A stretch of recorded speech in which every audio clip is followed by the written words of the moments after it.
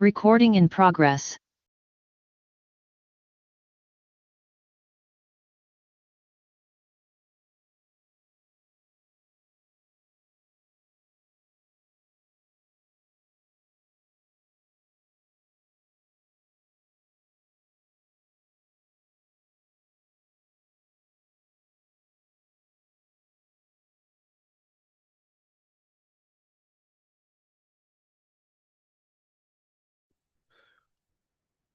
Good morning. May I greet everyone on the platform. Those who are able to show their videos, you're welcome to do so. It's not compulsory yet, but may I request that we start. Honorable members and esteemed religious leaders, may we request that we observe a moment of silent prayer and meditation.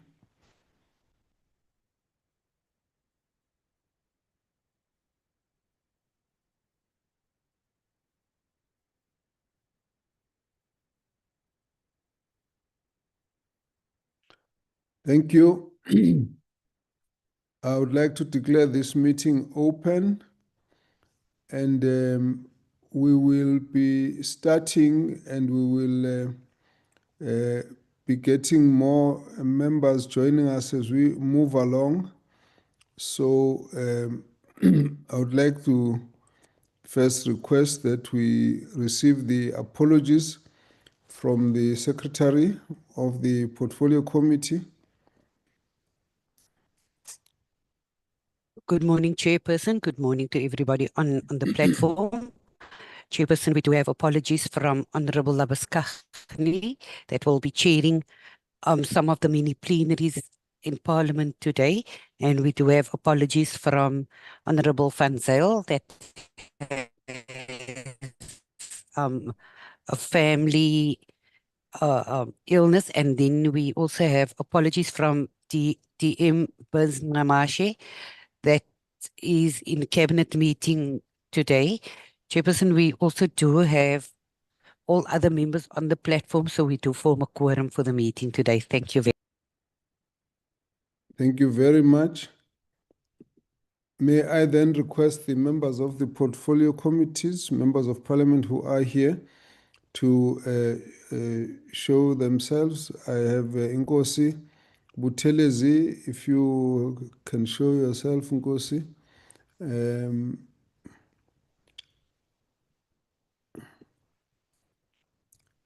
Is Nkosi visible? There you are. Just wave, Nkosi, so we can see. Thank you very much. We've got Honorable Ndamase. Honorable Ndamase. I'm present for now, Chair. I'm unable to show the video. Thank you. I'm sorry about that. May I then check Honorable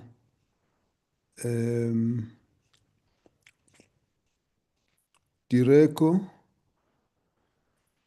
Can you show yourself, Honorable Direko? At least let's hear your voice. Okay, you held up there. It's a Honorable Tai Bosch.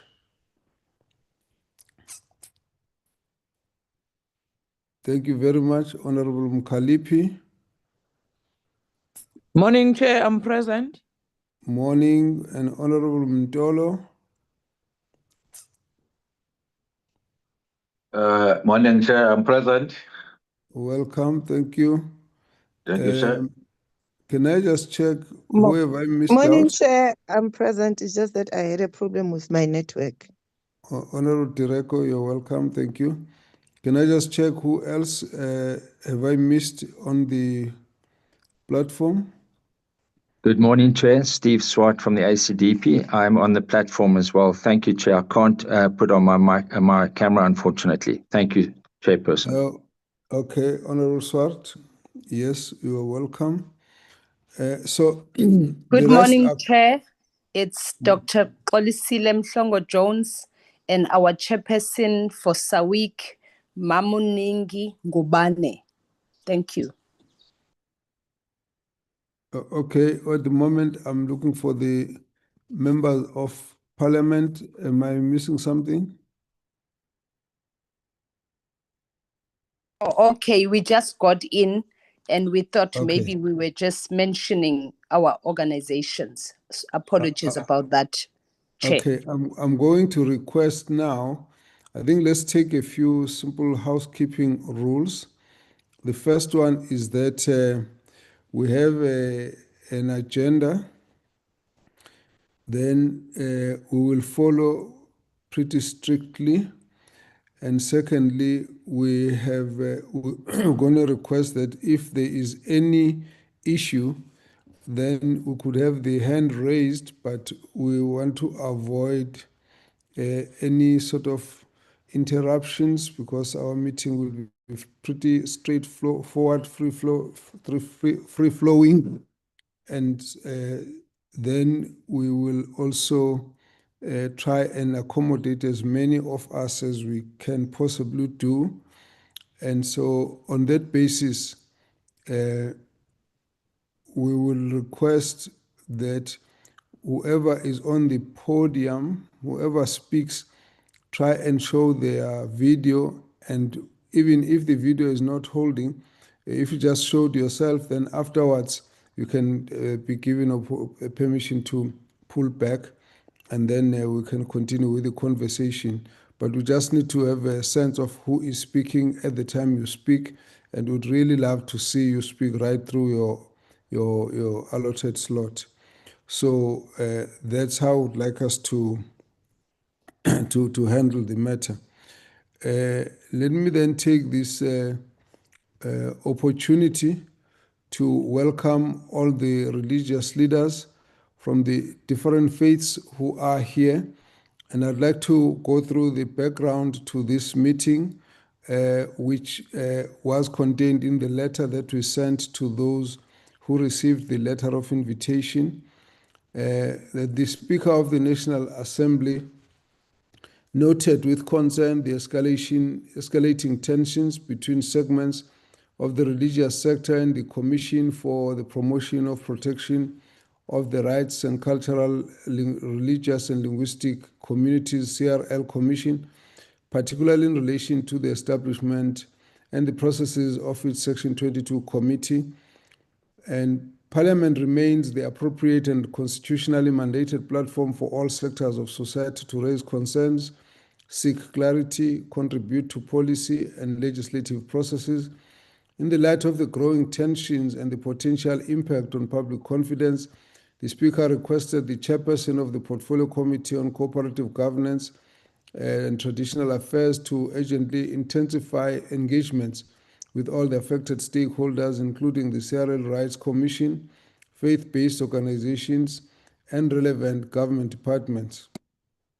Objective of this intervention is to facilitate constructive dialogue, clarify areas of misunderstanding, and work towards a resolution that upholds constitutional principles, promotes inclusivity, and restores confidence in the processes underway.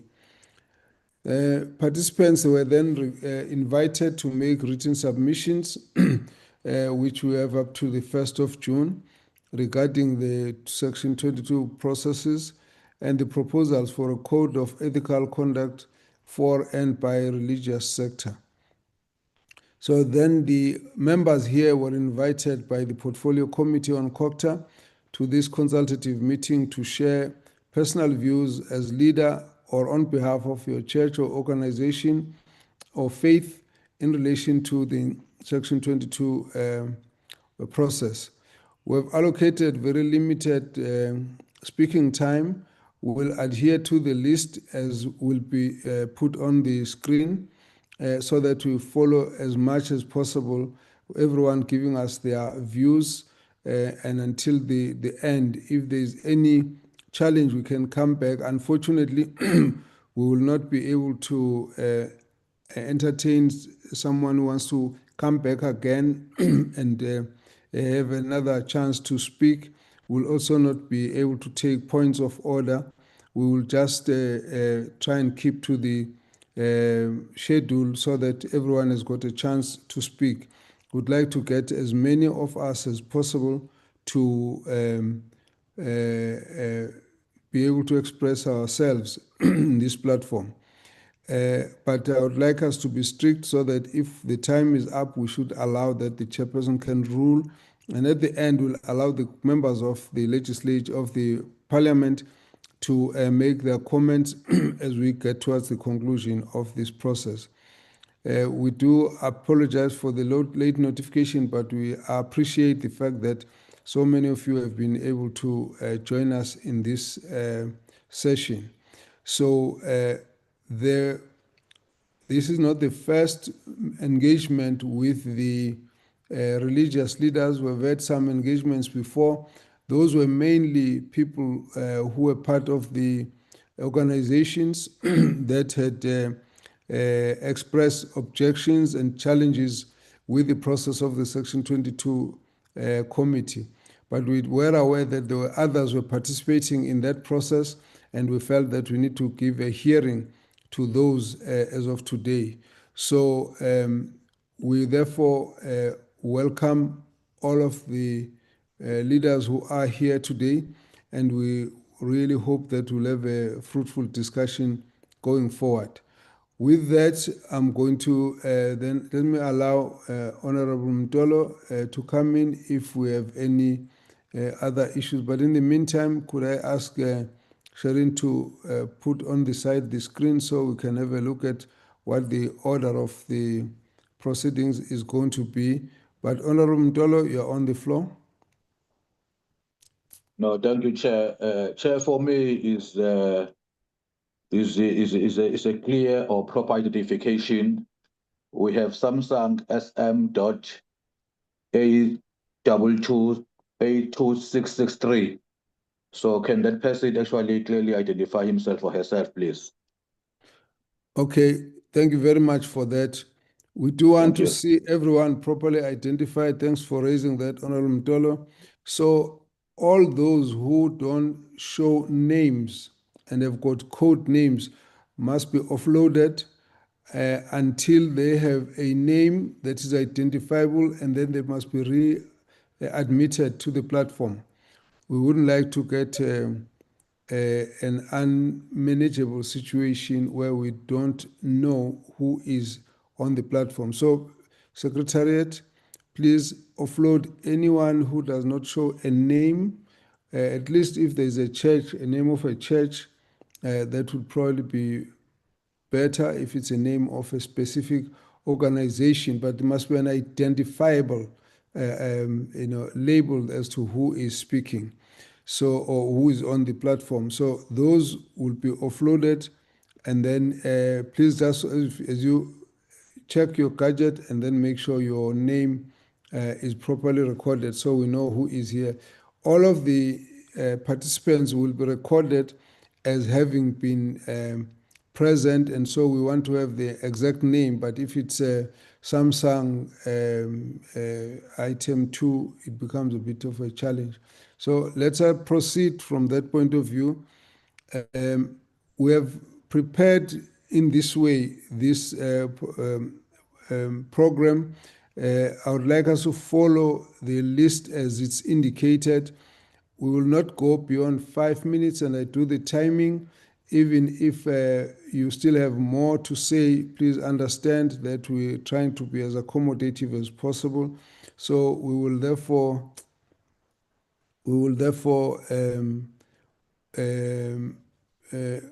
try and accommodate as many as possible, but would like you to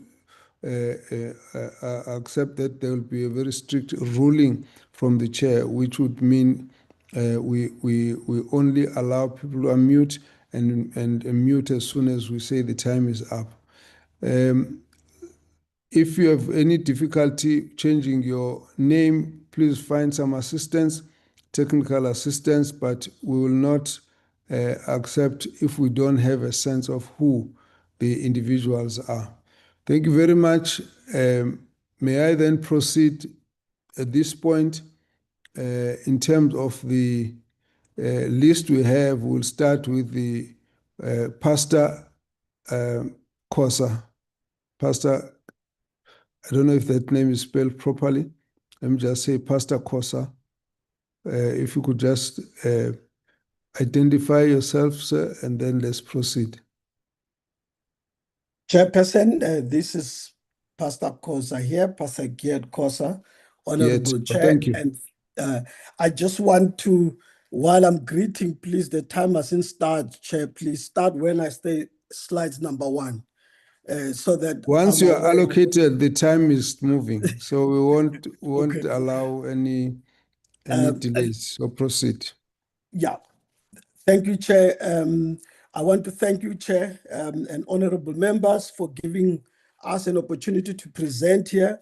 I speak on behalf of the leadership of IFCC. I'm their General Secretary, and the leadership in its entirety, we are here. Our executive board members are here, and our national leadership are here. For the sake of time, I'm going to go straight to our presentation so that I cover all the main points. Just to note, Chair, we have submitted to you, to your office, the 22-page submission that can be looked at as its entirety, but this is just simply, if we're gonna go straight to our presentation, I prepared 10 points presentation to represent our submission that was sent to you. If you can go to point number 1. Point number 1, I hope you are seeing it, Chair, because I see your face on my screen.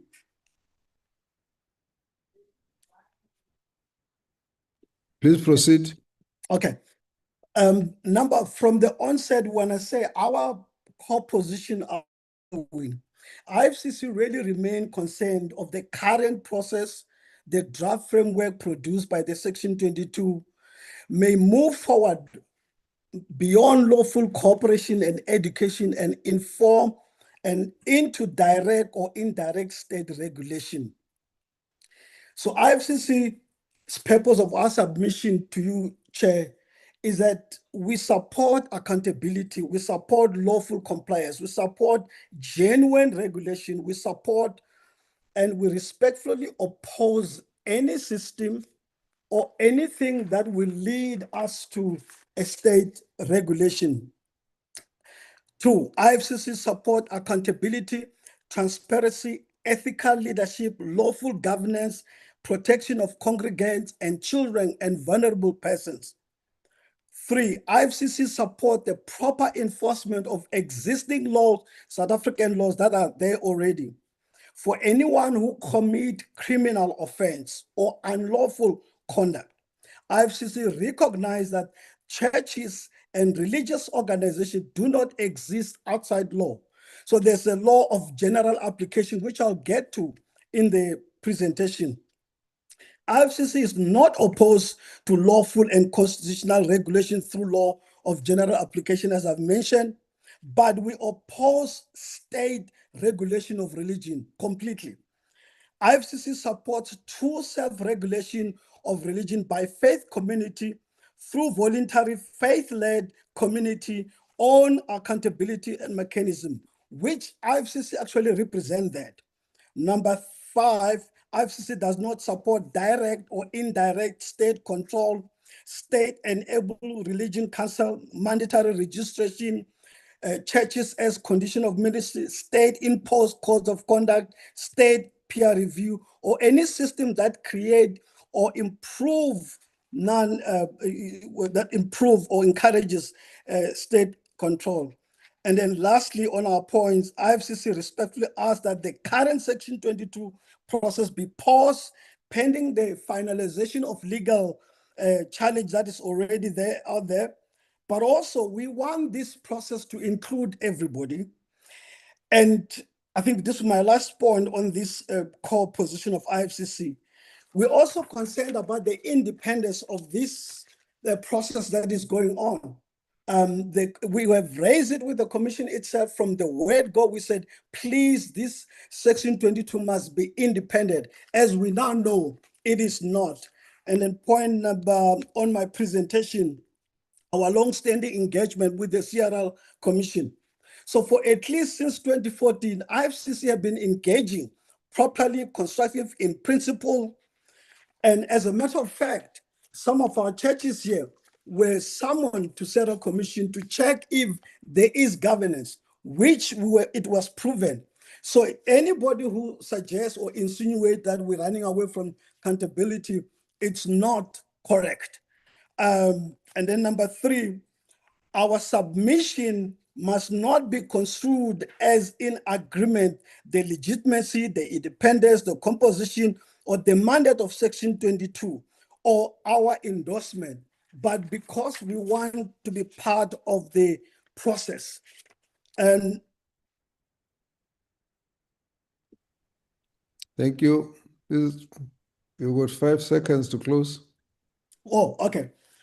And okay, number 4 on the presentation, IFCC is against state regulation. Thank We have to you. make That's it very it. clear. Okay. Thank you very much. Okay. You were lucky. You got more than 5. You got a few more seconds. Thank you very much. Let's take the next presentation.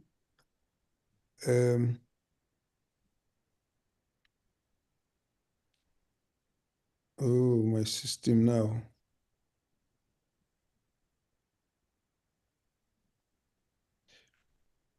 Could we have Pastor Boshoff, please? Thank you, Dr. Mkhize, members of Parliament, fellow ministers, CRL Commission.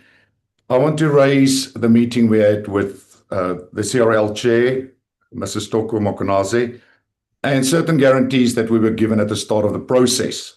And if those were kept, I'm sure we would not be here today. Concerns raised, fear of state control and loss of independence. There's a significant apprehension that the CRL Rights Commission, through Section 22 committee, seeks to regulate or control churches, potentially undermining their independence. We clearly asked, can the CRL Commission confirm that it has no intention to try and control or regulate the church? The CRL repeatedly stated it does not want to regulate the religious sector, guarantees the independence of the Section 22 committee. The Commission emphasized that the process should be led by the religious sectors themselves and not by state-led organizations. Secondly, transparency and representation. There were concerns about lack of consultation with various religious sectors, overrepresenting of certain organizations, and how the committee members were selected. Evidence were asked on how members were selected. The CRL Commission stated that the door is open for a more inclusive representation. Thirdly, contradictory messaging and legal authority. The IFCC noted contradictions between the CRL's stated intentions and the language of official documents, which mention regulation and grant the CRL significant authority over the religious sector. The terms of reference documents include statements about regulation or regulating religious practices, and the CRL Act gives Commission power to appoint, remove, and direct committee members. The CRL Rights Commission recommends regulation of the religious practice to protect freedom of religion, and the CRL therefore is totally in control. Question raised. The CRL clarified that the intention is for the religious sector to self-regulate, not state regulation, and that the Commission will not interfere with Section 22 Committee's submission to Parliament. Then we raised historical mistrust. Pastor Khoza raised that, previous experiences with the CRL Commission. Then the scope and practicality of regulations.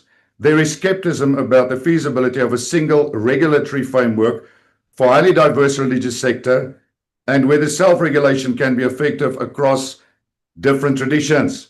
The CRL clarified that each faith group would self-regulate, and the process is intended to be inclusive and consultative. Communication and public perception, we stated clearly that there are examples made in the media that are placing the religious sector in a bad light. That was addressed, and we were asked to support to restore the framework of how the public views the religious sector. Clearly said that we cannot take a few people and paint the whole religious sector that way. We affirm, as IFCC, an unwavering commitment to lawful governance, ethical leadership, full compliance within South Africa's evolving regulatory framework. We recognize the seriousness of abuse within the church. We are committed to doing things right as the Church of Jesus in South Africa. We operate within the full scope of South Africa's legal and governance framework. We support the measures introduced by the Department of Social Development, DSD, the Companies and Intellectual Property Commission, CIPC, the act that was introduced in 2022. Further, we acknowledge that neither the DSD or the CIPC regulates ethical conduct, pastoral behavior, and internal discipline. Therefore, we support the establishment of regulation within church bodies. Finally, we are concerned with the Section 22 process to date, the lack of transparency, insufficient consultation with broader Christian sector, and the risk of duplicating the existing mandates of the DSD, the CIPC, SARS, FIC, SAPS, NPA, Home Affairs, and other bodies. Although described as self-regulation, these mechanisms should create a two-tier system of approval and unapproval. We support accountability, but not state licensing of religion. NPOs and NPCs and Department of Social Department Inspectorate should enforce General Laws Amendment Act 22 of the year 2022. So we support constructive, constitutional sound approach that strengthens accountability without duplicating existing law or creating state control over religion. Thank you.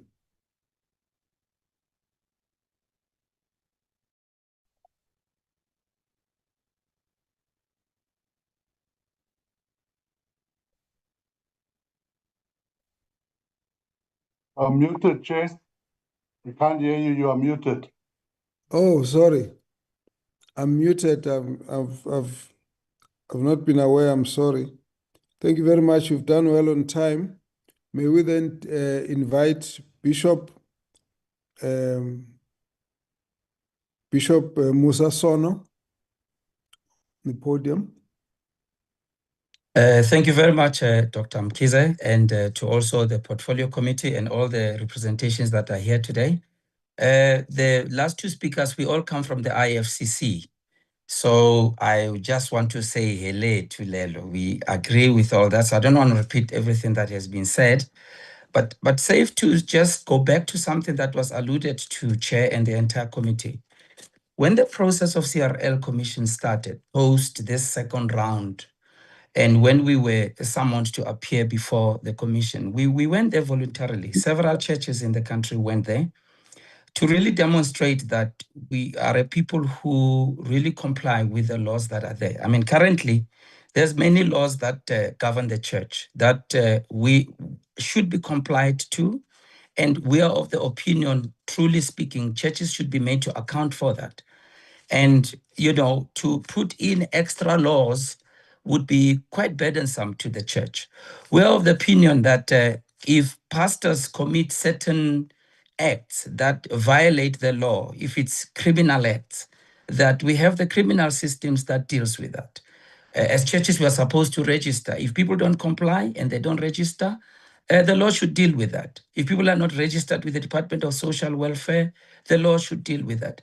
I think where the problem is when it comes to the issue of doctrine and maybe some of the teachings, maybe the history of where we are is maybe some of the abuses that were there in the past. People feeding people grass, petrol, doom, and all those kinds of things. And this is where the issue of us as churches regulating each other and speaking into those processes that can be done, because we don't think the government as such would be a specialist when it comes to doctrine. I think all the bodies that are here in South Africa, be it they medical people, finance people, they kind of are the ones who give guidelines as to what should happen.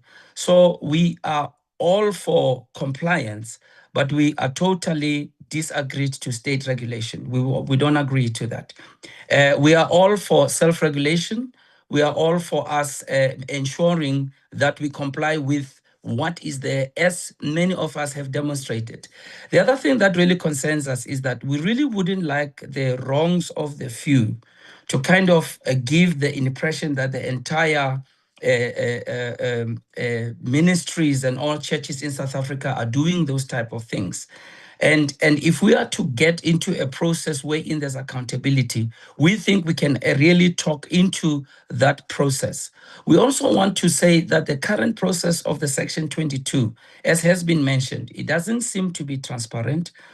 And the way that has been charted forward in that the Section 22 was supposed to go to communities, explain what the process is about, it seems like the process went ahead of itself, where some of the documents were already produced in terms of what should happen, the guidelines that should be there, whereas the understanding we had was that the guidelines will be generated by the sector itself. I think our understanding is that all sectors do generate guidelines, of course, working with government, there will be input, but the process as it stands now doesn't seem to be taking into consideration some of the things that were said.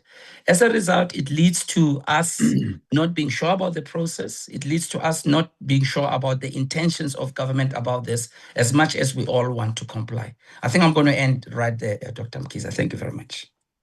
Thank you very much. Thank you very much, Bishop Sono.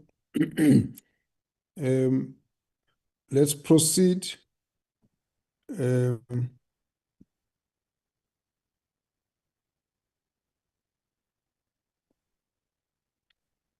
May we invite Pastor Don Phillips.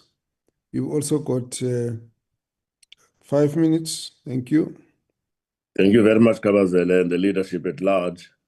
I think, as Bishop Musa said, we are all in the same boat from IFCC, and therefore our views have been adequately expressed.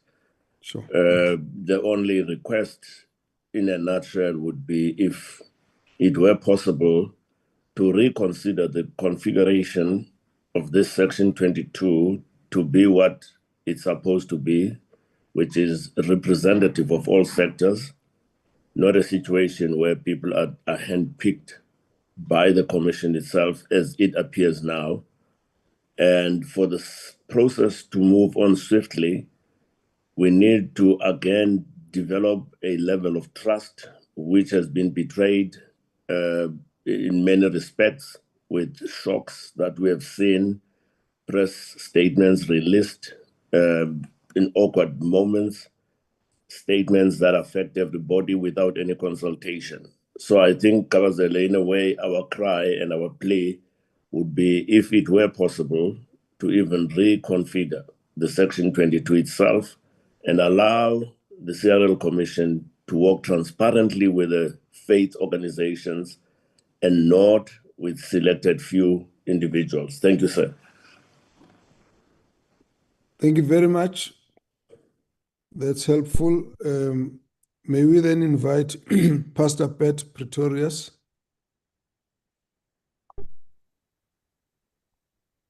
Pastor Pat Pretorius.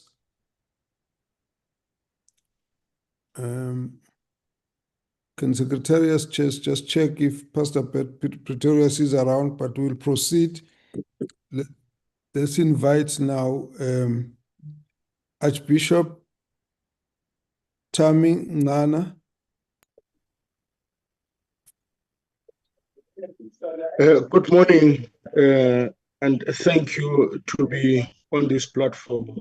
Honorable Chairperson, honorable members of the Portfolio Committee, distinguished guests, ladies and gentlemen, we greet you in the spirit of constitutional democracy, mutual respect, and nation building.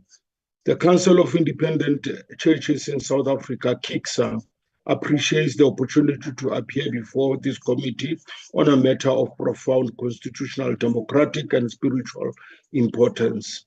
The relationship between the state, the church, and the role of the commission, CL Rights Commission, so to say.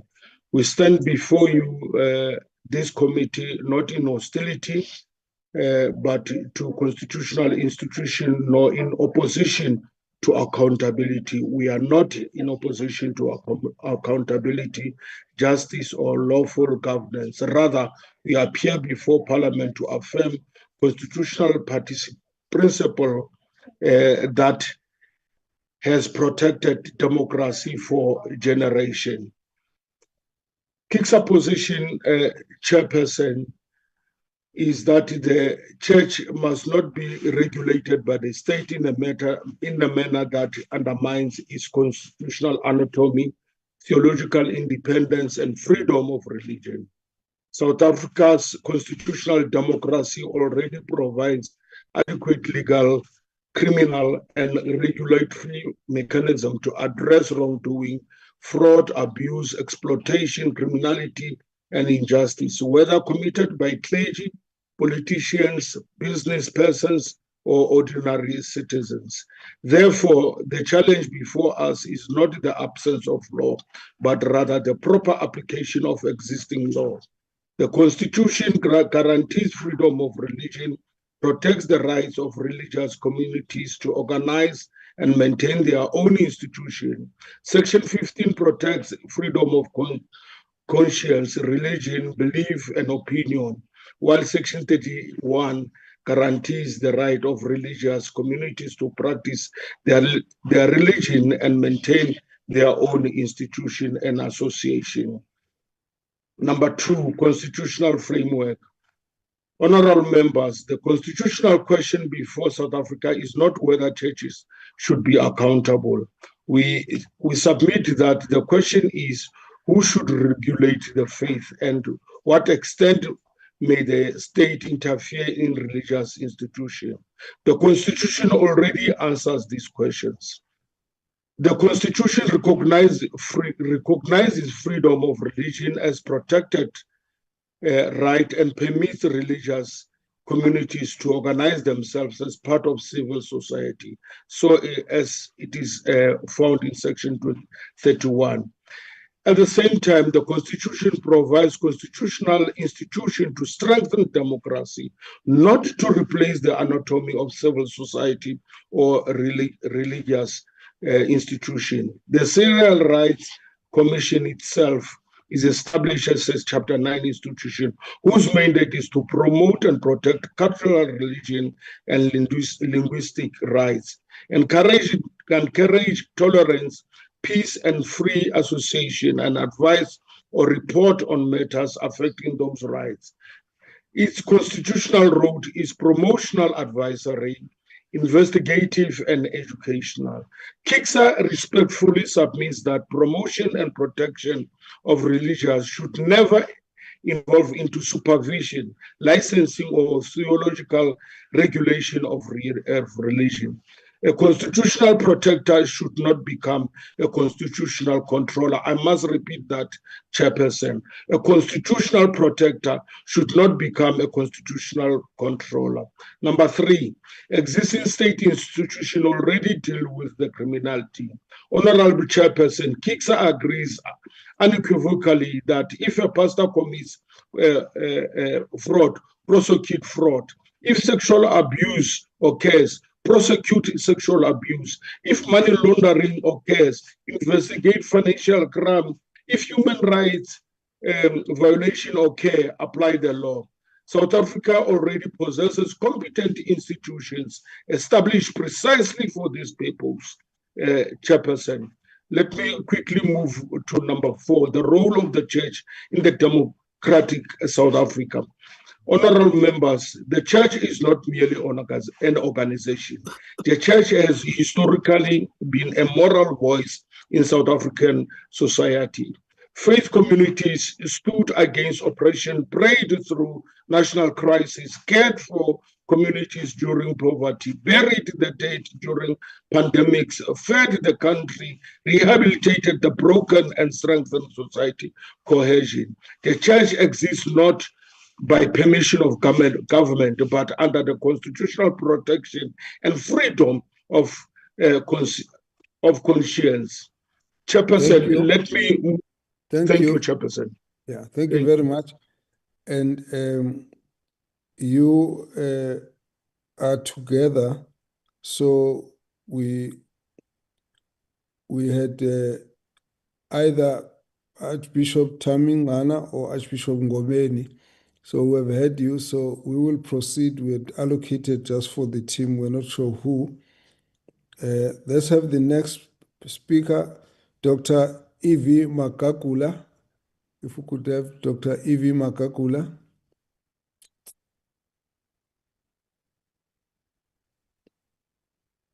Okay, if we have a challenge with that, may we take the next one, Professor Mndende. Professor Mndende, are you with us? Okay, we'll proceed. We have Bishop Dr. Engenas Lachanyane.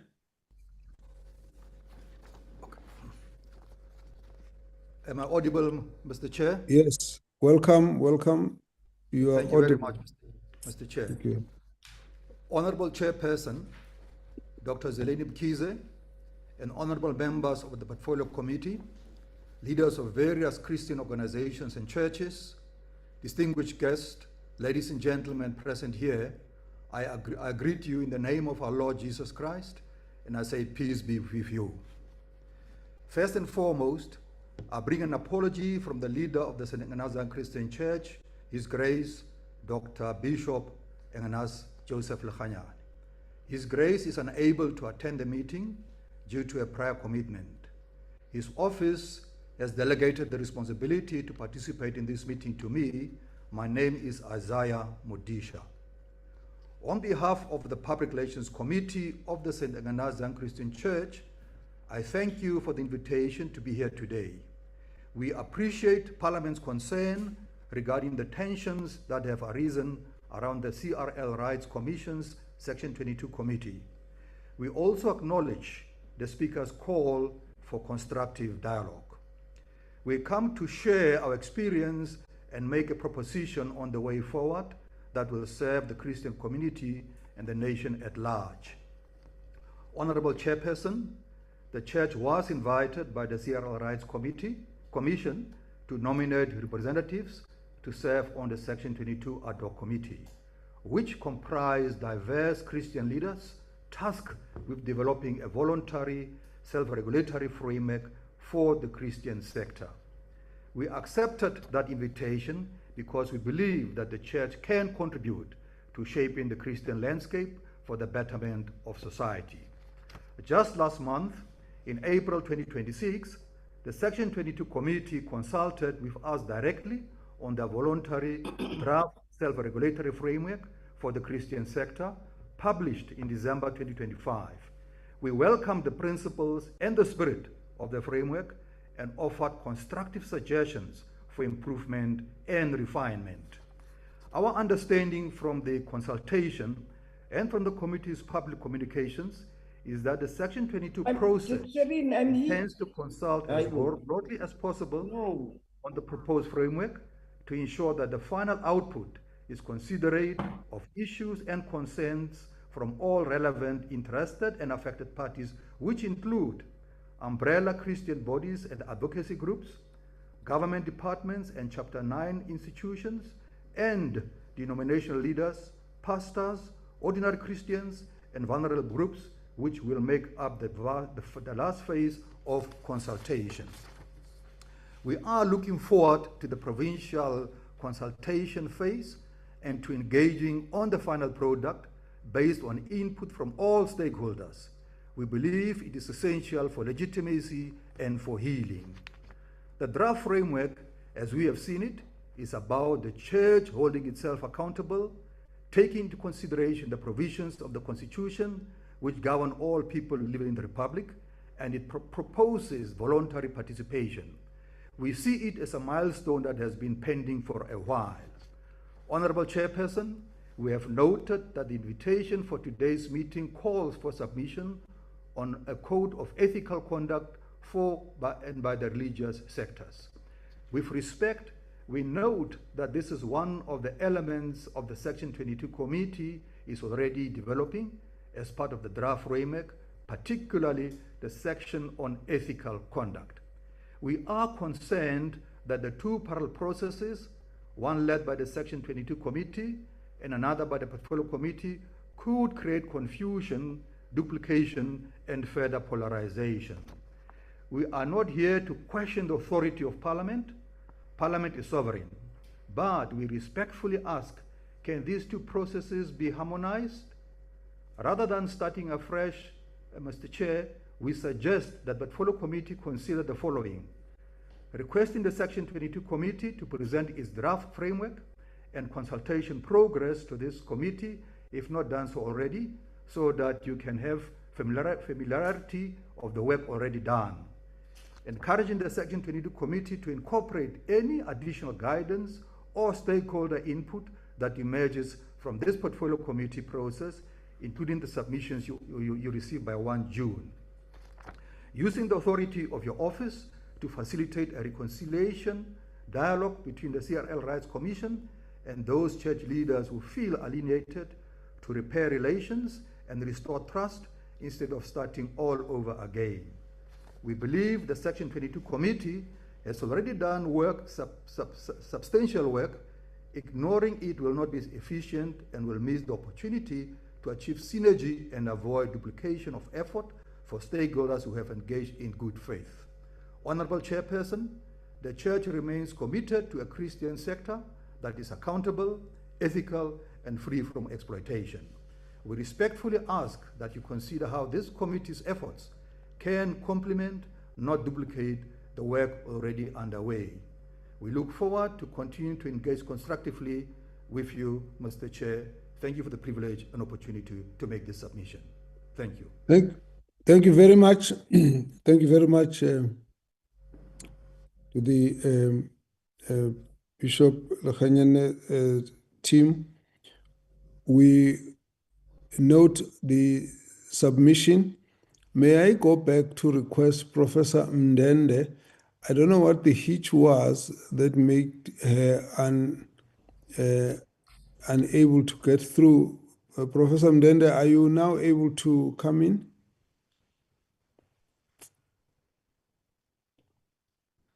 We can see your forehead only, I think. You are muted. If you can just press your mic so we can hear you. Can you hear now? Can you hear me now? Please proceed, yes. Oh, Please thank proceed. you. Thank you. Honorable Chairperson, members of Parliament. Can I ask you to lift your mic a little bit so your face is more visible? The other way? The other way? That's it. Yeah, that's it. Wonderful. Proceed. Okay. Thank you, Chairperson. I was very worried when I could not speak.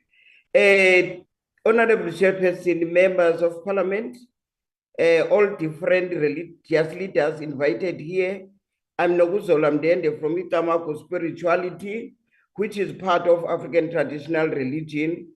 And we wish to unapologetically state that the rate of moral degeneration, GBV matters, child trafficking that are championing in our country today need to be unmasked from all angles.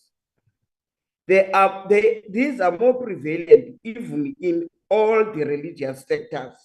That is why Itamako Spirituality saw it as a good opportunity that CRL is in the process of establishing Section 22 committees from all faiths because we have nothing to hide. And Chairperson, we must also understand that these Section 22 companies are still ad hoc. This is a work in progress. As we believe that all religious organizations should be operating within the promotion of unity and good morals, we see nothing wrong in the request for religious communities to help in self-regulating their members and help it openly. We are all aware that even with other spheres of professions like the Medical Association and also with the lawyers, once a member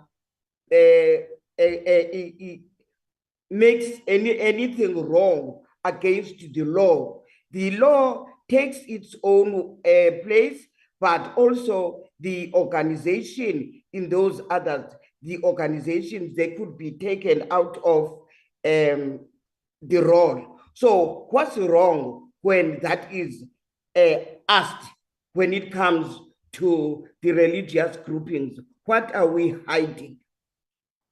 And though the law will take its own course, but it is the duty of that particular organization to take action, basing it on its regulations to discipline that member and inform the public that the particular member has brought it into disrepute.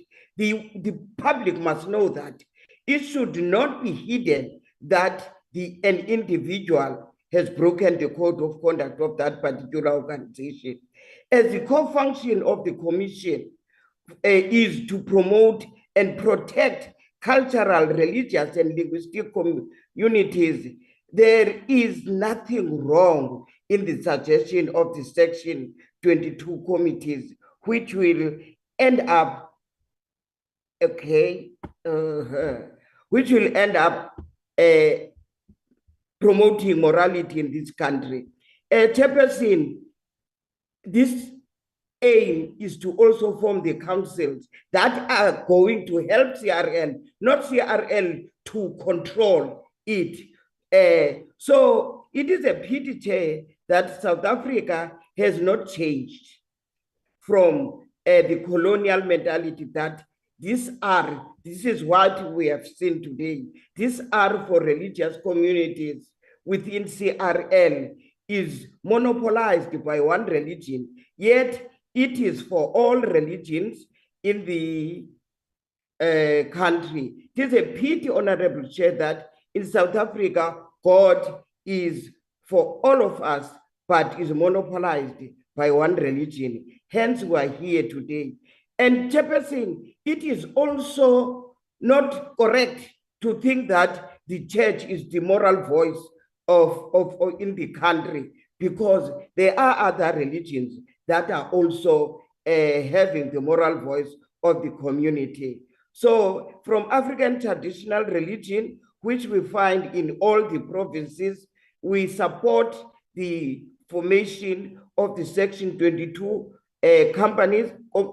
committees, because it is also going to help us move from the periphery to the center, which is where we had before. Chairperson, I'm very happy from African traditional religion that this has happened today, because the problem we're having, Parliament also privileges one faith. If that faith speaks up, then Parliament jumps in. But if other faiths want to be part of the discussions, they are totally ignored. So, Chairperson, we support the processes of the CRL Commission on Section 22 companies.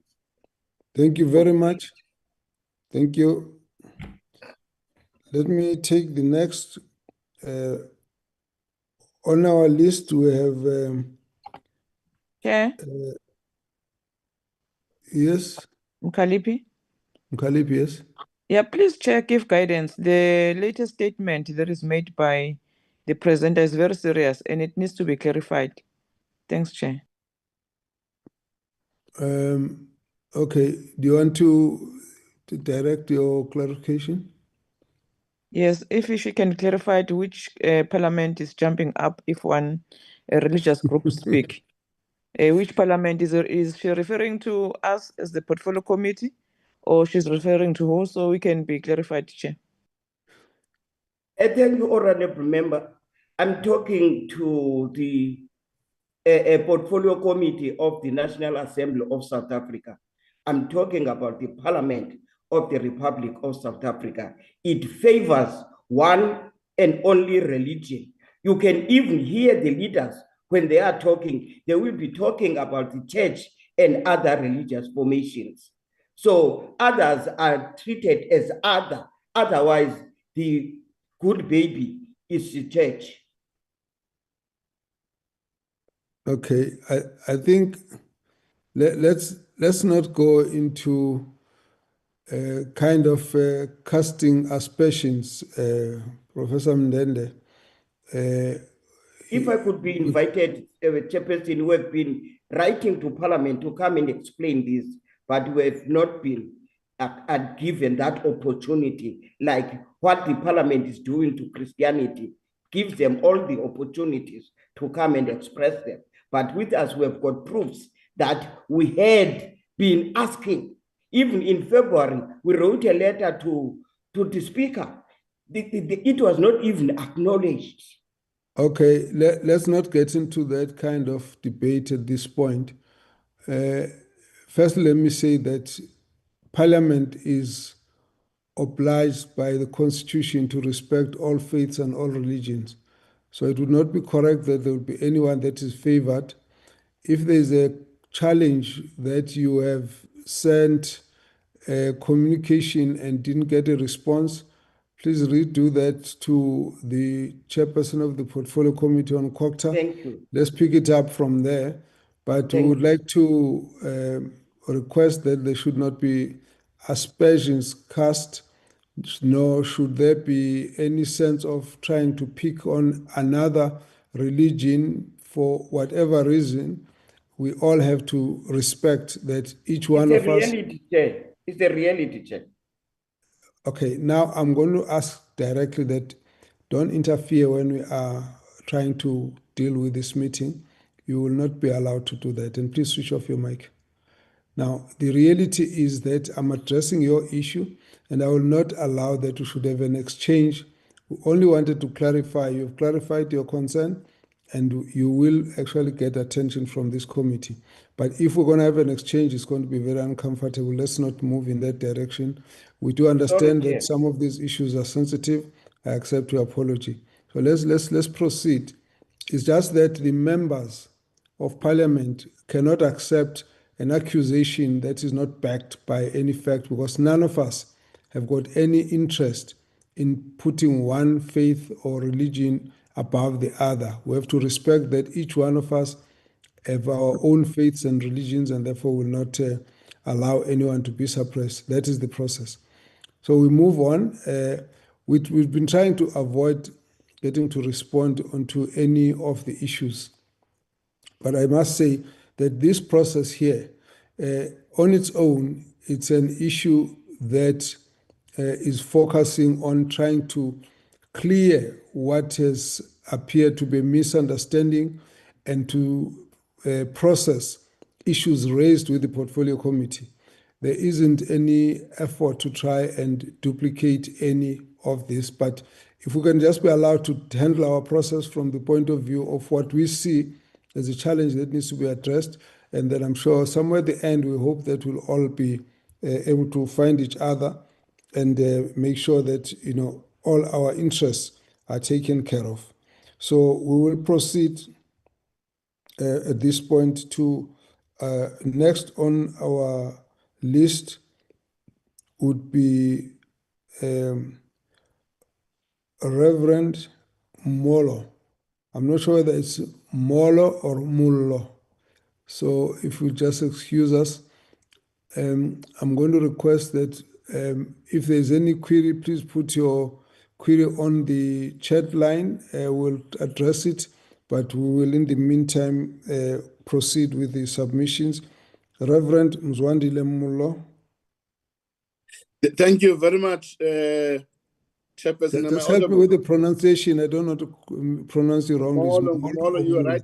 You were right the first time, Kabazela. Molo, not Molo. Thank you. Okay. Yes. Okay. Right. Proceed, please. Thank you.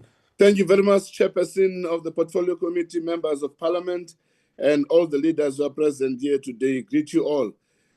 We are appreciative of the SACC of the Portfolio Committee's interest in trying to facilitate a much more constructive engagement on this matter. For purposes of time, I'm going to give over to a colleague of mine, Reverend Oscar Madlala, who's leading our intervention and engagement on Section 22. If time allows, then I can do concluding remarks at the end of his intervention. I now give over, without waste of time, to Reverend Oscar Madlala, who is part of the group already, to present the SACC's position on this journey. Thank you very much. Please proceed. Thank you very much, Bishop Madlala. Yes, thank you, Chair. Kabazela, if you can confirm if I'm audible, sir.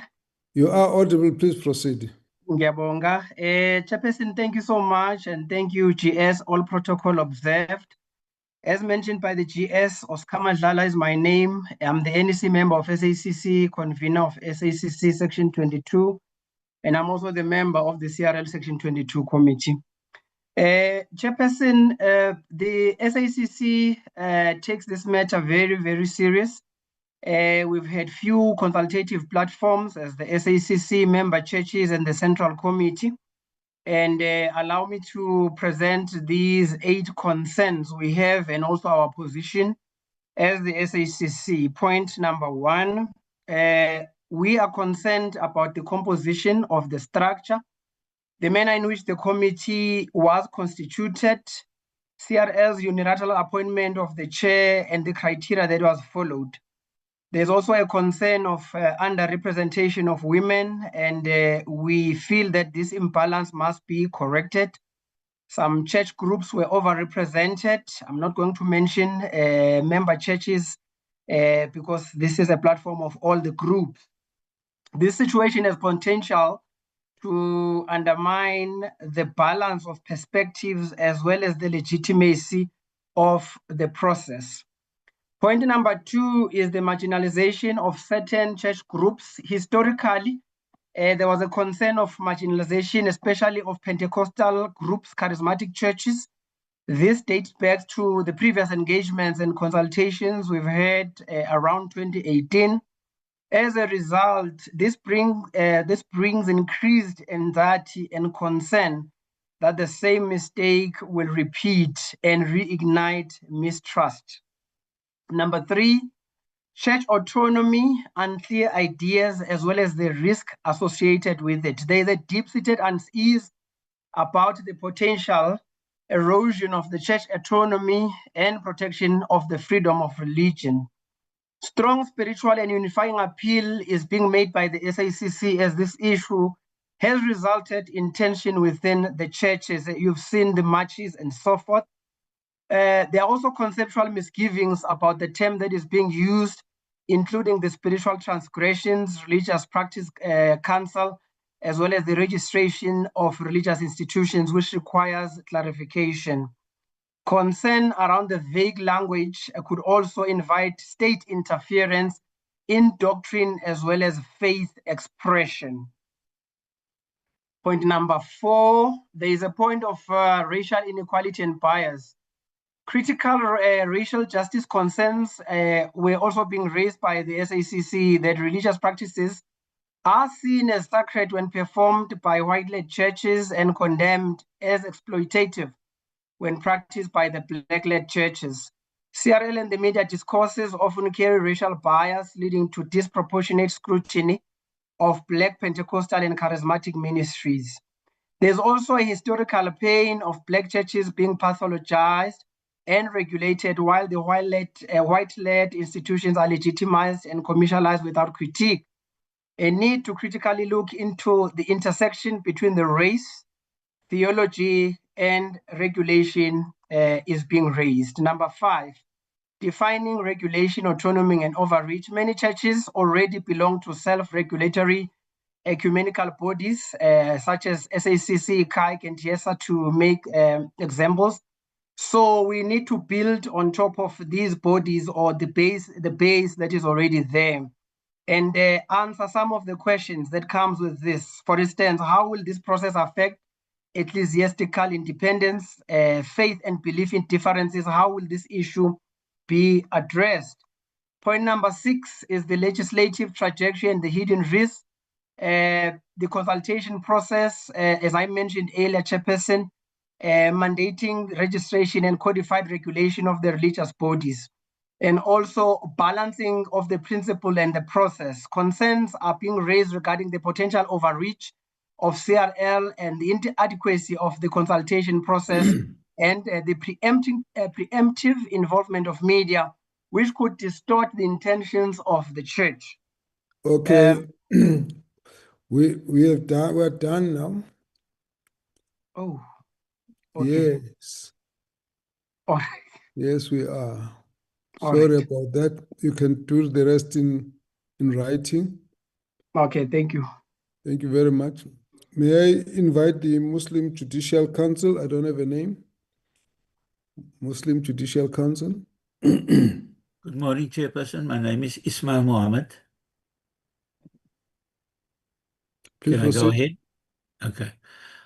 Honorable Chairperson, members of Parliament and colleagues, Assalamu alaikum and good morning, or allow me to say God's morning to you, and may God's peace and blessings be upon all of you. My name is Ismail Mohammed. I am a legal advisor to the Muslim Judicial Council and to the United Ulama Council of South Africa.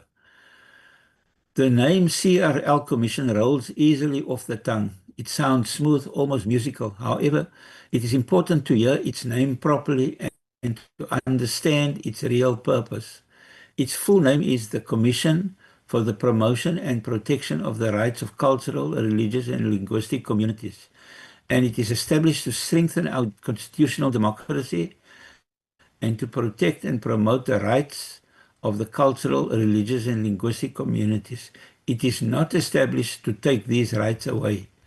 We are here today to evaluate whether the proposals by the Commission strengthen our democracy or whether they violate our rights to freedom of religion, dignity and equality. The Commission has observed that certain religious leaders perform certain practices in the name of religion. The Commission has determined that these practices are either criminal or unconstitutional. Criminal because they amount to assault or fraud, and unconstitutional because they may undermine the dignity of the individuals or communities upon whom these acts are performed. In order to solve this problem, the Commission has proposed regulating the religious sector. The regulations, according to the Commission, must provide the Commission with the power to know all religious leaders, where they are and what they are doing. The regulations must empower the Commission to regulate who can be a religious leader and who cannot be a religious leader. Religious leaders must be licensed, like doctors and lawyers. The chair lady of the Commission, whenever I say the chair lady of the Commission, it is based on the engagement that I attended in Cape Town with the Commission. The chair lady of the Commission said that she asked a rabbi and a Maulana if anyone can just wake up in the morning and decide that he is a rabbi or an imam. Why then is it in Christianity that anyone can simply decide that he is a religious leader? There is no code of conduct for who can be a religious leader. There must be self-regulation.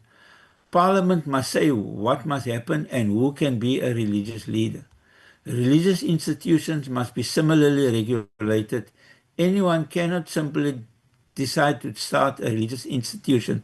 This must be regulated. The chair lady also said that the Commission must regulate the material that is preached from the pulpit.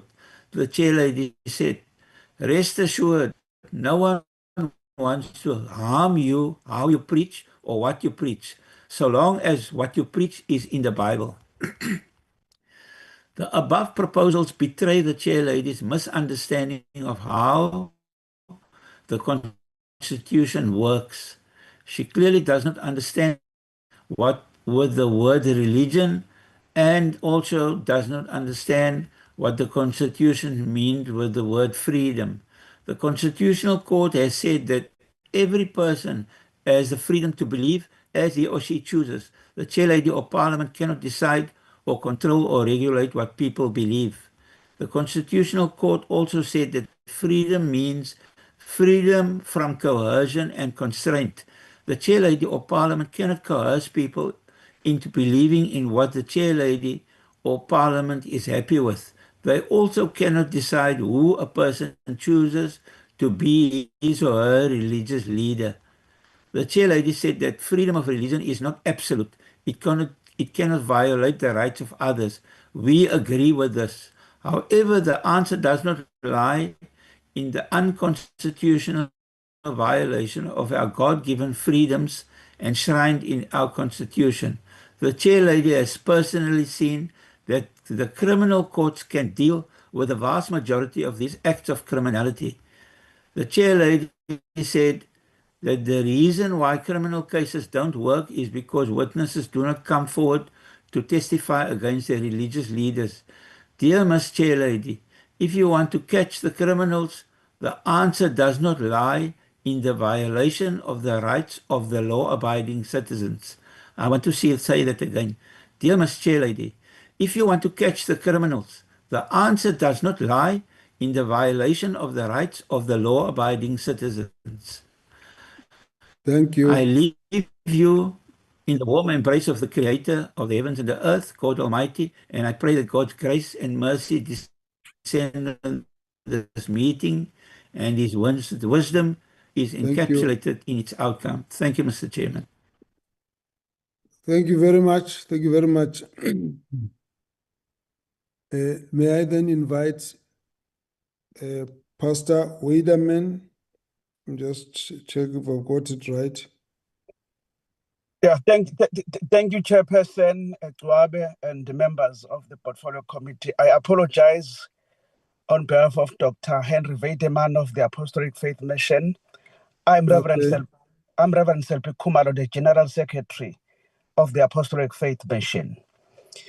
The submission of the submission of the Apostolic Faith Mission says most religious communities in South Africa have long maintained effective system of self-regulation.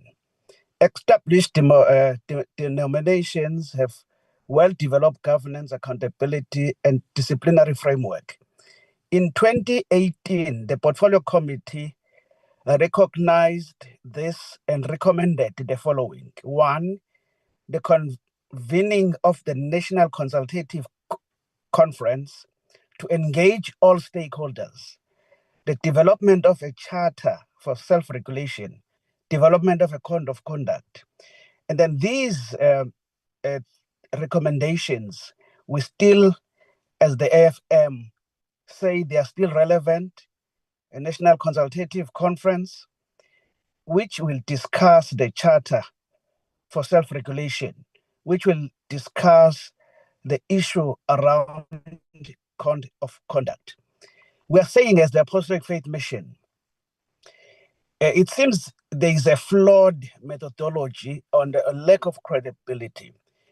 The CRL currently, it seems that they are basing their conclusion on a limited or unverified information, as opposed in 2018, when there was an issue of eating of grasses, blah, blah, blah. But now, currently, they seem that these allegations, they do not have supporting data, and there is no clear definition. There are no credible stats that have been gathered to say these are problematic areas and they appear in this stream of Christian faith so that to be attended to. We are saying there is a risk by Section 22 committee, of which we have opposed from the beginning as the Apostolic Faith Mission, because of its exclusive and non-representation. Some of the leaders here, they've said that there is serious overrepresentation just from the look of those who are forming part of the committee. You could see from the glance that there is overrepresentation of other streams. And those who appear from the CRL to be problematic, they're not represented there. And they want to talk about other people in their absentia. And we're saying the issue of accountability as proposed by CRL is not clear. We're therefore, in conclusion, recommending that there should be a national consultative committee or conference where some of these things will be discussed. And we have heard here from another organization that they were handpicked. That means even the Section 22 was handpicked by the CRL. It was not a situation where all stakeholders are in a meeting, they are discussing like Parliament has done now, to call those churches or denomination to have their view. I think this is what was supposed to be done by CRL, to have a consultative conference where all stakeholders, interested people, no one should be prevented. They come and they talk, and the consensus building process. And we must say as the AFM that the previous CRL led by Professor Lesoma was more harmonious in approach. They dealt with the thorny matter of Wasizabantu in a more polite and dignified way. But the combative style of approach that has been demonstrated by the CRL in the period of 2018 and the current one, it does show a huge difference than the leadership of Professor Lesoma and that CRL. They were more harmonious, but they dealt with the issue of forces about, even though it's still in courts. But the way they dealt with it, it was more dignified and harmonious. We are saying the combative stance and approach that has been demonstrated is not showing the promotion of rights that we seek as religious groups. Thank you very much, Twabe, and the committee and leaders. Thank you very much, Reverend Kumalo. Let's move on to the next, Miss Sekhwai. I hope that's a correct pronunciation. Thank you very much, Chair. That is correct. Good morning. Chair and honorable members of the Portfolio Committee, as we will speak out South Africa, we are really appreciative of this opportunity to participate in this important engagement. We will speak out is an interfaith movement with over 900 members. We were established in 2013 mainly to dismantle the religio-cultural drivers of gender-based violence and femicide.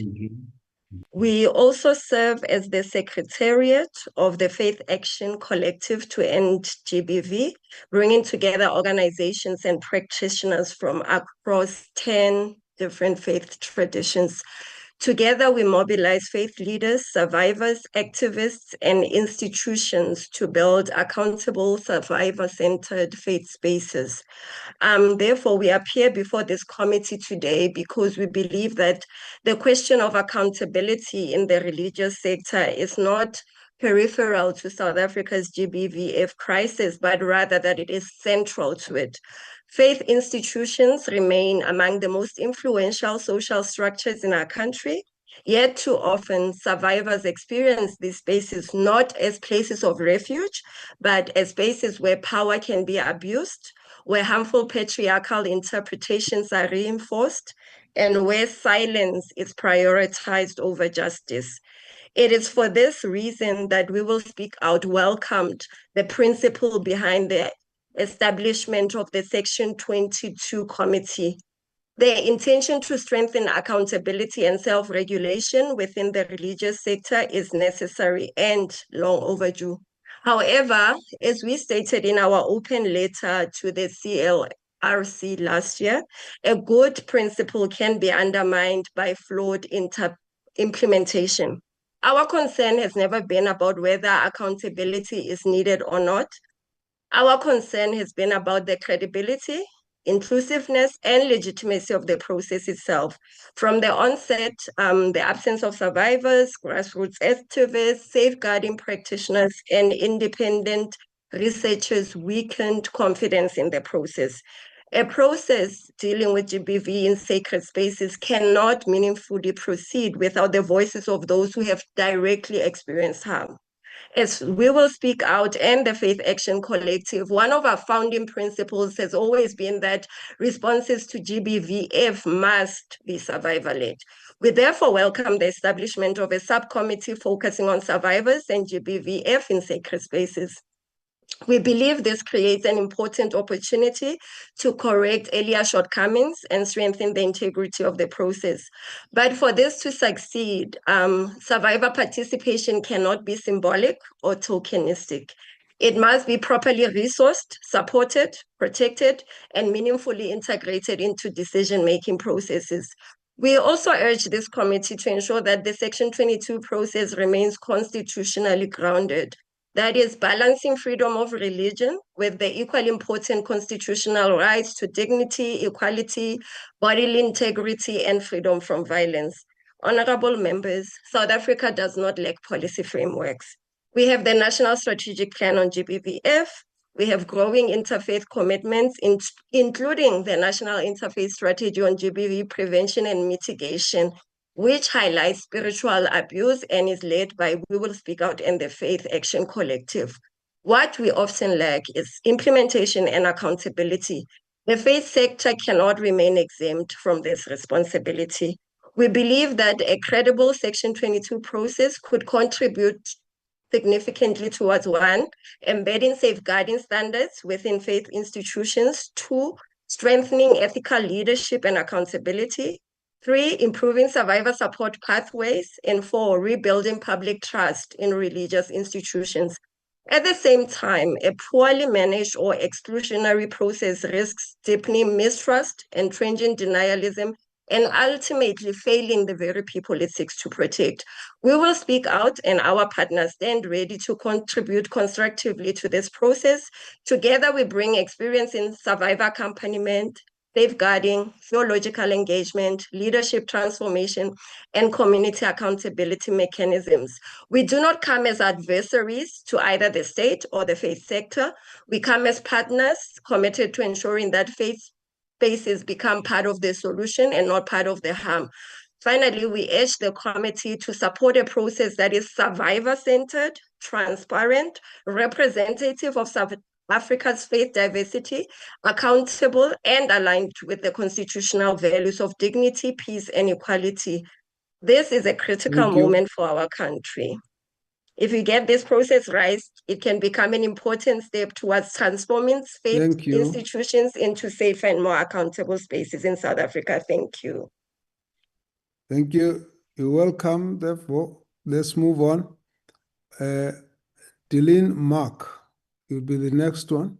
Good morning, Chairperson and members on this call, all protocol observed. My name is Delene Mark, and I work at Hope Africa, which is the social outreach program for the Anglican Church of Southern Africa. I just think in terms of protocol, it's proper for me to hand over to Bishop Stephen Diseko, who represents the Archbishop of Cape Town and is on this call. And if needed, I could speak later on. You're sharing the same 5 minutes, so yes. If you don't have, there won't be any comeback, but proceed. Proceed, Bishop.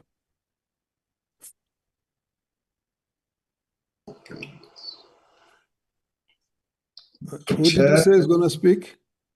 I'm here, Chair. Oh, yes, please. Yes, please proceed. Chair, thank you very much, and colleagues, thank you very much. I need to state that we are part of the SACC, and my colleagues, Reverend Molo and Reverend Oscar, have said a lot of things that we share in common. But there are 1, 2, 3 things that I just need to raise here. It is to say that the Anglican Church will prefer the church to remain independent, but also to remain compliant with the constitution of the country. We prefer working together with the government, and we prefer consultation and engagement between the church and the government.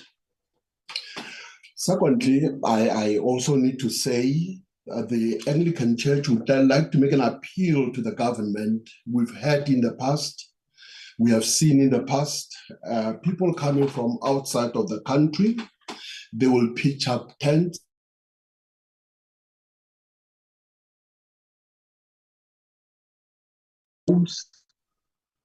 and abused, unprotected, and before we know what was going on, the person who claimed to have been a pastor or a religious leader is gone, and we are left with a mess to deal with. So we wish that the government could step in and make sure that people who come from outside and claiming to be leaders of the church, the government must tighten up to make sure that not anybody comes in, does all sorts of things, and off the person goes. The Anglican Church also, in trying to protect its members from all forms of abuse, we have established, it's not just our province, but it is the Anglican Communion thing.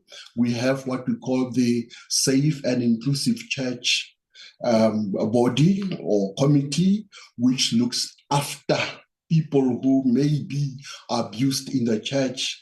We are saying the church has to be a safe place for everyone. So we start with the leadership of our church. You cannot be a leader in the church without having been screened. We screen to make sure that the person who takes leadership role is screened and he is a fit and a proper person to be in the leadership of the church. And we want to make sure that each and every member of our church who comes to the church feels safe. A lot of things have been said, but do think of the GBV, the LGBTQIA+, women and children, the vulnerable. Those people need protection, and our church is up in arms to combat those who are trying to abuse people in our churches.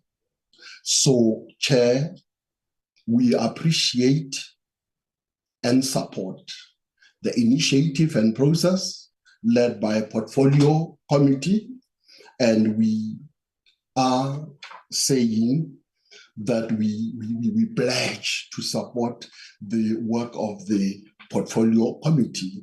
And we appreciate the fact that you called us to engage with us and make sure that we are together in this. It is very important for us to make sure that all the citizens of this country, especially those under the what we call religious bodies, churches, and others institutions, are safe in our churches. I thank you. Thank you very much, Reverend Tiseko. May I invite back Bert Pretorius, who we skipped because of technical glitches. We'll give you another 5 minutes. You are muted. You are muted. No, you are muted. Just check your mic and see if it's working. You are still muted. We can see Can you your hear me? face. There you are. I can now proceed. Can you hear me? Okay. Thank you, Chairperson, Dr. Mkhize, honorable members of Parliament, fellow faith leaders. Thank you for the opportunity to address the committee. I do speak on behalf of the IFCC, and points have been mentioned. And maybe just to quickly summarize what we believe and what we commit to. Number one, shared commitment to safe and accountable communities. Number two, recognition of the CRL's constitutional role. Number three, support for genuine self-governments, not state oversight. Sixthly, existing laws are sufficient if properly enforced. Six, legislated self-regulation equates to state control. And lastly, voluntary religious freedom charter and the code already exists, code of conduct.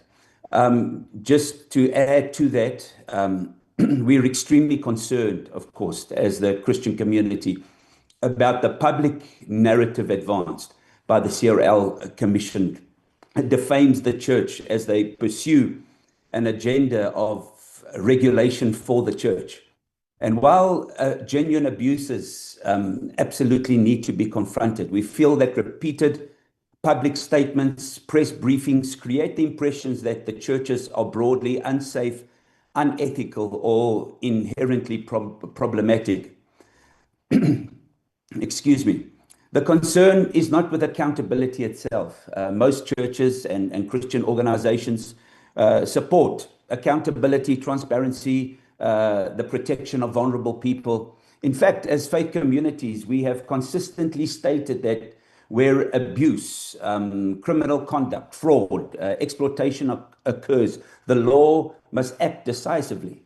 Existing legislation already exists, mechanisms exist, and thus these crimes can be prosecuted. The crimes of abuse, assault, fraud, corruption, trafficking, financial misconduct. In actual fact, it's the church. We are often the ones that are reporting these crimes, but nothing comes of it. And many times even our constituents, even our leaders, our lives are in danger. But because the law does not run its course, nothing comes of it. So defamation of the church is causing huge frustration. And huge frustration when isolated and extreme incidents are caused to characterize the broader church. And the worse the act, then this agenda is pushed and it taints the church.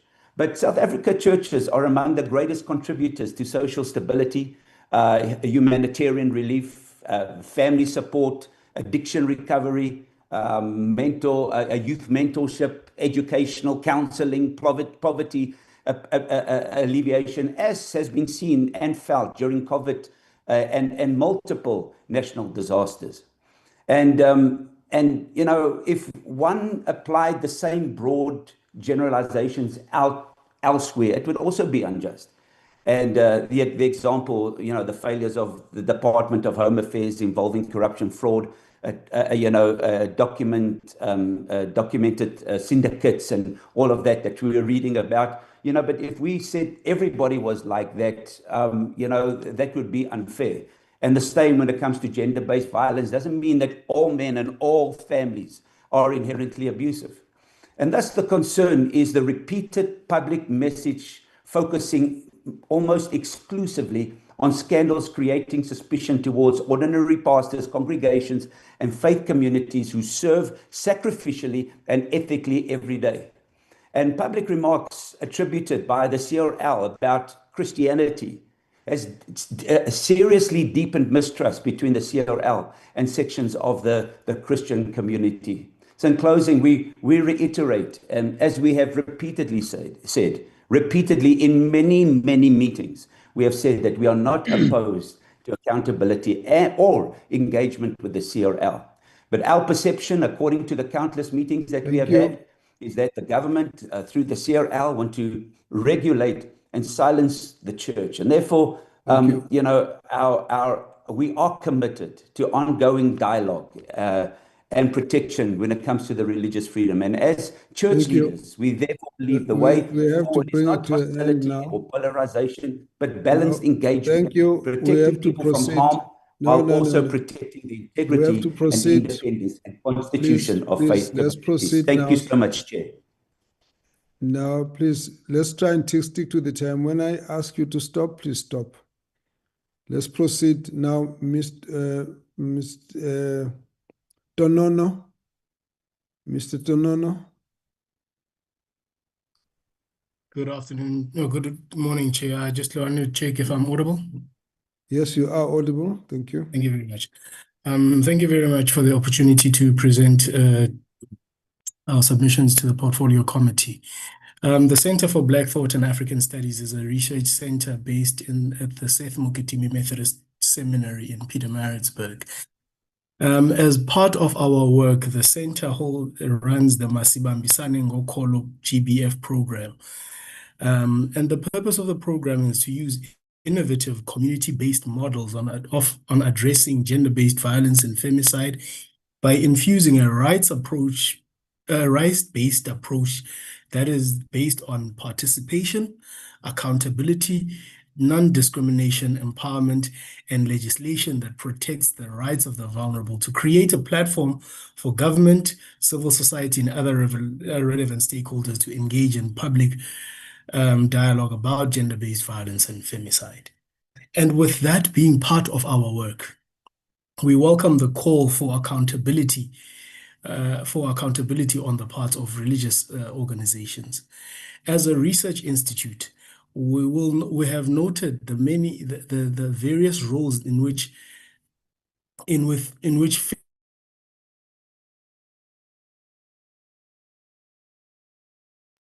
you should switch off your mic. Sorry, switch off your video. Switch off your video and proceed. Your signal is faltering. Proceed. Thank you. Thank you very much. As I was mentioning, as part of our work, research currently points to the important role played by faith leaders in addressing gender-based violence, particularly in the ways in which sacred texts are used to justify and perpetuate sexual violence within the context of the church. With that being said, the call for accountability on the part of religious leaders and particularly religious institutions is the opportune time to look at the ways in which accountability may further strengthen our attempts at addressing gender-based violence and femicide within the South African context. It must also be noted that accountability is a key pillar of the National Strategic Plan on Gender-Based Violence, and with that being the case, the call for accountability on the part of faith communities becomes that much more ever pivotal. In the many existing ecumenical fora and platforms that work towards some form of peer-to-peer regulatory mechanism have thus far failed South African society. The research reports from the CRL Commission, particularly on the Sizabantu mission and the many other the commercialization of religion research report. Beyond letters, there isn't really much we can do unless we just take some drastic action. Mr. Michael Swain,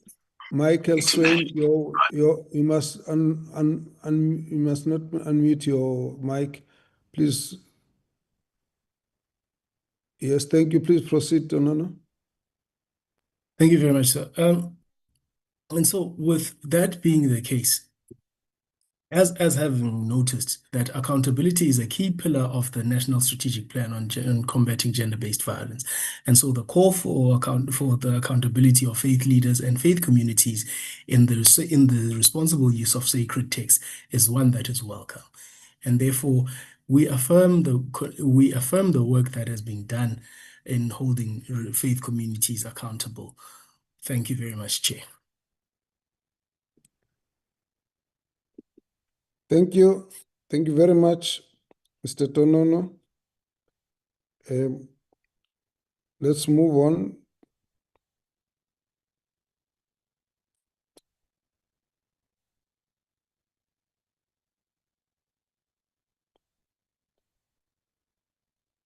So thank you very much. Let's get Dr. Leonora Alberts Vilakazi.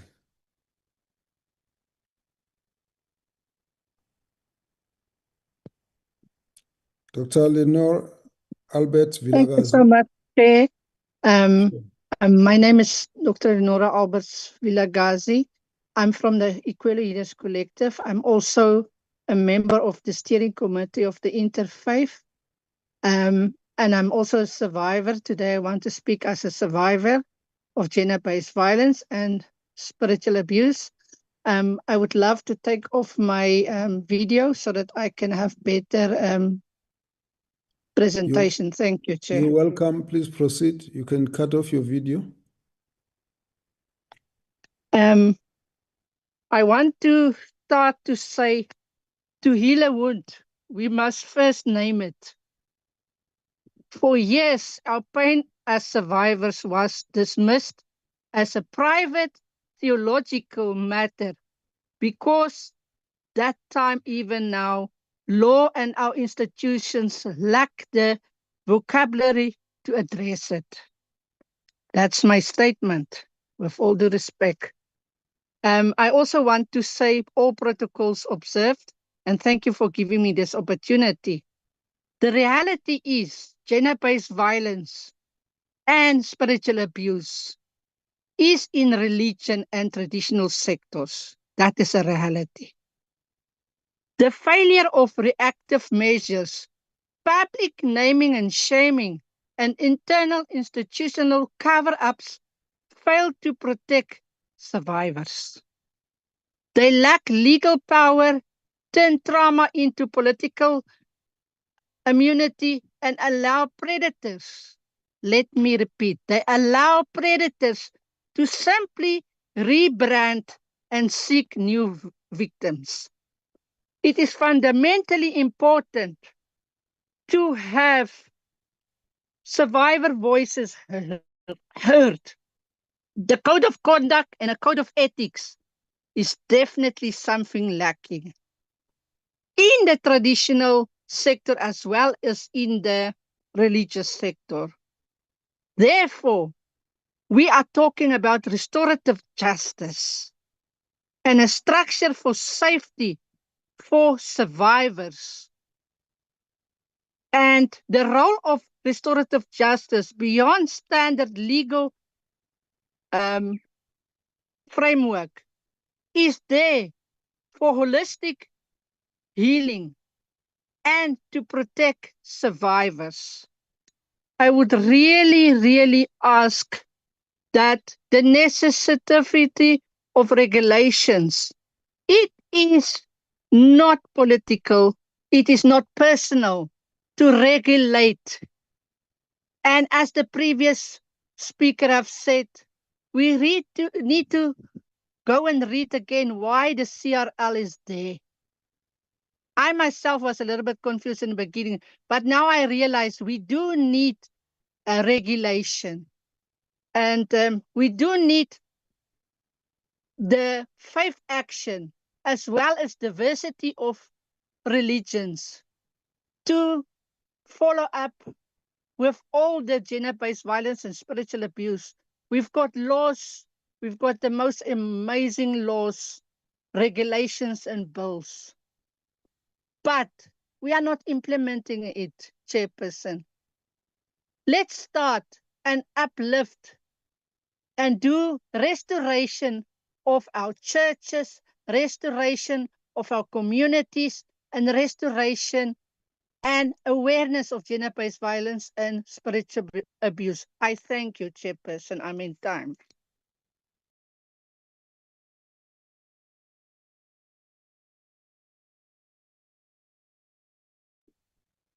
Thank you very much. That was quite brief. Thank you. Very clear. Let's take the next speaker, Ntsikelelo Kolosa. Thank you so much, Chair. Greetings. Thank you so much for the opportunity. Let me take this opportunity also to greet the parliamentarians in the space and also faith leaders. The work of the CRL Commission is important in restoring the dignity and integrity and the true face of South Africa, religious and cultural communities. This framework is strengthened accountability, ethical leadership, and protection of vulnerable people within churches and traditional institutions. As Africans, we believe in Ubuntu, I am because we are. This reminds us that dignity, safety, well-being of one person affects the whole community. When religious leaders act with integrity, they build stronger families and safer communities and united nations. With an African proverb which says, if we want to go fast, go alone, but if you want to go far, go together. This framework calls for all churches, traditional leaders, government, and communication to work together, communities to work together in protecting people from abuse and restoring moral values in our society. Through these measures, communities will become safer from abuse and unethical pastors and traditional practitioners. It will encourage holiness, integrity, and responsible spiritual practice instead of manipulating, exploitation, and fear. Our churches and traditional institutions must remain sacred space of worship, healing, restoration, dignity, and hope for all people. This framework is strongly supported by the laws of the Republic of South Africa, including the Constitution of the Republic of South Africa in 1996, which protects human dignity, equality, freedom of religion, and human rights. The Children's Act 38 of 2005, protecting children from abuse, neglect, and exploitation. The Protection of Harassment Act 17 of 2011, protecting individuals and from intimidation, threats, and emotional harms. The Domestic Violence Act 116 of 1998, protecting vulnerable people from abuse in homes and in communities. The Protection of Personal Information Act, POPIA 4 of 2013, safeguarding and confidential information of members and the congregant. Non-Profit Organization Act of Act 70 of 1997, assuring accountability and transparency within the faith organizations. The Company Act 71 of 2008, guidelines governance for non-profit companies and institutions. The Labor Relations Act 66 of 1999 and Basic Condition of Employment Act 75 of 1997, protecting workers and church employees. The Criminal Law, Sexual Offences and Related Matters Amendment Act 32 of 2007 addresses sexual abuse and exploitation. The Prevention and Combating of Corrupt Activities Act 12 of 2004, preventing misuse of church funds and possession of power. South Africa needs a stronger recognition and enforcement against spiritual abuse, where religion is used to control, manipulate, and exploit, threaten, or harm people emotionally, financially, physically, and psychologically.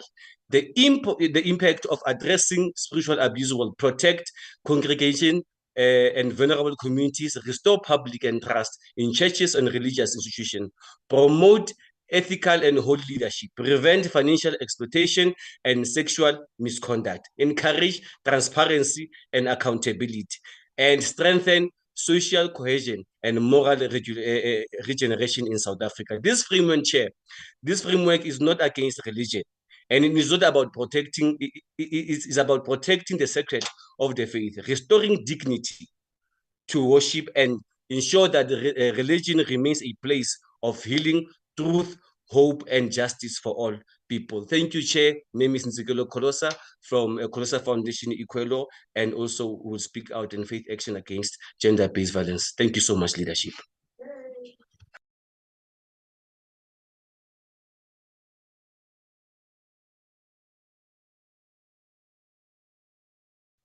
Thank you, Mr. Kolosa. Let's take Erica Bowman, Miss Erica Bowman. Thank you, Chair. Yeah, thank you. Welcome. Thank you, Chair. People who walk in the light are not afraid of the light. The only people who fear it are those who require darkness to cover their deeds. I was abused as a child and a teenager in the church. Do you know what went through my mind? He's a man of God. What he's doing to me must be God's will, and I must submit. And do you know what happened when internal processes were followed and what the leader of that church told me? Erica, repent of the sin of making a man of God stumble and speak of this to nobody, not even your mother. These are the same kinds of words spoken to children and adults across South Africa in the name of God by men who know with absolute certainty that no council, no code of conduct, and no body of their peers will ever hold them to account. We are hearing today that churches have no problem with accountability. That's great. Honorable members, I ask you this. These churches have existed in South Africa for decades, some for centuries. Where has that accountability been? Where are the registers of removed pastors? Show us.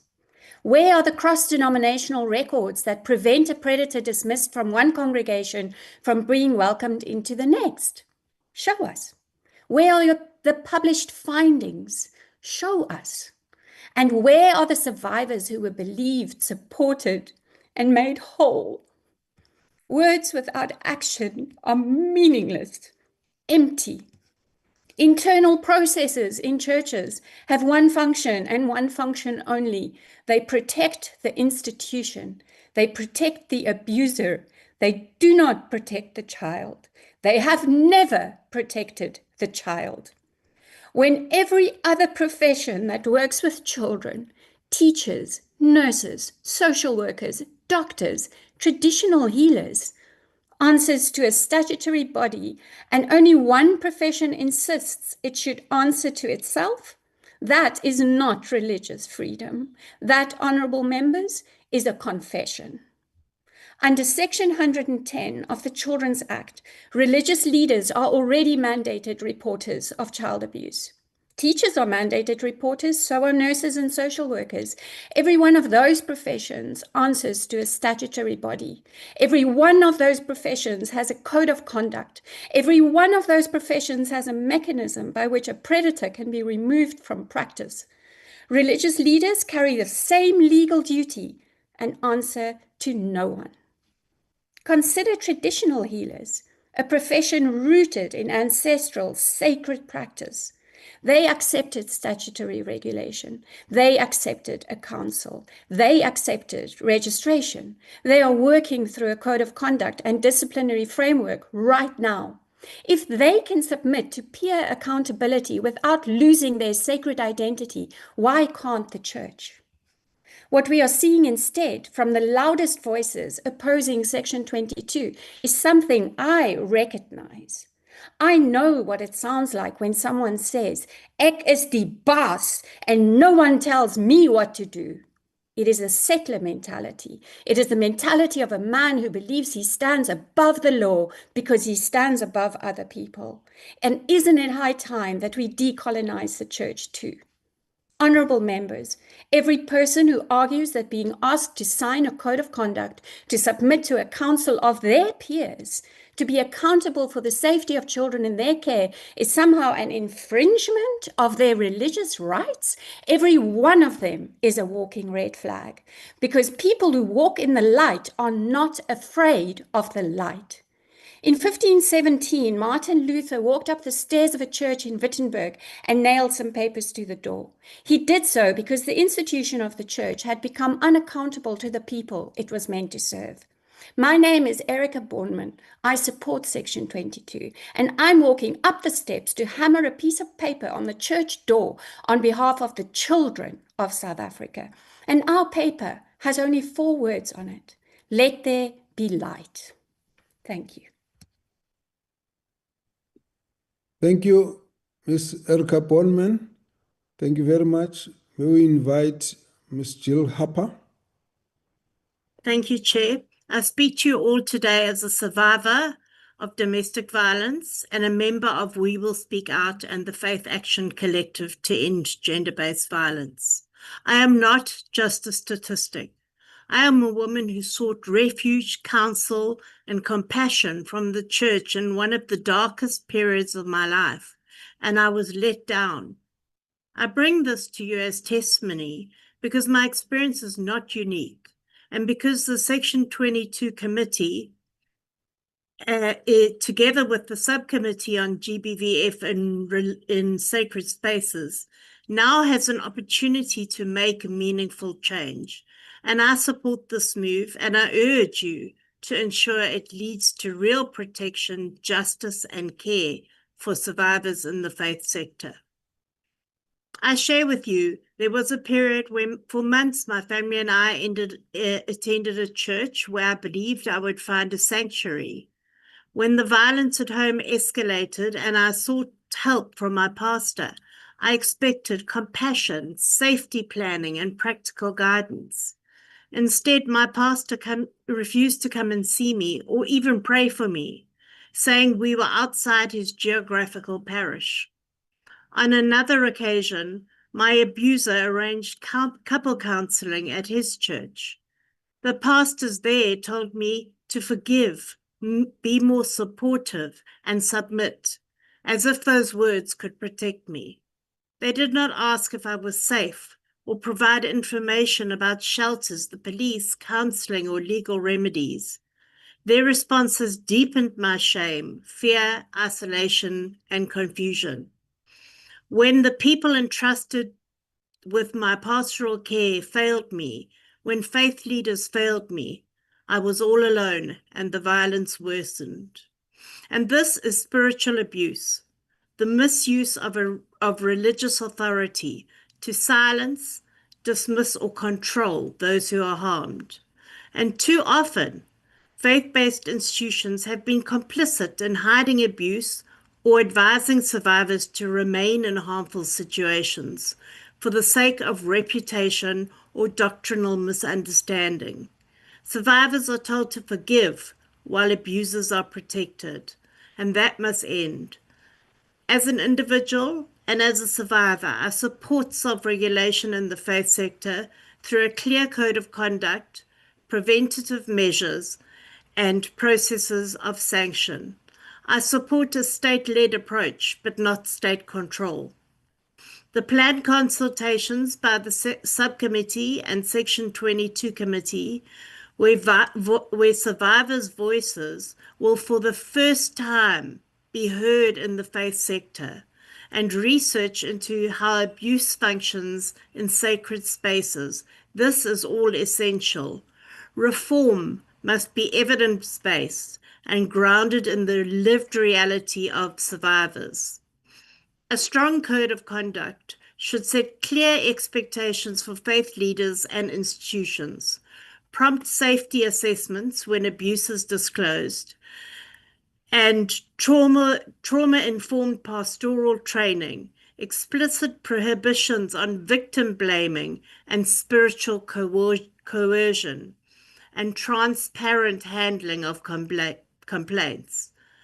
Preventative measures should include education for congregations about power and consent, safeguarding policies for all church activities, and routine training on gender and scripture misuse. And a code without independent oversight is insufficient.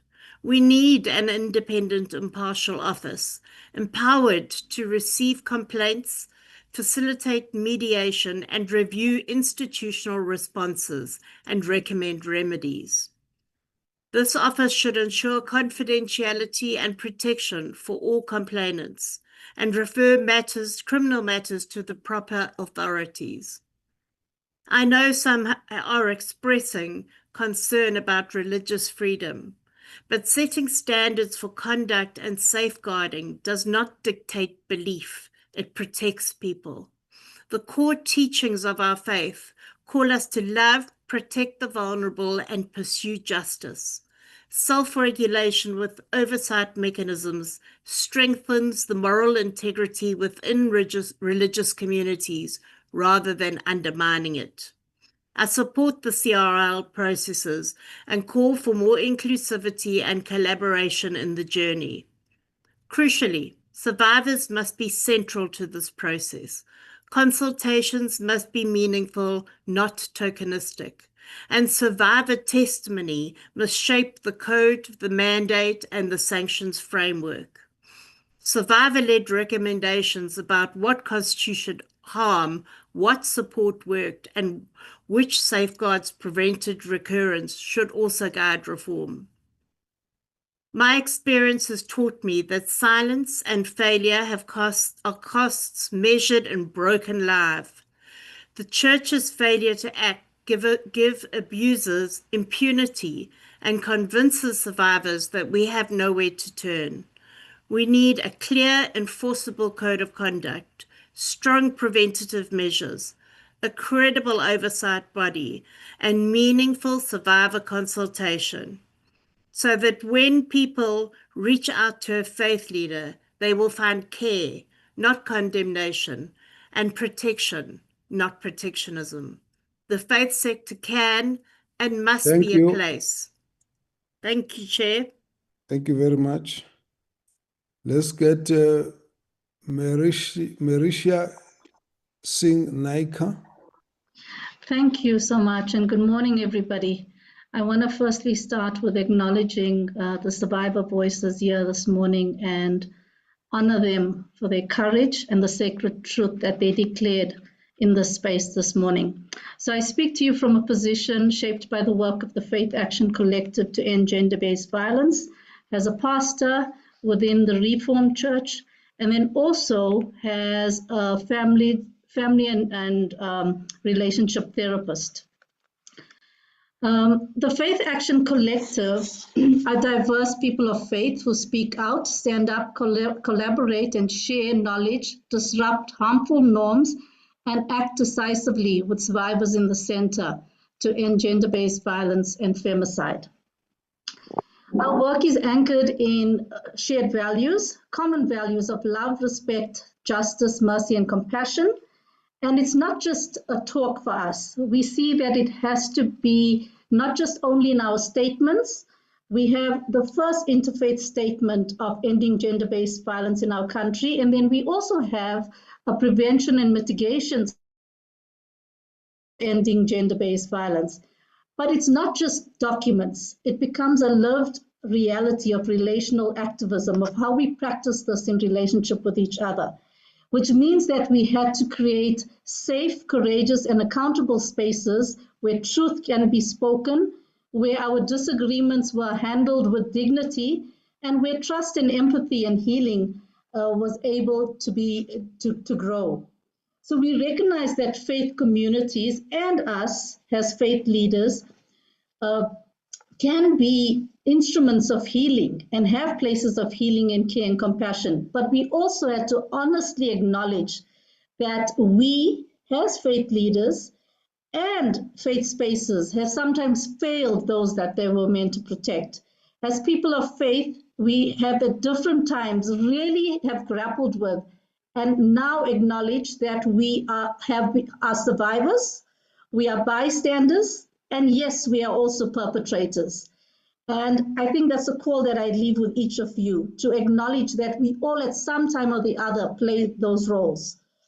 So we participate in those harmful systems. We must admit that we too have been silent, complicit, and unwilling to act justly when confronted with abuse. We also acknowledge that we are people shaped by deep and unresolved intergenerational trauma. Our families, our communities, and our institutions carry wounds from our histories of violence, of exclusion, of colonialism, slavery, apartheid, and inequality. And those wounds do not exist only in our private lives. They are present in our systems of government, of law, of health, education, and religion, and this domain. In that sense, even accountability processes must work within systems that are still carrying pain and imperfection. This means we often are trying to dismantle systems of oppression, coercion, and control while working through the very structures that have enabled harm. Sometimes the debates between this party and that party, between this organization and that organization, sometimes it becomes about debating without upholding dignity. And when this is done, it quickly shifts the focus from the most vulnerable, from the least of these, as it says in my faith traditions. So this work is difficult, but it's necessary. We cannot abandon accountability simply because the process is complex. And we cannot just say we support it or we are not opposed to it. We have to follow through with it. So how do we uphold meaningful accountability? One of the most urgent issues is to recognize spiritual abuse. Harm in faith settings is not limited to the physical or interpersonal violence or the criminal court cases or the many examples that were given. It comes down to the interpersonal relationships in our faith communities. It occurs when scripture, pastoral authority, and religious practices are used to control, shame, and silence, or intimidate survivors while shielding perpetrators from accountability. When institutional protection is prioritized above the safety and dignity of those harmed, then silence, neutrality, and passivity become forms of complicity. This is not a problem. Round up. Okay. South Africans, we know too well how religion has historically been used to justify injustice through colonialism and apartheid. Therefore, we ask how spiritual abuse operates today in our institutions. We need to interrogate that. It's not a threat to our religious freedom. We need to insist that the freedom of religion must never become a freedom to harm. Therefore, we need stronger safeguards and clearer accountability mechanisms, and we believe the CRL matters in this way. Thank you. Thank you very much. Thank you. Now, can I just request Dr. Albert Vilakazi, can you show yourself on the screen? Albert Vilakazi, sorry. Good morning, Chair. You are Vilakazi Albert or Albert Vilakazi, because I've got two of you and both of you are doctors. Now, I'm not sure if it's first name of the same person, two names, or two different people. We are married, Chair. We are a couple. We are a lesbian all right. couple. Thank you very much. Then Yeah, that's Leonora is my wife. Thank you, Chair. Oh, okay. Proceed. For the time, my name is Fikile Vilakazi. I am representing Equal Healers Collective. We are also a member of the Faith Action Collective, and we will speak out South Africa. Chair, we would like to rise by saying that we support CRL unapologetically. And I think we need to also set the facts straight that it is not the CRL that is saying the things that are being said by the church about the church. It is actually out there, the Eclipse Chair. There's information on the public domain that actually shows that the church is an abusive space. So I just want to reiterate that so that we are not having selective blame to the CRL. We commend really the work of the chairperson and his team in upholding the mandate of CRL. I want to remind us, Chair, what is the mandate of CRL? CRL has got the mandate to strengthen constitutional democracy and promote unity amongst diverse communities. Those communities are cultural, religious, and linguistic communities. They have a responsibility to protect and to promote these rights. And I think Section 22 committee is an implementation of that constitutional mandate. Chair, it's a huge mandate that Umama Utogo Paluva carries. Over 85.3% of South Africans identify as Christians, representing approximately 52.8 million citizens of South Africa. Within this vast democratic population of South Africa, African independent churches, self-initiated churches, form the single largest bloc. It is very important to understand that with that kind of a number, structured governance is not just a theological issue. It is a massive public interest mandate, protecting almost half of our nation. We have seen these churches grow, in South Africa, operating outside the mainstream traditional denominations. These structures frequently lack institutional oversight. It's very important in South Africa that we implement institutional oversight. The role of Parliament is important. The role of Chapter 9 institutions is very key, and the role of communities is very key. Chair, we are seeing extreme commercialization, which in some instances, has resulted into fraud cases. We are seeing severe human abuse by the church, dangerous, unsafe rituals, many on the public domain and clips. I'm not going to repeat them. People being sprayed with dooms, people being made to eat animals and so on. People being made to share their sexual bodily fluids with pastors and leaders in the name of spirituality, leading to trauma and in some instances to death. I'm not even going to talk about issues of fiduciary and tax evasion that we see. Massive financial flows with zero accountability of unregistered offshore entities, Chair. So what are we saying, Chair, in the few minutes that we have, is that this matter has not just become a matter of spiritual freedom, religious freedom. It has become a case of national security imperative. We know, Chair, that some of these people in these churches come from the international space. The national security strategy offers clarity on this matter. It's classified unregulated religious mushrooming spaces as high-level domestic and geopolitical risk for South Africa. We have seen fundamental Pentecostal churches coming from international spaces like the United States into African territory, including our country, Chair, performing transnational crimes, money laundering, human trafficking networks exploit non-profit loopholes that we have in our legal system, routing massive cash flows internationally under guise of tithes and seed money. We've got the cases of Pastor Bushiri. We've got the cases of Pastor Omotosh. Immigration fraud, Special Investigation Unit of South Africa probes expose severe visa manipulation processes in the country, illegal crossings and bribed identities used by foreign actors. Even as we have current legislative mechanisms, intelligence vetting, Chair, the General Intelligence Laws Amendment Bill of South Africa targets security vetting of these institutions because of this concern to curb international religious fundamentalism. Pastor Omotosho is gone to Nigeria, has left scars in the bodies of our children, scars of rape that will last forever. Where was the church? Where were these governance mechanisms that are being said to be there? Did they speak out? So we will speak out, Chair. And why then these existing laws are falling out and falling short? I agree with the voices that say South Africa does not lack legislation. We have policy frameworks. The problem is that they are not proactive. The kinds of legislative frameworks we've got, Chair, they only act reactively. They're reactionary only when the harm has occurred. After the physical harm, the sexual harm, the financial harm, domestic violence has occurred in the church and in other spaces.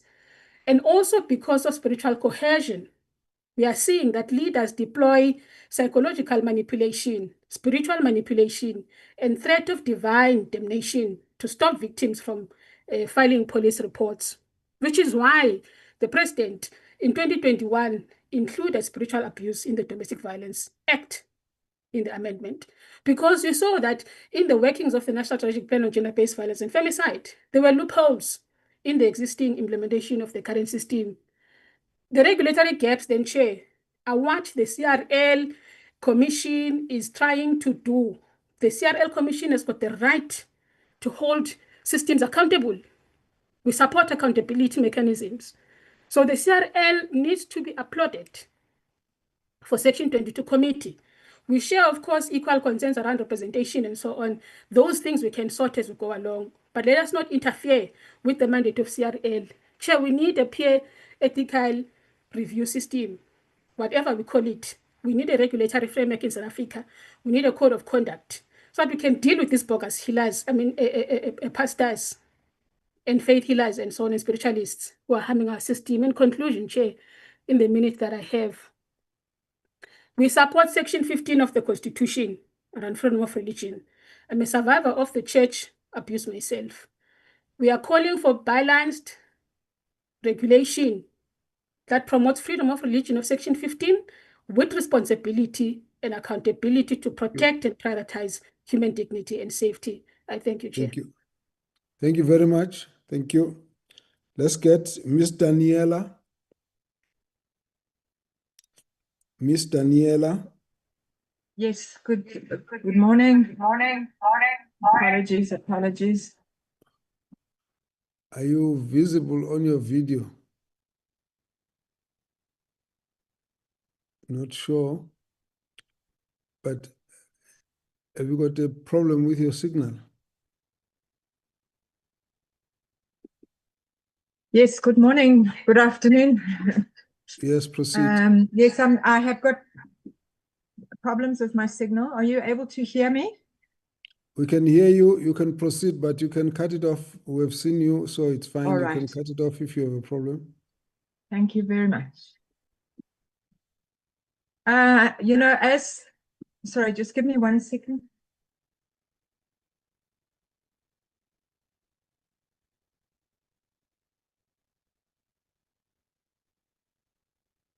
Sorry, I'm hearing an echo, but as long as it's not affecting the line, is that fine? Proceed. We can't hear Chair? the echo. Fine right now. Okay, thank you very, very much.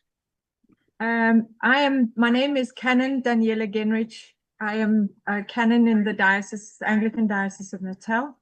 I'm also a coalition coordinator of We Will Speak Out South Africa, which is secretariat to the Faith Action to End Gender-Based Violence, an interfaith movement with now over 1,000 subscribers and members. I am very grateful, and as you've heard, there have been a number of our members, and we would like to just observe all protocols. Mr. Chair, thank you for the opportunity, and also to greet the Portfolio Committee as well as faith leaders here. I'm speaking quite late among the different people who have spoken from our collective and our coalition. So I'm going to just try and pull out some of the key points already made rather than feeling I need to repeat what has been said. Firstly, I think we recognize that South Africa is a country at war with itself. Extreme forms of violence. We are in the top 5 in the world. It's been declared a national disaster. All our crime rates also are unacceptably high, and nobody has been left untouched. The question is, how is all this happening on our watch? And the reality is, as we've been engaging with the CRL, more and more survivors of faith-based violence, spiritual abuse, have been coming forward calling us for assistance. So this is not just a few extremes, as have been mentioned, and some of the survivors have spoken up. So it needs to be taken really seriously. And so we speak from the perspective of those who have suffered, who should be those, if we look at all of our religious prophets and as Christians, Jesus Christ, those, the most vulnerable, should be our priority, not our institutional safety, security. And when we speak about freedom of religion, are we speaking about our institutional freedom to do as we please? Or have we forgotten what accountability means? Some of us talk about accountability as, oh, we are only accountable to God. We can't be accountable to government. The state is going to try and silence us.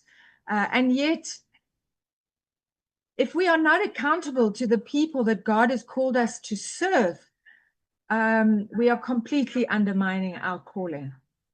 We were excited, as our chairperson mentioned right at the beginning, Ms. Segwai, about the work of the CRL. Several people have mentioned concerns with process, concerns with representativity, and so on. But that does not mean we need to take to the courts, as some have done, or that we need to take to social media and victimize particular individuals. It seems we've had a little bit of a panic reaction. And we do understand that, and we do understand that there are people sincerely believing that they are serving God as they resist change. But really, we need to recognize, and we call on all of us to seek positive ways forward.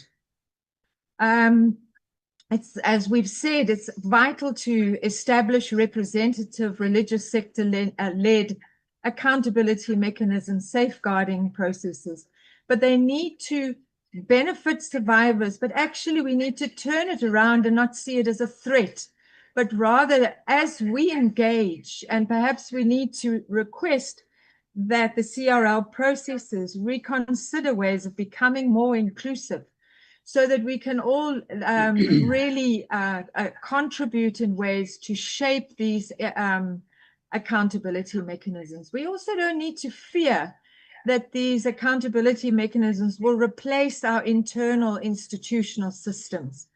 I believe that those have been encouraged and continue to be encouraged. But what about complainants who don't achieve justice, like Erica Bornman, who shared earlier, or Jill Harper, or others who have spoken, that their institutional internal safeguarding mechanisms have failed. They need to have some Thank sort of you. recourse, like Thank any you. professional body, to be able to have some sort of ombudsman Thank you. facilities offered. Thank you. I want Let's to thank ask you. us No, to I'm please sorry. We need to positively stop now. seek ways No, I'm forward sorry. We and have to to stop. We have to consider proceed. that No, the no, no. wrangling we have had I'm has sorry. been We too have to negative proceed and now. led us We have act to proceed. with Secretariat, I think you're going to have to cut off the mic. I'm very sorry. We have all 5 minutes. If I give you a warning, it means you are very close to finishing your time. But once I ask you to stop, please stop. Otherwise, I'm going to ask apologies. I Secretariat didn't to hear cut off. you. Apologies. No, that's fine. Let's proceed then to the next. That's fine.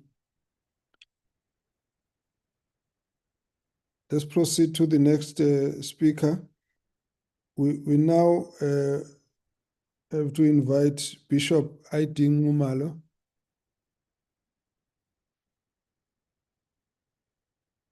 Bishop Aiding Mumalo.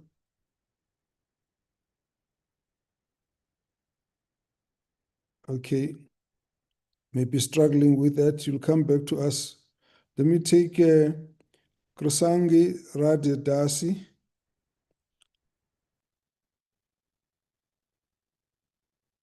Good day, good morning. Can you hear me? Yes, please proceed. You can see, you can hear you. Thank you. Thank you so much for the opportunity. Hare Krishna, Namaste. I am from the International Society for Krishna Consciousness. That is commonly or a friendly term known as the Hare Krishna movement, which many are familiar with. My service engagement is that I am the communications director for the Hare Krishna movement in South Africa.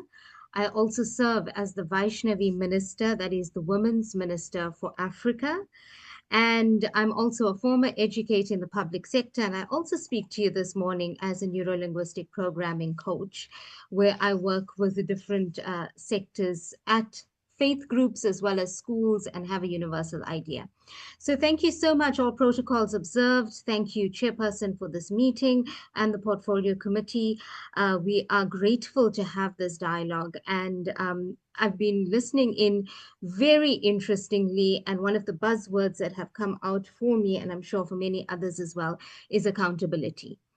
And as I've been making notes, I'd just like to give you some indication of where we at as ISKCON or the Hare Krishna is that we have our founder Acharya has come to South Africa 51 years ago.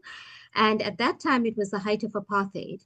So one of our fundamental laws, if we want to use that word, within ISKCON or within Hinduism, is bringing people together in unity. So when he did come to South Africa in the height of the apartheid, he had forged relationships amongst religion, faith leaders, different race groups as well. And therefore, we've even stemmed with our very famous and popular Food for Life that serves on the ground. So when we talk about our structures, and I think this is important for me to mention right here, is that we are very much regulated with our governing body commission. We have a structure that is mandated, that has a constitution, that has a code of conduct for all its members, and we have a definition of who the members are. So this governing body commission sits as an international body because we're an international society, and it comes down to local levels. Here in South Africa, we have a governing body commissioner, we have a South African National Council, we have 23 active centers across South Africa. Now, why am I saying this? Is because, yes, ISKCON is quite regulated in its own structures and its governance systems. However, we have to note that there's many organizations like this that are not. And as I'm listening, and I'm a part of the Faith Action South Africa as well as an affiliate, is these issues of undermining women, children, financial abuse. Actually, financial abuse is such a big one. It's also a matter of these fake leaders who are promoting themselves within communities who don't know any better. So the parallel that I'm trying to raise here is that, yes, we as an international organization, we have 23 centers that are governed completely in terms of our South African laws.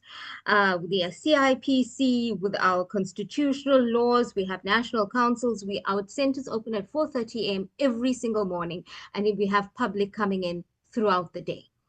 What happens to those centers that are not regulated like this? So this is my concern. When it comes to every faith, we have a book that governs us. So we are mandated by the Bhagavad Gita, where our book speaks about dharma or truthfulness as a fundamental law. And there we speak about two types. One is the personal duty, and that is our swadharma, that is our personal duty. And the other part of the dharma is the Sanatan Dharma, which is our eternal duty as servants of God. So here as leaders, we come together in our Sanatan Dharma aspect, wearing that hat, to say we are universal leaders. How do we protect the constituents that come to these sacred spaces? So we are fully supportive of such dialogue.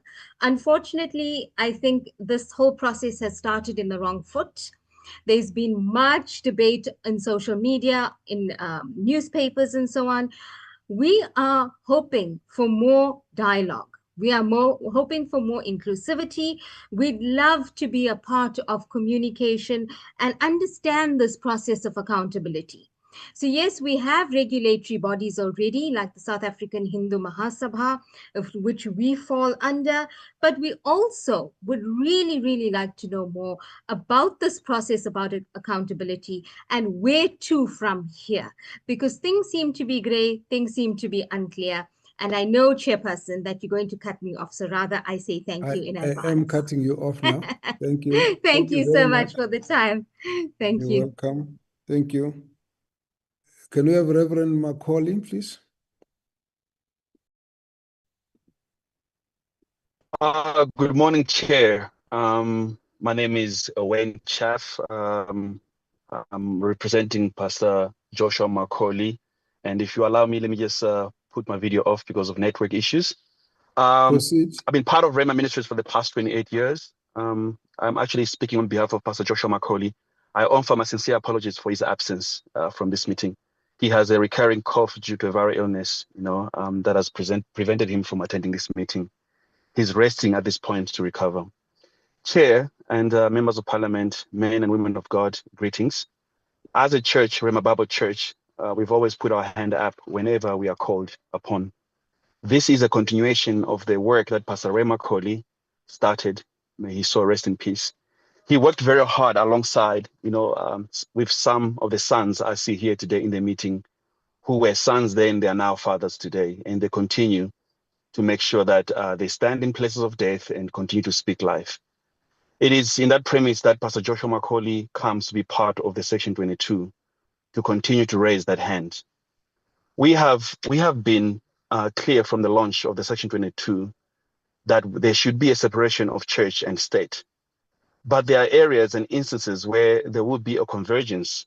Today is one of those times where we see the state and the church coming together. And there will be other times and moments where that is going to be called upon.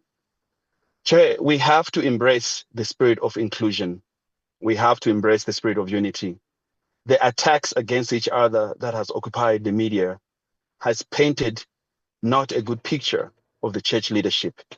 That has to stop before become a laughing stock. We have to get together and make sure that we advance this nation in the pulpits, off the pulpits, in the media, in every space that we find ourselves in. The consultative process has to be given a chance. It has to be inclusive and it has to be conclusive. It has to come to an end at some point because we have to work with them. You see, Chair, the church exists for its community. As beautiful as the church is, it has a side of it that needs accountability because we are dealing with human life. The Section 22 has an ad hoc committee that is there to assist its functions in response to parliamentary recommendations regarding abuses in church. Let us continue to support the CRL as we do support them. Let them carry out their mandate. But before we can get there, let us always review, refine, and implement its mandate. I thank you, Chair.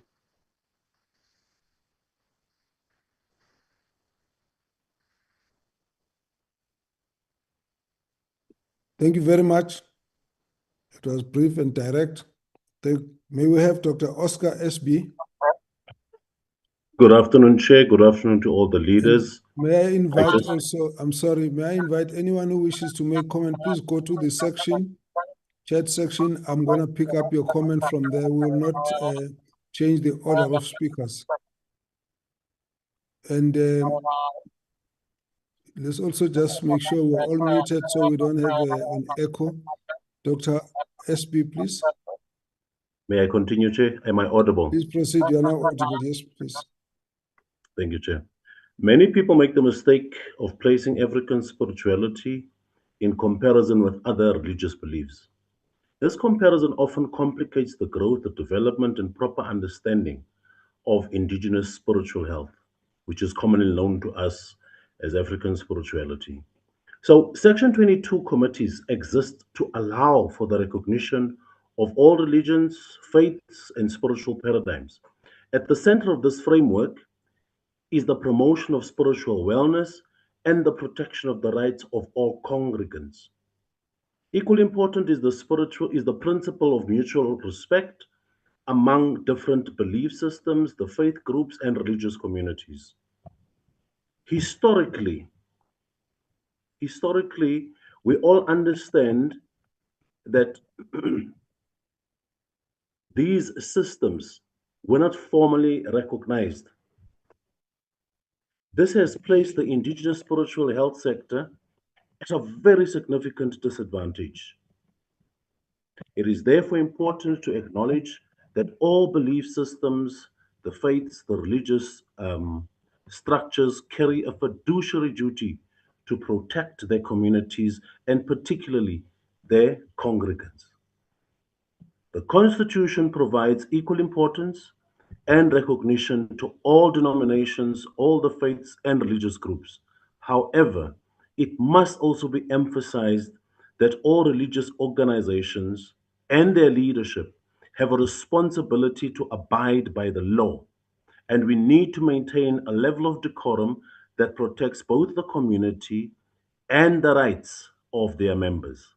In this context, regulation becomes essential, not as a tool of control, but as a means to protect, to promote, and to strengthen these institutions and their belief systems.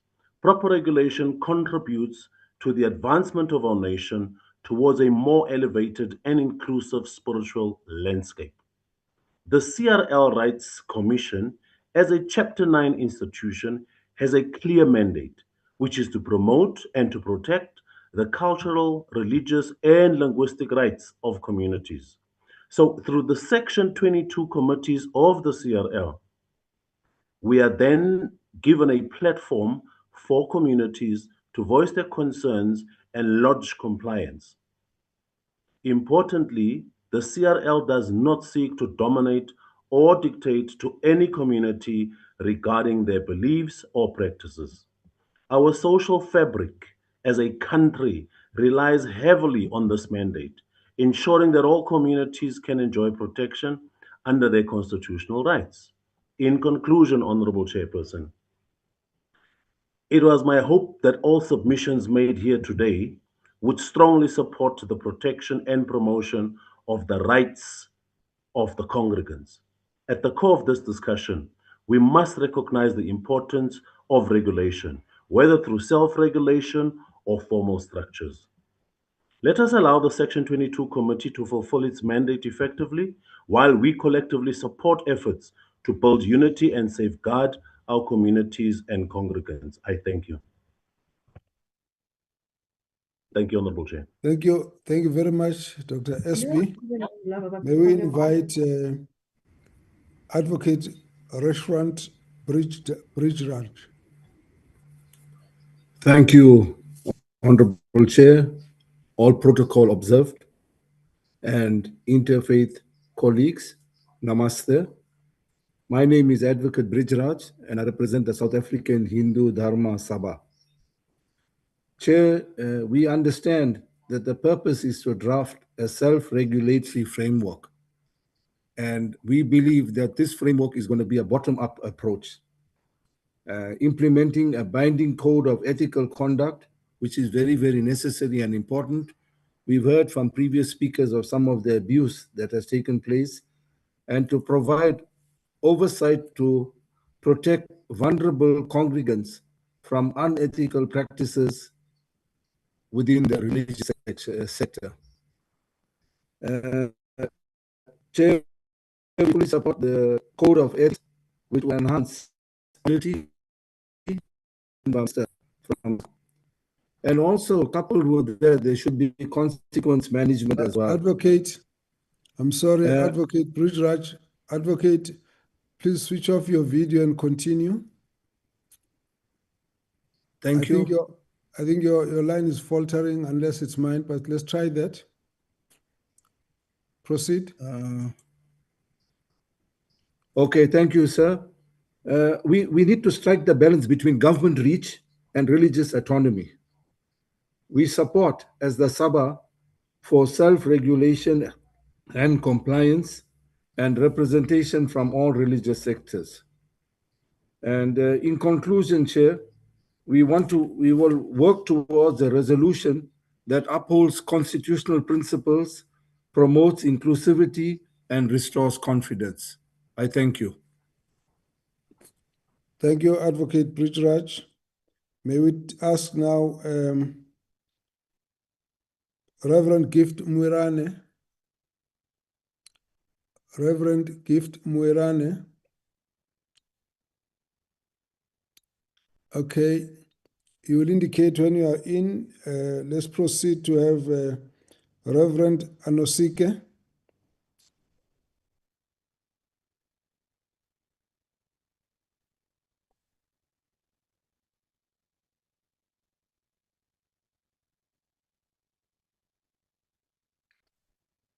Please unmute and proceed, Reverend Anosike. You struggle with, yes, proceed. Okay. Greetings, Chairperson and the Parliament and all the religious leaders. My name is Reverend Francis O. Anosike, the Senior Pastor of Rock of Victory Ministries International. Honestly speaking, Chairperson, the church has been under serious attack. And I am standing here saying it straight that we are not in support of regulating the church. There is a serious agenda.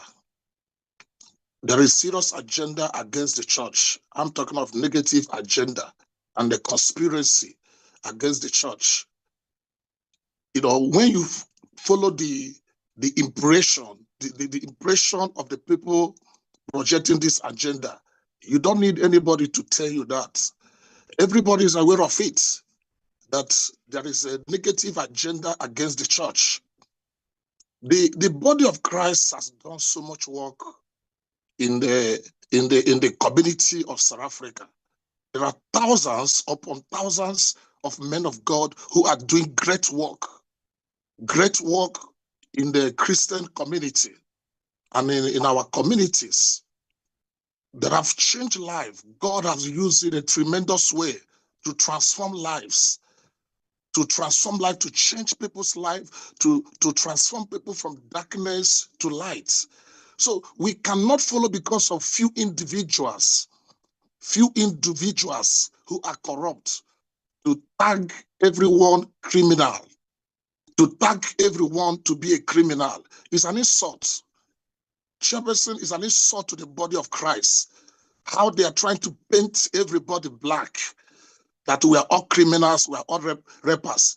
Other religious organizations, there are some irresponsible people also that commit one negative thing or the other, that indulge themselves in a one negative thing or the other.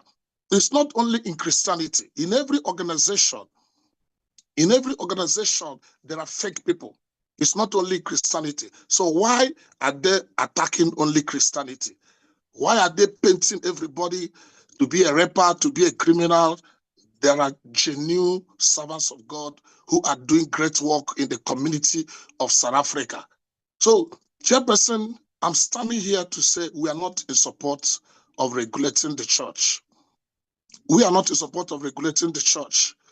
When you listen to so many people who are pushing this agenda, you can see that they hate Christianity. In South Africa, we have freedom of worship. And number two, Chairperson, I am not against holding anybody responsible. Anybody that commits crime in the name of Christianity, in the name of a pastor, reverend, bishop, a prophet, please, that person must be held responsible. That person must hold responsible, and according to the law of South Africa, that person must suffer it. That person must suffer it, Chairperson. So we are not covering evil. In Christian belief, we believe in integrity. We believe in integrity. We believe in holiness. We believe in transparency. So we are not covering any pastor who is indulging himself in any negative acts. We are not covering them. So let law take its place. Let that person be apprehended. If possible, let that person be jailed. So it's unfortunate how the church and the men of God has been abused. There are hundreds of thousands the Lord has used in a tremendous way to transform lives here in South Africa. So to summarize, Chairperson, please, we are not in support of regulating the church. There is an agenda. Thank you. Thank you. Thank you very much. May we invite Bishop Nzimande.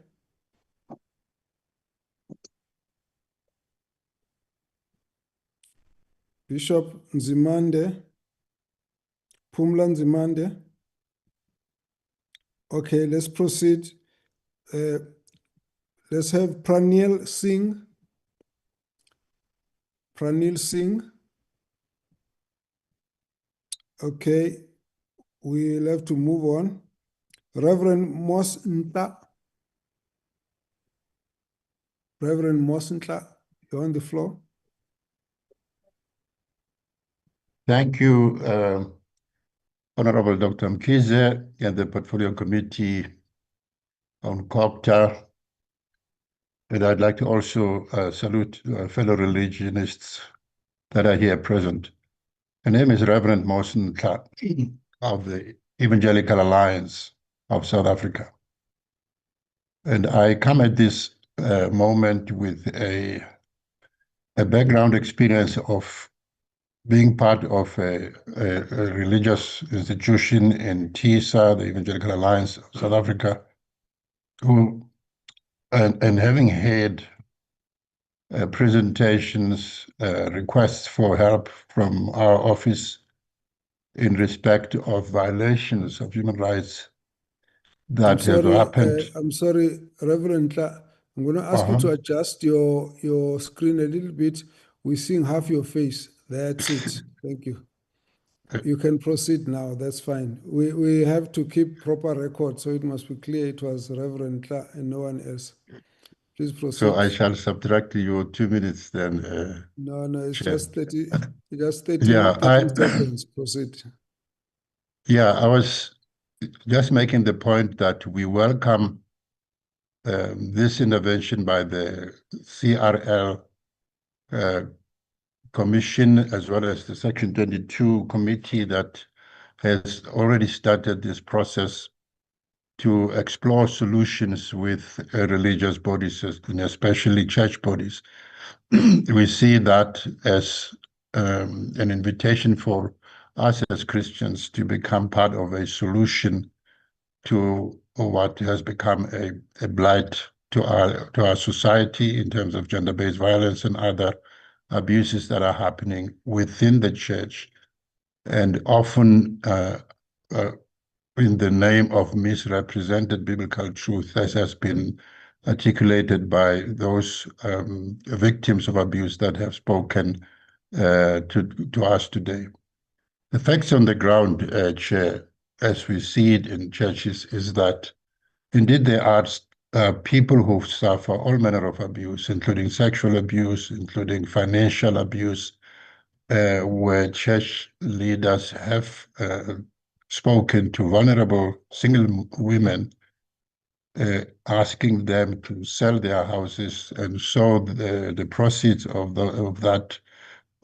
those sales into the ministry of the so-called men or women of God, and that God would then bless them. Now, we all know that there are scriptural references to this kind of thing, but it is quite difficult for state agencies to determine whether this is abuse of those scriptures or it isn't. And therefore, we believe that as churches, we are best placed to become part of a solution that can address all of these problems. The law, as it stands, is not adequate to address these. And this is why, as Christians, we are called to uphold higher standards, higher than those considered adequate and permissible by the state.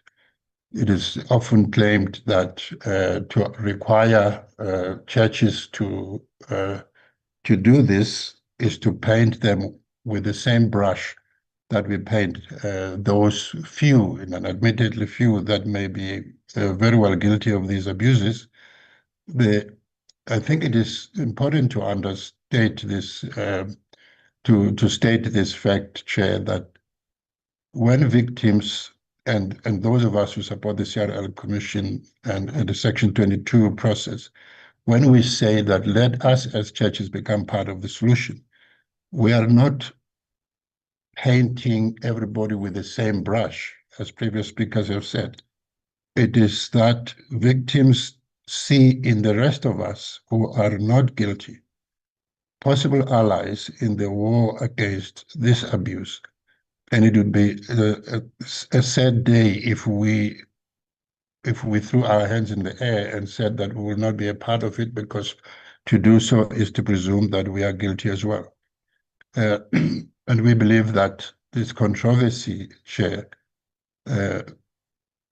is one that what if the CRL Section 22 consultative process is allowed to flow, it will actually put paid to some of the misunderstandings of what the process is about. It is an invitation to churches across the country, across the provinces, across denominations, across racial barriers, to actually become part of a solution to this problem.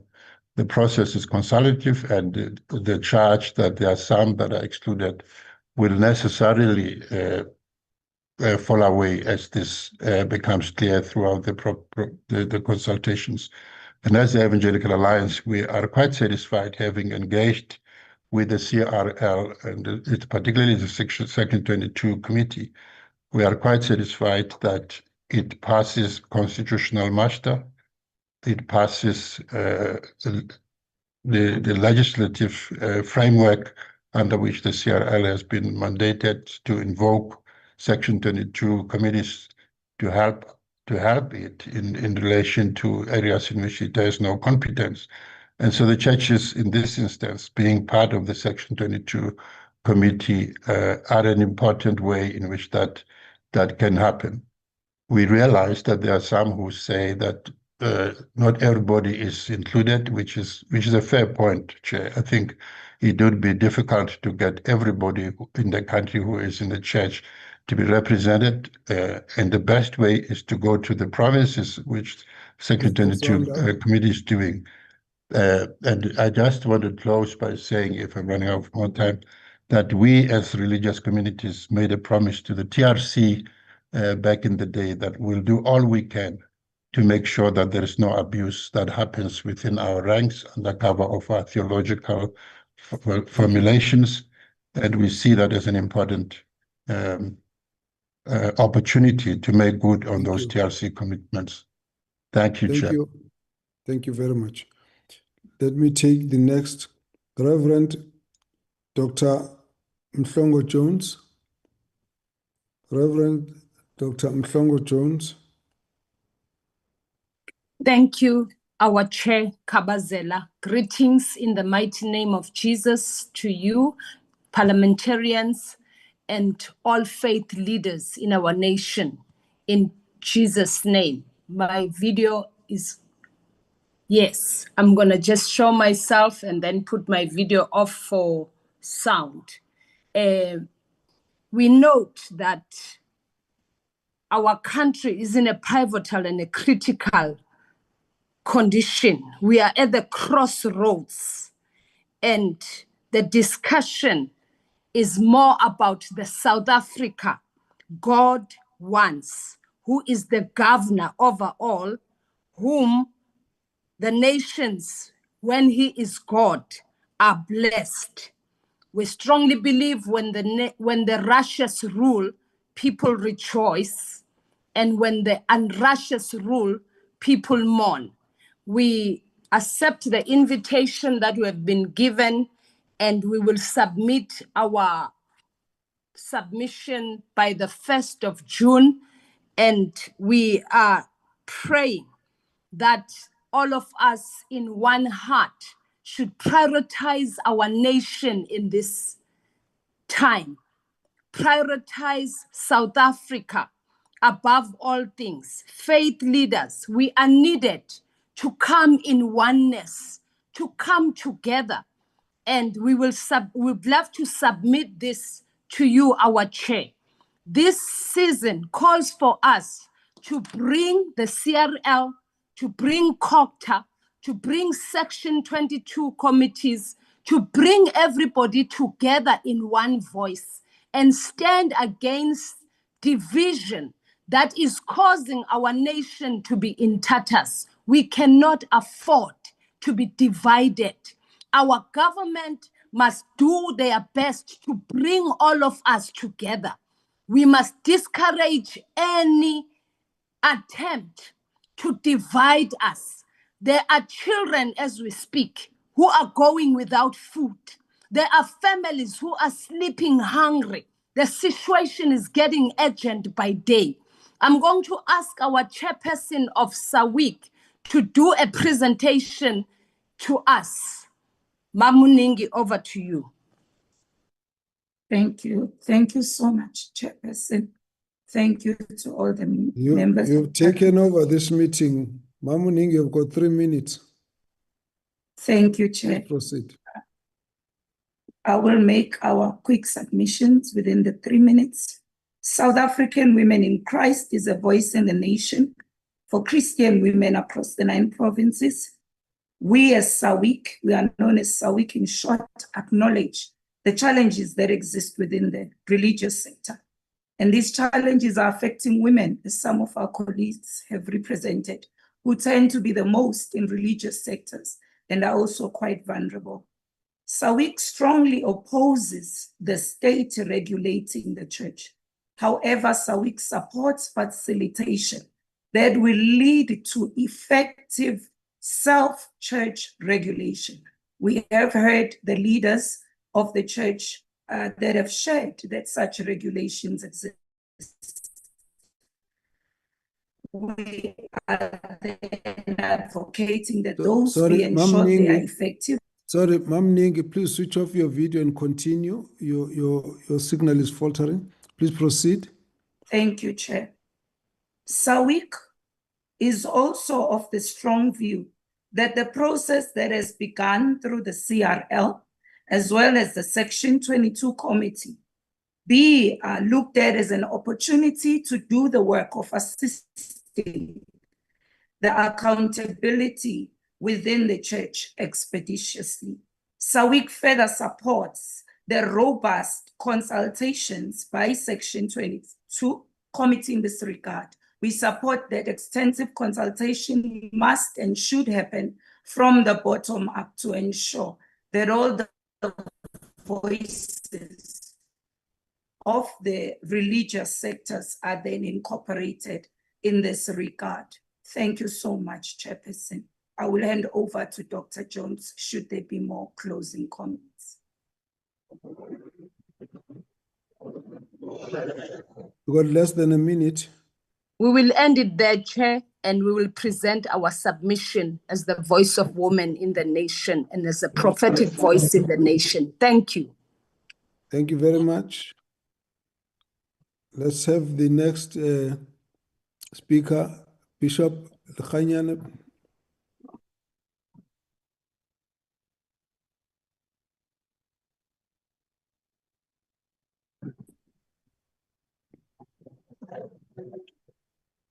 Do we have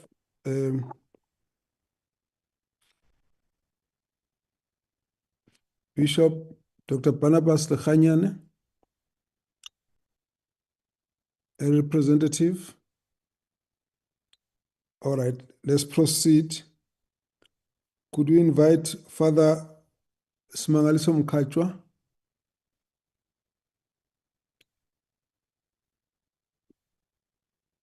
Father Mkachwa? Okay, let's move on to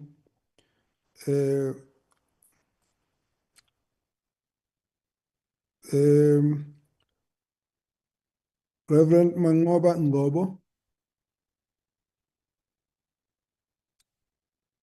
Mangoba Ngobo. Okay, let's move on to Bishop C. Bernard. Bishop C. Bernard. Greetings, Honorable Chair. I hope I'm audible. You're very faint. You are faint, screen but on? can we? Yes, please proceed. Now we can see you. Thank you, Honorable Chair, and greetings to all the leadership that's here, some of them my colleagues.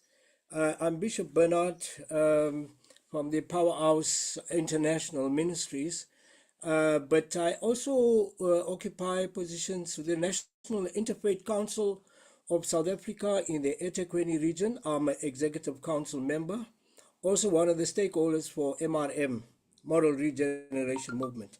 Chair, thank you for the time, but I know it's limited. I've given in a submission to your secretary, and I hope it reaches your office, sir. I thank you for that. Now, I want to start by saying that our proposal that was sent in from the URB, United Religious Bodies, which is based in KZN, more especially in the Chatsworth and Phoenix area, where we have the both communities, more especially Black and Indian communities, we live, and we are very, very integrated as a community, both in the schools and in other forms of engaging with each other. So the proposal is grounded in parts of Section 22 Committee, the proposal to amend the Constitution of the Republic of South Africa, which refers to every citizen's right to freely choose their trade, occupation, and professionalism, but subjected only to lawful and reasonable regulation. Within this framework, the role of the CRL's Commission is affirmed in the South African Constitution jurisprudence, and it hinges on two things: protecting and promoting religious freedom and its expressions, on transcendental liturgical practices and worship. I think that's where we found some glitches, and we've found some rare instances where there've been eating of grass and snakes and many other things that have been practiced through the way of worshiping. Secondly, our call is for the Section 22 not to impose unduly statutory control over the religious practices, but we are willing to support the governance models that are sector-led, voluntary, and constitutionally compliant. This collaboration partnership therefore will present a good opportunity of a lifetime for the next generation to strengthen cooperative governance based on the oversights of the Constitution. Now, there's been many misconceptions and overclassification of Christianity. Okay, So basically, I think that's where we are. We're having a huge problem, and it's escalated onto the social media platforms where there are things that are exchanged between the church and the CRL Rights Commission. Now, one of the other things is that seemingly that we have the minority groups that are very, very fiercely uh, speaking in terms of mitigation and litigation, where they want to interrogate the churches, individuals, and especially the Abafundis, those that are in the townships. And I speak on behalf of the Abafundis that is in the townships, those who are in the classrooms, those who are in little churches, Impuku churches as they call us, whatever churches they label the small pastors, these are the pastors that I speak on behalf of, because they are the ones. It's not the mainline churches that visit these poor communities, especially in the rural areas. It's these little Abafundises that are 24/7, they work day and night. And the church, over the years, even during COVID, is very, very active, and they've been very, very, involved with the community since 2019. Now, I will close with this one, my honorable leader. We as the URB, the United Religious Bodies, is a ecumenical body made up of Christians, Muslims, and the Baha'i, the different types of faiths that we have. We just came back from an induction service that we had with the Premier, and calling for the relationship between the religious sector to be strengthened with the municipality and the Sugumasaka programs. Now, Honorable, I just want to close with this. We are calling for that the Section 22 and its components need to verify their terms of reference with regards to the analysis of the faith community and what has been happening since 2017 when Parliament rejected this proposal. Secondly, this contextual community analysis, it should involve questions like who are the people that are living in the different communities, because we got a huge number of foreign national pastors. Some of them were mentioned here, the charlatans that have come and raped the communities here in South Africa. And then what are the social and cultural, including the political and the economic realities, because this legislature could impact on the future youth. Many youth that don't have jobs and job opportunities, as I am a SGB component, many school leavers that are leaving school and they are going to the churches, and the churches are the ones that are counseling them and giving them hope for the future. So we need contextual analysis within the social, within the indigenous and the religious communities, so that we can come up and find out what is going on in these communities. And then the two more points is, what are the issues that needs to be addressed? What are the issues that we are facing that needs our urgent attention as the religious sector?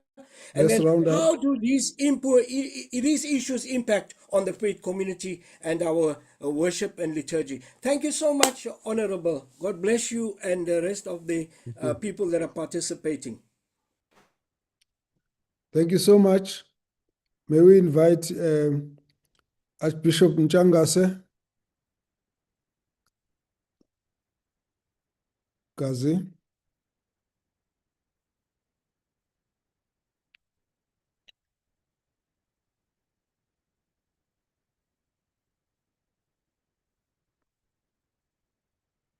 Okay, we would have to move on. Let's come to Inkosi SM Shembe.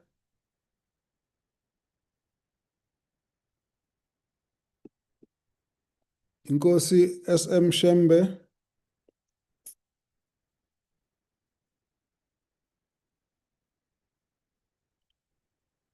Okay. Let's then proceed. Bishop Chitabia. Bishop A.S. Chitabia. Okay, we proceed. Canon Nolin Arense. Canon Arense.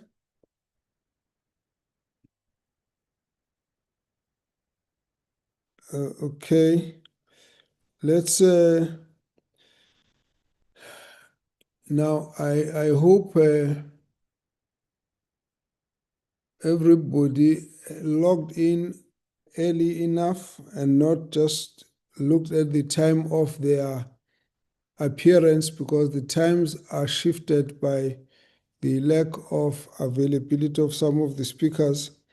So you will notice that in your program, in the agenda, the next item is lunch, and I don't think we want to move to that yet. So I'm going to request that we move to the people beyond lunch, because we just want to, we'll take a short break at 1, but as of now, I think we should take the next person. We have the Chief Rabbi. Chief Rabbi is not available. Then we have Prof. Maraj. Prof. Maraj. Good afternoon, Honorable Dr. Nkis and the honorable members of COPTA and colleagues. So I've been pushed up the order. Yes, you have been favored. Please proceed. So just by way of introduction, I'm the Deputy President of the South African Hindu Mahasabha. So the Mahasabha was established in 1912 and is recognized nationally as the representative body for Hindus in this country. We have over 200 affiliates and associates across the country, and we have raised serious concerns regarding the way in which the CRL Commission has initiated the process of establishing a ad hoc Section 22 committee for the Hindu sector. And I think what many of my colleagues in the church may not know is that there's apparently a separate Section 22 for the Hindu sector. I'll come back to that. So the core issue is a lack of consultation, the whole issue of the process, procedure, and protocols. The Section 22 for the Hindu sector was introduced without engaging the recognized established Hindu representative bodies beforehand. And this went against the principle of meaningful public participation and procedural fairness. There was the exclusion of key stakeholders. Major Hindu organizations were not meaningfully included or invited to a meeting that took place on the 28th of March this year. There are some controversial organizations that have attempted to undermine social cohesion, interfaith harmony, and nation building in our country, and have been invited to serve on the Section 22 structure. And by the way, the invitation for people to serve on the Hindu Section 22 structure went out on Saturday night. And that's something I think that the portfolio committee should be looking at. Procedural illegality and unfairness, decisions appear to have been predetermined. And one of my colleagues said the process went ahead of itself. There's been a failure of transparency and accountability. The CRL has not provided key information on the legal basis, mandate, scope, powers, or purpose of the Section 22 structure. There's possible overreach of the CRL mandate. That's been repeated by so many colleagues. There's a duplication and conflict of existing governance systems. Now, the proposed structure overlaps with the Section 22 structure, overlaps and duplicates the Mahasabha's long-standing governance programs, which are deeply rooted in Hindu traditions and hold strong scriptural and cultural legitimacy. Introducing this parallel Section 22 structure without consulting the Mahasabha risks operational conflict, confusion among religious organizations, and dilution of the culturally and Hindu scripturally grounded governance work already in place. And for the record, we have written several letters and emails to the CRL Commission, and we have yet to even get acknowledgement, let alone a reply. Third, to religious autonomy. A state-driven structure may infringe on constitutionally protected autonomy. Many colleagues have referred to that. I'm going to skip. Colleagues have spoken about erosion of trust and legitimacy. The process risks weakening institutional credibility, straining interfaith relations, and creating perceptions of marginalization of the minority faith. Most importantly, I think there's a fragmentation of religious engagement. Separate 22 committees for each faith are seen as divisive and contrary to inclusive multi-faith collaboration. An entrenched and outdated and exclusionary apartheid-style architecture that actively fractures society, locking religions into rigid silos and preventing any possibility of collective interfaith engagement. I'm going to conclude with a proposal from the South African Hindu Mahasabha. What is needed, we believe, is the inclusion of all faiths in one consultative committee so that the different religious organizations in our country can unite and build the much needed integration and social cohesion and interfaith harmony in our country. And we must remember that 94% of South Africans are actively religious, of which we know that 84% are actively Christian, according to the last census. The faith groups can play a powerful role in shaping South African society, whether through disaster relief, welfare intervention, prayer to give hope, or guide communities to live according to ethical values and support society in upholding the law and opposing all forms of criminality, including abuse. And we've heard about that earlier. The Mahasabha remains committed to constructive involvement and principled collaboration, dialogue, interfaith, and intersectional cooperation. Such a partnership is only possible when processes are transparent, inclusive, and procedurally sound. Decisions made without inclusive consultation risk undermining trust and may inadvertently create divisions where partnerships are needed. I thank you. Thank you very much, Prof. Maharaj. Thanks for your input. Let's move on. I see that Reverend Murane was now appearing. I think we skipped you before. Are you around now? Reverend Murane? Fallen off again, sorry. All right, we move on. We'll try and pick up on those who may have lost their signal. We take the next one will be Professor Mawela.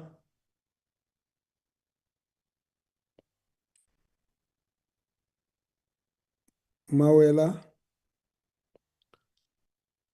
Okay, let's move on to Bishop Skosana. Bishop Sikosana. Okay. Reverend Mhlanga, Mlindeni Mhlanga. Reverend Mhlanga. All right, let's move on. Mr. Pravan Maharaj. Pravan Maharaj. Hi, Chair. Can you hear me? Yes. Oh, yes. Please proceed. Good morning and namaste, Hari Om to everybody. Chair and members of the Portfolio Committee, religious leaders. My name is Pavan Maharaj. I'm a trustee of the Chinmaya Mission of South Africa. We're a global organization with 7 ashrams or centers across South Africa. The core of our work is spreading the teaching of Vedanta or oneness, but our organization has recently also been known for the Nourish to Flourish initiative, where we've adopted daily over 2,000 the most vulnerable people of the Durban city, ranging to different streams of homeless, orphans, etc.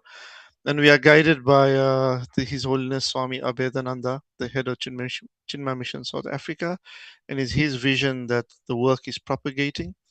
All we have to say on the topic, Chair, is we welcomed the CRL's commission invite. We found the process very participative. We attended the session, and the concepts of self-regulation were presented. We encourage collaboration, we encourage dialogue. It's a core part of what we do. We do as a leading Hindu organization, do involve ourselves in helping many smaller Hindu organizations with different topics, ranging from conflict to governance. We ourselves have a global blueprint of how we run organizations, but we've tailored it to a South African blueprint.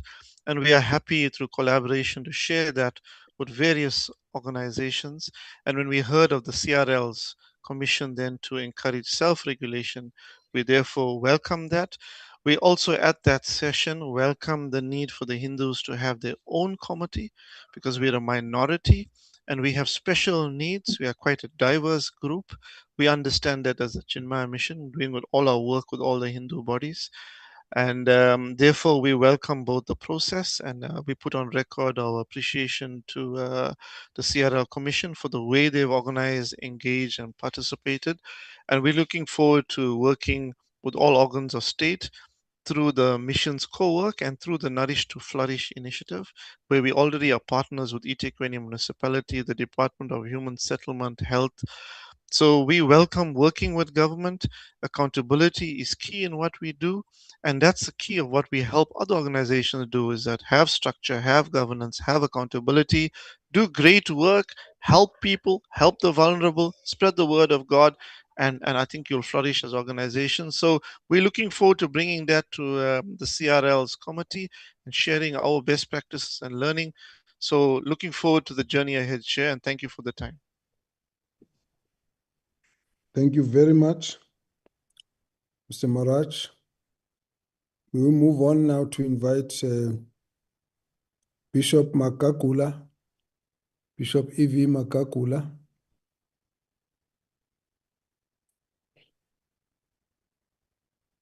Makakula. Okay. Let's move to Reverend Kololo.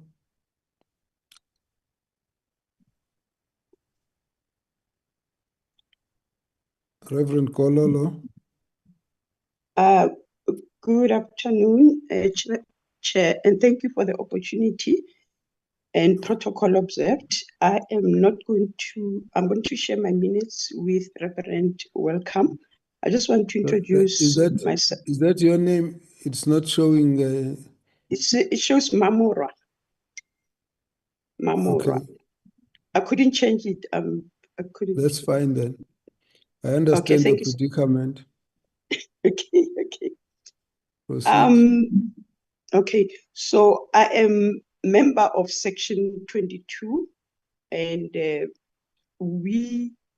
before the launch of Section 22, we were a group of people that were following up on the system that is being used by CRL on the issue of launching of Section 22. And as a result, I'm one of the people that never want to stand outside. I want to be inside to have an understanding of what is going on inside.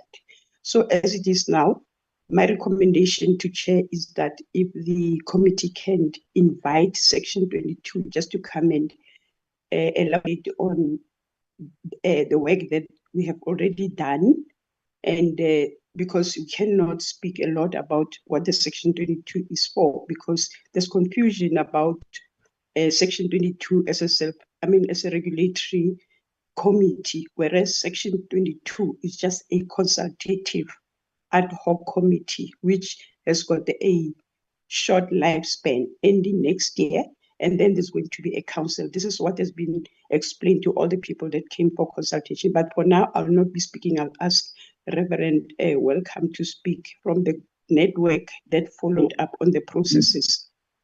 Thank you, Chair. Okay.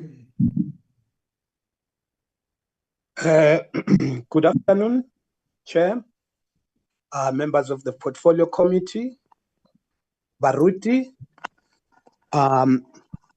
We, in our network, support the initiative of self-regulation. The reason is very simple, is that other bodies are self-regulated. You've got your teachers who are self-regulated. You have got your pastors. Can I request, a number of people have left their mics on. please unmute. Sorry, please mute, and then we just leave Reverend Metula to proceed. Thank you very much, Chair. As already indicated, the church is a professional body. To be a pastor, one needs to study at a Bible school, seminary, or university. So thus you have got your nurses, you have got your doctors, engineers, accountants, who are self-regulating. So the important issue here, it's not about doctrine. The CRL Commission has never talked about the issues of doctrine. They've talked the issues of compliance, the issues of ethics, and the issues that us as a church need to be able to work together. I'll say this, Chair, to you and everyone who is listening, to say that the church cannot meet as one. You have got the Roman Catholic Church on its own. You have got the South African Council of Churches representing mostly European churches. Now we need a body where all churches can be together, guide one another, set standards for themselves. So this is not about the government controlling the church, but this is about the church. What the government is doing is to create the platform for us to self-regulate. But the misunderstanding, it is as if the government, because it has initiated this initiative, then they want to rule it or they are dominating it, which is a misconception that is prevalent among most of the Christian leaders. But this is about inclusivity. The church is operating exclusively, not in a united fashion. So what we need the church to be able to unite. We need to be able to speak with one voice. We need to protect the Constitution, but again, as the Constitution has already protected, the right of religion, so I do wish that we do away with the misconceptions that are being spread, and are very grateful of this excellent, revolutionary, critical, decolonial space that is being created by Section 22. Please round it's up. about time that we as a church are united, and Section 22 is doing exactly that, and we are grateful and we are supportive. Thank you very much. Thank you very much. Let's proceed. Mr. Des Naidu.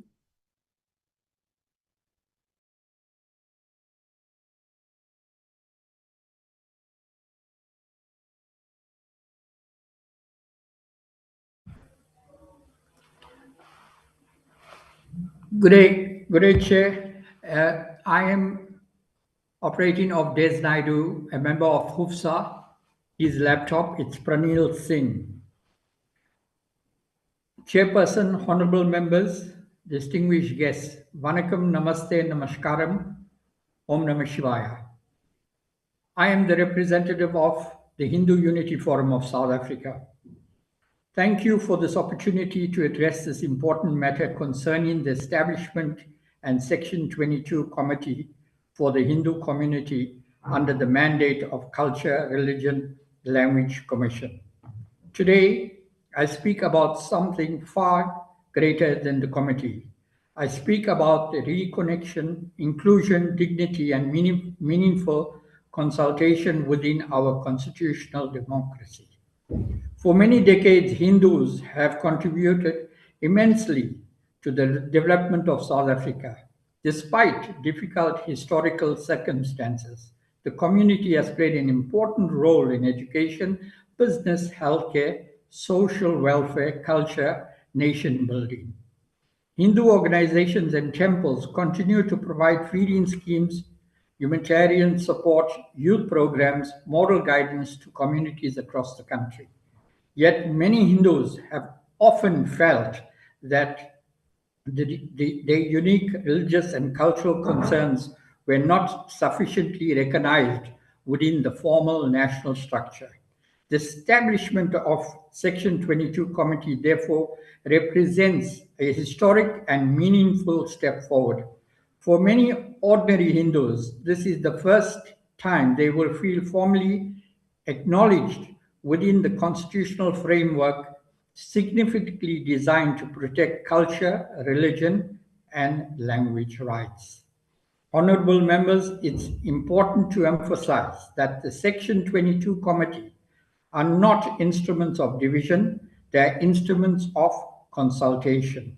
South Africa is an incredible, diverse nation. Different communities face different challenges and realities. A dedicated consultative structure allows for specific needs, concerns of the community to be properly understood and addressed within the framework of our constitution. The Hindu community itself is diverse, includes temples, cultural organizations, youth groups, women's organizations, priests, academics, spiritual leaders, ordinary devotees from many language and cultural backgrounds. No single organization can claim to represent the entire Hindu community. That is previously why the Section 22 Committee is important, because it creates a broader and more inclusive consultative platform where many voices can be heard. This committee, mandated to consult widely, is one of the greatest strengths. It creates an important bridge between the state and the Hindu community. It provides a structural platform to engage on issues affecting religious practices, cultural preservation, language, youth identity, heritage protection, social cohesion. Honorable members, one of the greatest strengths of South Africa is our diversity. By diversity can only be a strength when communities feel recognized and respected. We people are invisible, alienation. When people are invisible, alienation grows. When people are recognized, belonging grows. And South Africa is a beautiful orchestra made up of many instruments. Each instrument has its own sound, identity, contribution. Harmony is achieved by silencing certain instruments. Harmony is achieved when every instrument is allowed to contribute meaningfully to a greater symphony. The Section 22 Committee allows the Hindu community to contribute to the voice of more effectively to the South African symphony. We should not fear consultation. Consultation strengthens democracy. Engagement strengthens social cohesion. Recognition strengthens national building. The process offers hope to many ordinary Hindus who feel that their voice, heritage, and concerns matter within the democratic architect of South Africa. Former President Nelson Mandela once said, quote, "Our rich and varied cultural heritage has a profound power to help build our Please round nation." up. Let us continue building a South Africa where every community feels recognized, respected. Indeed, the Hindu Unity Forum supports the CRL Section 22 Committee. The process is fair. Thank you. Om Namah Shivaya. Thank you very much. Thank you. Let's have Dr. Mahlangu. Thank you very much, Chairperson. When we received the invitation, particularly for today's engagement, was more on the establishment of the Section 22 Committee. And we, as the Ecumenical Leadership Council of South Africa, we believe that this matter is not only about the existence of the Section 22 Committee. It is about legitimacy, it's about trust, it's about language that is used, it's about representation that delicate boundaries, religion or religious freedom and public accountability. We believe that it is not enough to ask whether churches should be accountable. Churches must be accountable. It is also not enough to ask whether the CRL has any legal authority to establish committees. I think Section 22 of the CRL Rights Commission Act does provide for the establishment of committees to assist the Commission in carrying out its function. The deeper question is this: even if the legal power exists, has this particular Section 22 committee process been established and communicated in a manner that is procedurally fair, broadly representative, and constitutionally careful and trusted by the religious sector?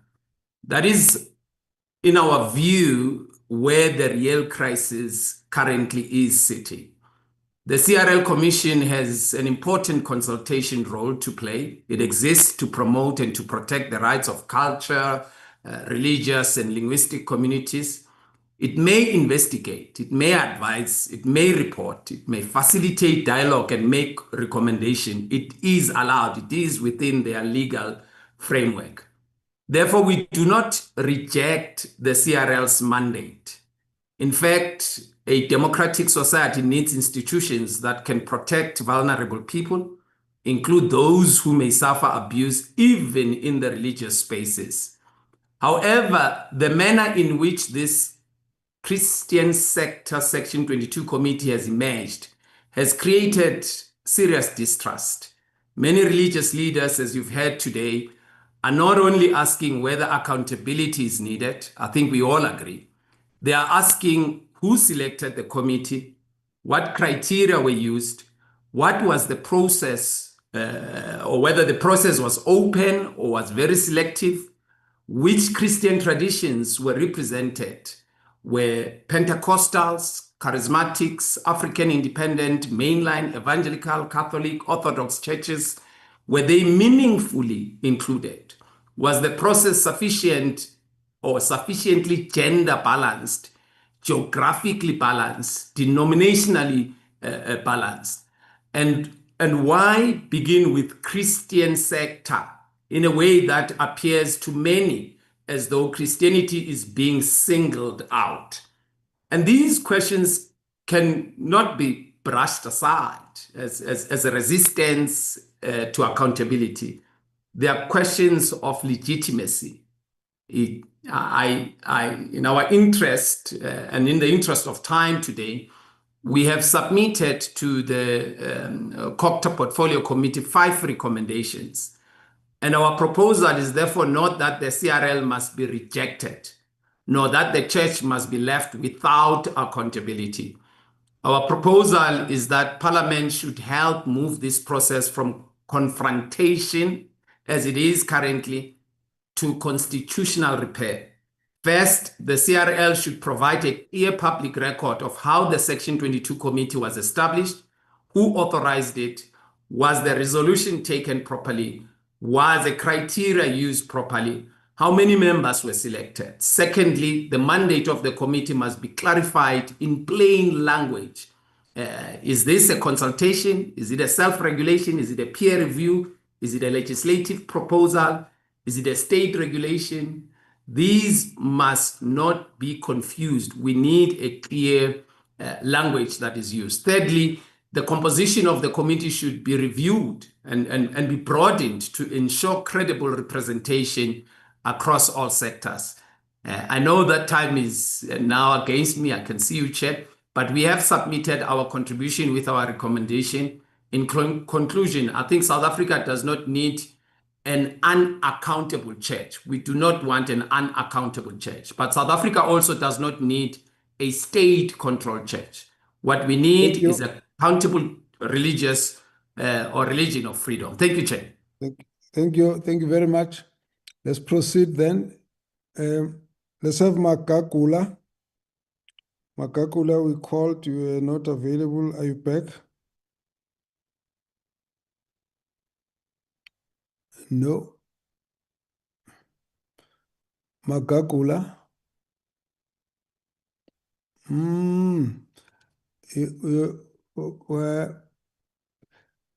We have Honor NIC LX2. We don't allow those nicknames.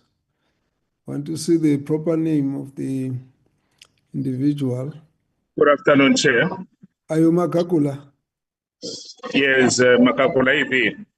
Yes, Ivi, you've got Honor NIC LX2, we requested that all of these must be converted to the proper name so that we can align. We're going to ask you to do that. Proceed. Because I picked up your note that you were out of the meeting for a while, so I'd like you to proceed, but please change. There you are. You see now. You're well identified now. Please proceed. Thank you so much, Chair. I want to appreciate the opportunity that I've been given to make my input. I am convinced that we as a church, we need a body where we have to be accountable,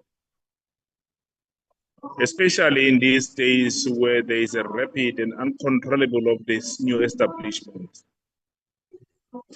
And I fully recommend the establishment of the Section 22 Committee of the Israel Rights Commission.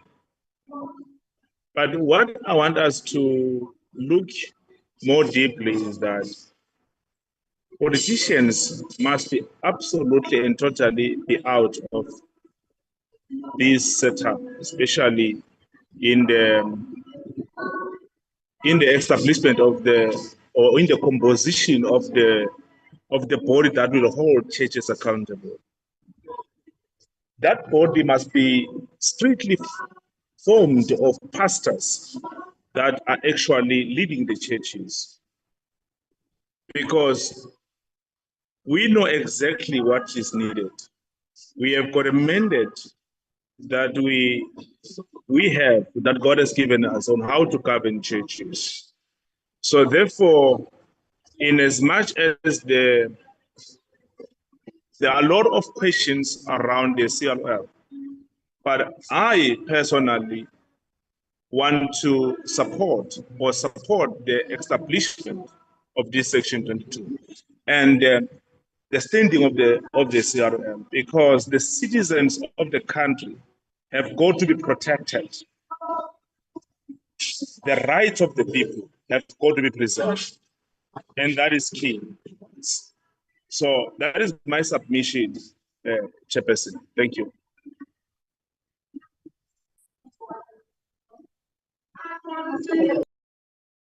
Thank you very much, Reverend Makakula. That is very clear. And thank you very much for that contribution. May we then move to Pastor Tony Siaka. Pastor Tony Siaka. Good afternoon, Chairperson. Thanks for the opportunity. Let me greet all the Can you show us your face? All right. Okay. Please show your video and then. Oh yes. I hope. Okay. Yeah, that's fine. Yeah. You can proceed now. Thank you. Okay. Thank you. Thank you, Chairperson, and let me greet all the members of the Portfolio Committee, representatives, Section 22 Committee, church leaders, and all the distinguished guests. Greetings to all of you. I stand here on behalf of Shepherd to Shepherd, and we would like to express, gratitude for the opportunity that we have been granted just to, respond and also participate in this process, in this very, very important process. We don't take it for granted, because I think, history has shown that there's been a lot of things that have happened, bills that have been passed, acts that have been enacted, where, the church in general was not really actively involved. And I think, we have been challenged as a church or as the body of Christ, that we have always been there in the corner. And sometimes we have some of the understanding that we should not be involved in the affairs of the world, but yet we are here on earth, and we have a responsibility to engage, participate with business, with government, and many other important institutions in society. Let me say this, and I won't be long, that, we recognize that, firstly, the church in South Africa in general must unite, and we must not be divided. And we must also not shy away from engaging, without actually feeling that we are attacking one another. If someone is holding a different view, it's not about, being hostile towards one another. I think one principle is the principle of love. And love does not mean, 1 Corinthians chapter 13, it's transparent, it is honest. And when we are honest with one another, then we love one another. Now, yes, the CRL Commission, the Section 22 Committee, we have engaged and we've been engaging in different forums. And I think, we understand that, these, institutions are mechanisms, to help us to consult with one another, to have that platform. And we believe it is very progressive. These are very progressive initiatives. And then also we understand that the process is not about state control over the church, but it is about accountability. It is about protection. It's about safeguarding the sacred trust that people place in religious institutions. As church leaders, we are deeply concerned and indeed tired, of the abuses that continue to happen in the name of religion. All right. And it must be said clearly that this is not the reflection of the whole church.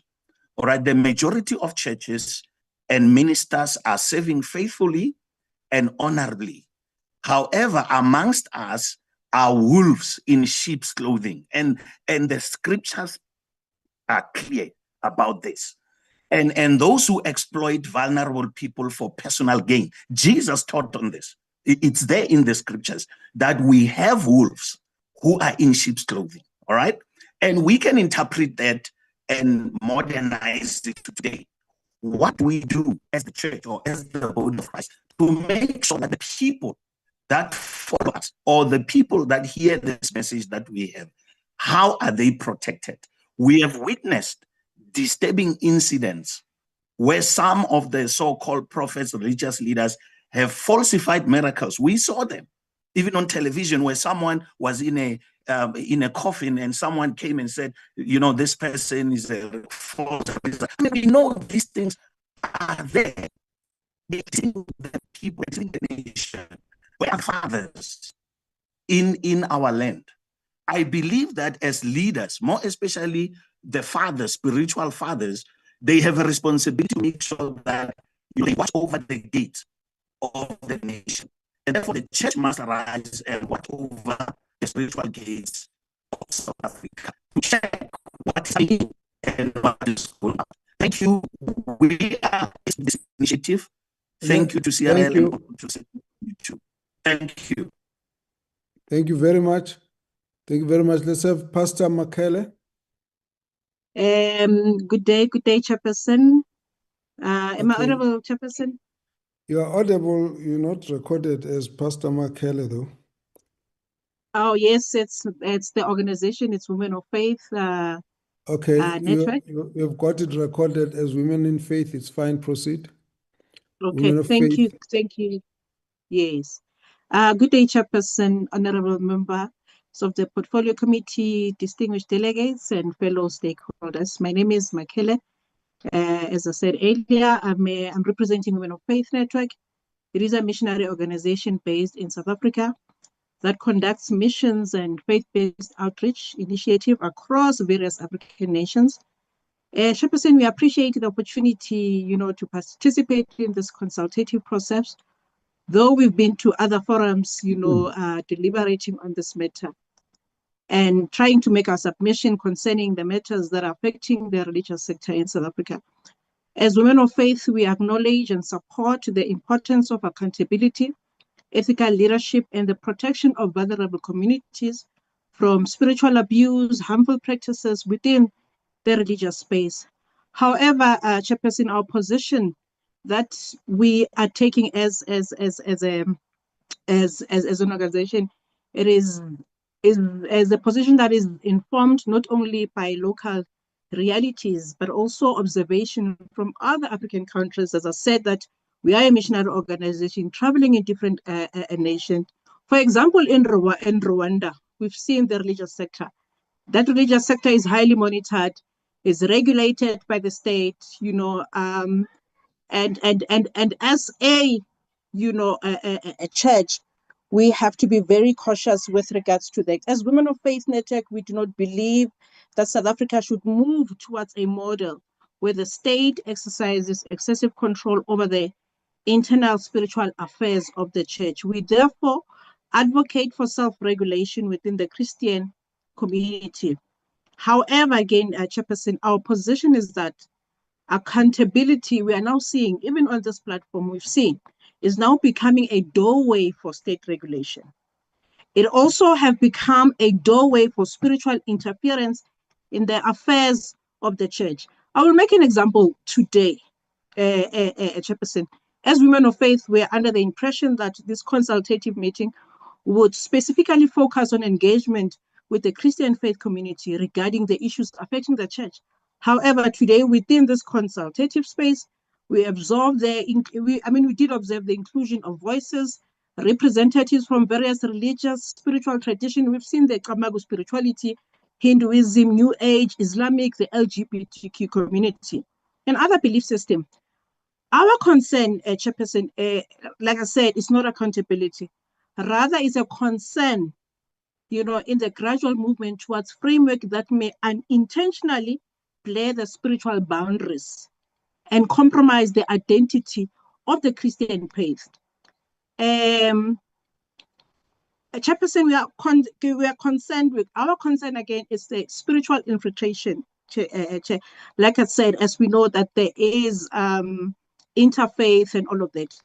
And the issue is that the approach, specifically with CRL and other forums, especially the government forums, there's a broader multi-faith structures that may not fully understand our foundation as a Christian and faith.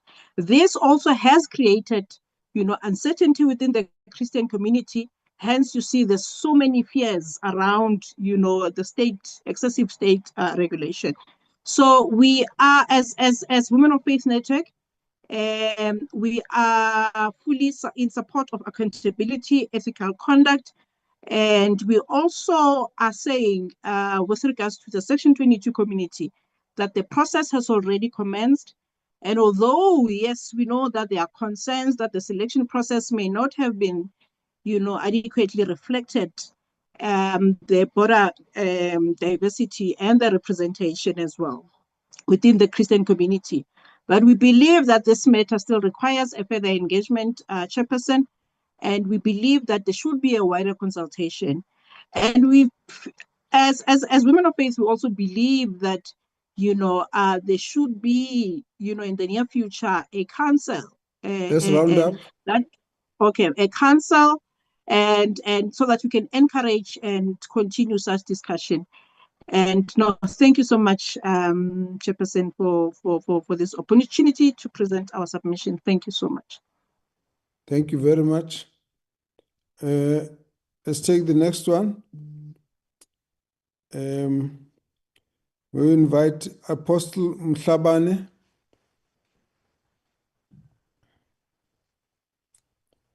Apostle Mhlabane. Okay. Yes. Thank you very much, Chairperson. Greetings to everyone. All protocol observed. Please show your video so we can see you. Thank you. Thank you. As a Christian,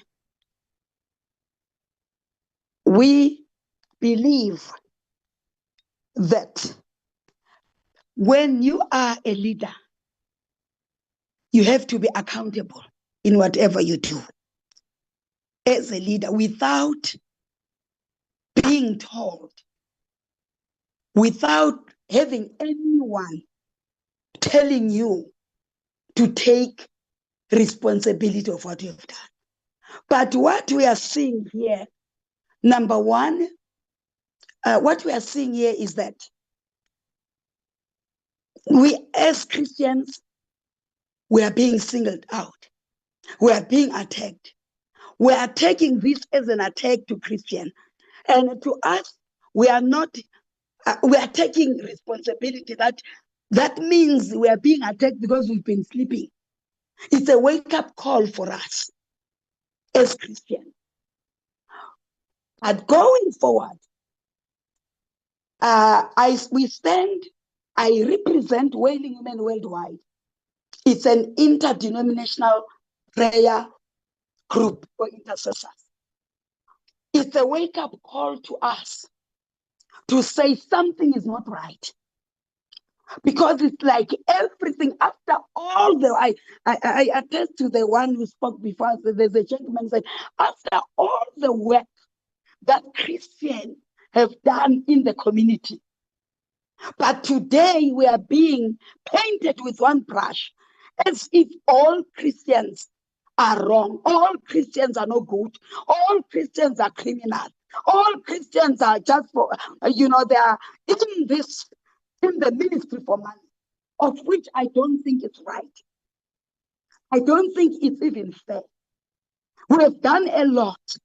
We are running even, community work in our spaces, in our communities, without wanting any recognition from the government. And right now we are having the people who came in the country and abused the church or the congregants. It is the very same government who today is saying they want to correct it. How did the people come? How did the people of Bushir or Matot, how were they here? How did they come? How did they start operating? Was it not a loophole from the government? Today it is the very same government that is saying to us, that is saying to us, as Christians, we are not doing what we are supposed to be doing. Yes, it's the same government who let these people come in and do what they did. And we are being painted with a very same brush. I don't think it's fair. I thank you, Chairperson. Okay, thank you very much, Apostle Mhlabane. Let's have Pastor Thabo Samboti.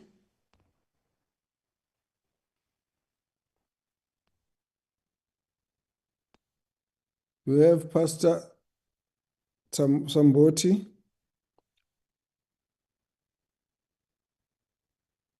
All right, we'll have to move on. Can we invite Dr. Reggie Reddy? Dr. Reggie Reddy. Please proceed.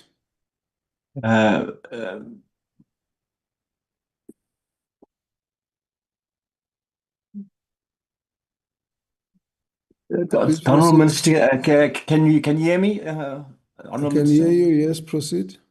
Yeah, thank you very much. So, Honourable Minister and the Portfolio Committee, respected colleagues on this platform. The Surface Organization is an international organization, is represented in South Africa in 122 centres.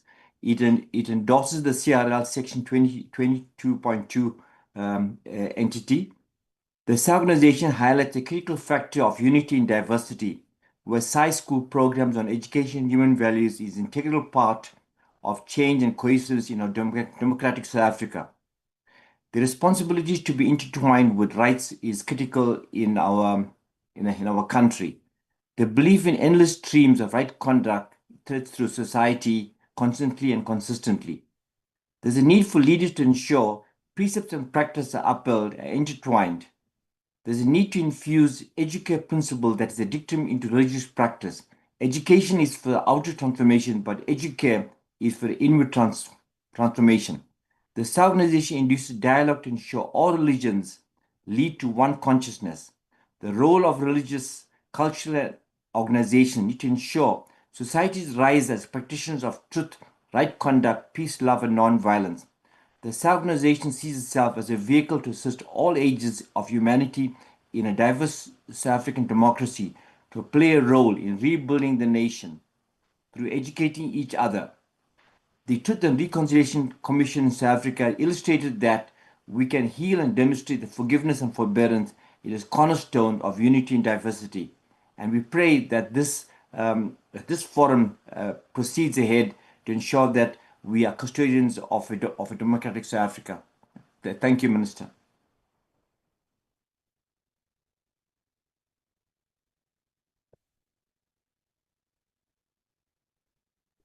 Thank you. May I also request once again those who have got code names, if they are not able to correct them, they will be offloaded. Please take them off so we keep only clear names as to who is in the meeting. But thank you very much for that contribution. We'll take one more and then we'll take a short break so that everyone can have a bit of a comfort break and organize some refreshments wherever you are.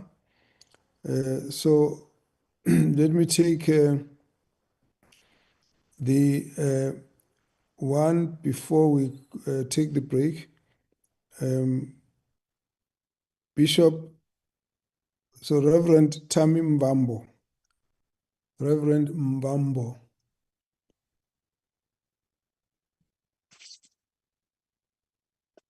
Thank you, Chair, and members of the Portfolio Committee and all the religious leaders in this platform.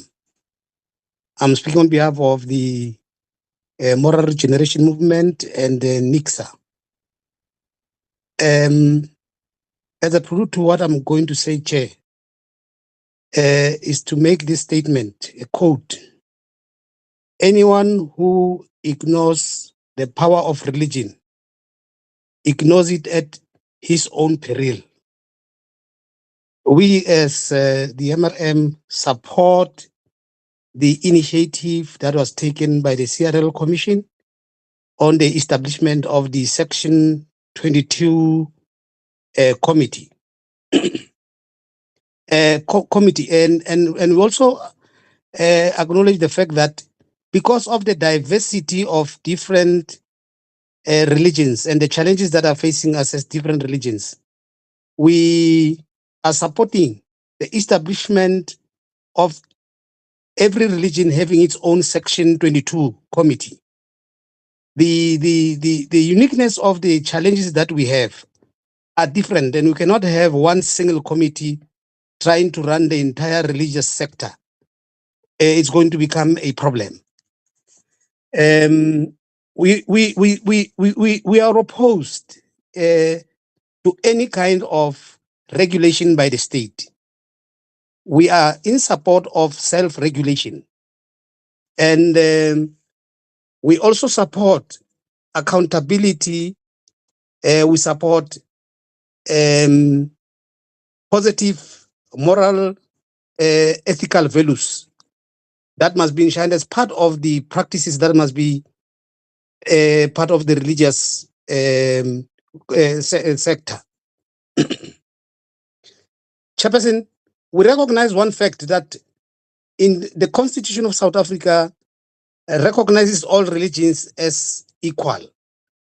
And we support that notion that all religions must be seen as being equal in line with the Constitution.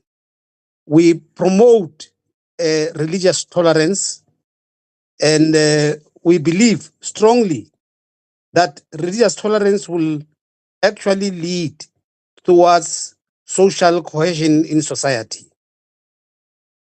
Part of what we are also supporting, because of different challenges that we are facing, is that this kind of Section 22 committees must not just be there to look at the issue of regulations or self-regulation, but must also come up with programs that will deal with the training and empowerment of religious leaders, working closely with institutions of higher learning as part of the program. We recognize the fact that there are challenges in society, and these challenges will come and need us to respond to them according to the way they unfold.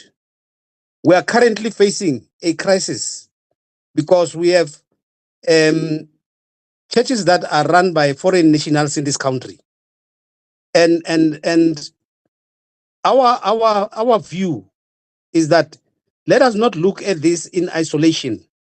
Let us also look at them as part of the program of the integration process that that government is also trying to encourage. In closing, Chairperson, I know individual feels been taken by Parliament for Please switch off your video and proceed so that we can conclude. It is giving Reverend Vambo, please switch off your video and proceed. Let's see whether it makes a difference.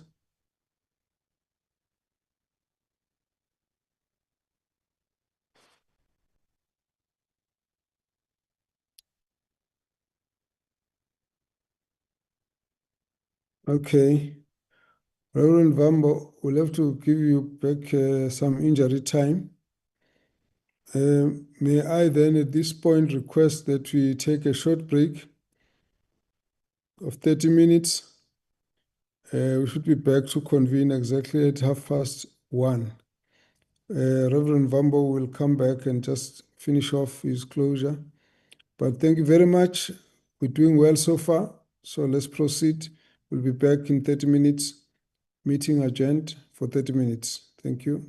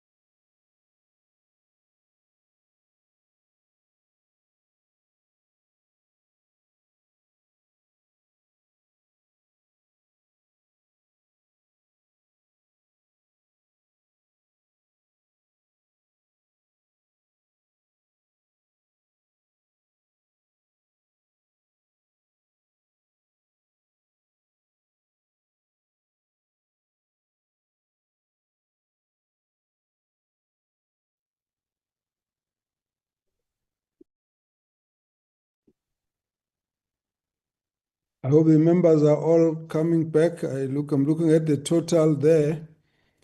We're down by almost 20-something people. So I hope that we can all come back. We should resume at this point. It's exactly 13:30. May I welcome back all the members and that we will proceed. We had a bit of a problem with Reverend Vambo, who fell off on the last part of his contribution. Reverend Vambo, are you back?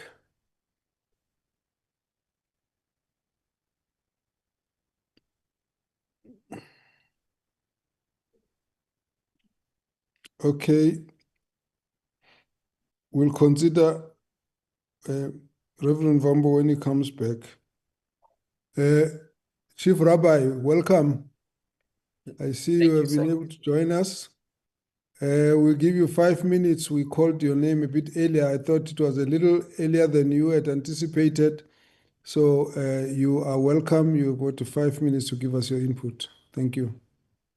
Thank you very much for this opportunity. This is a matter of great national importance to all South Africans.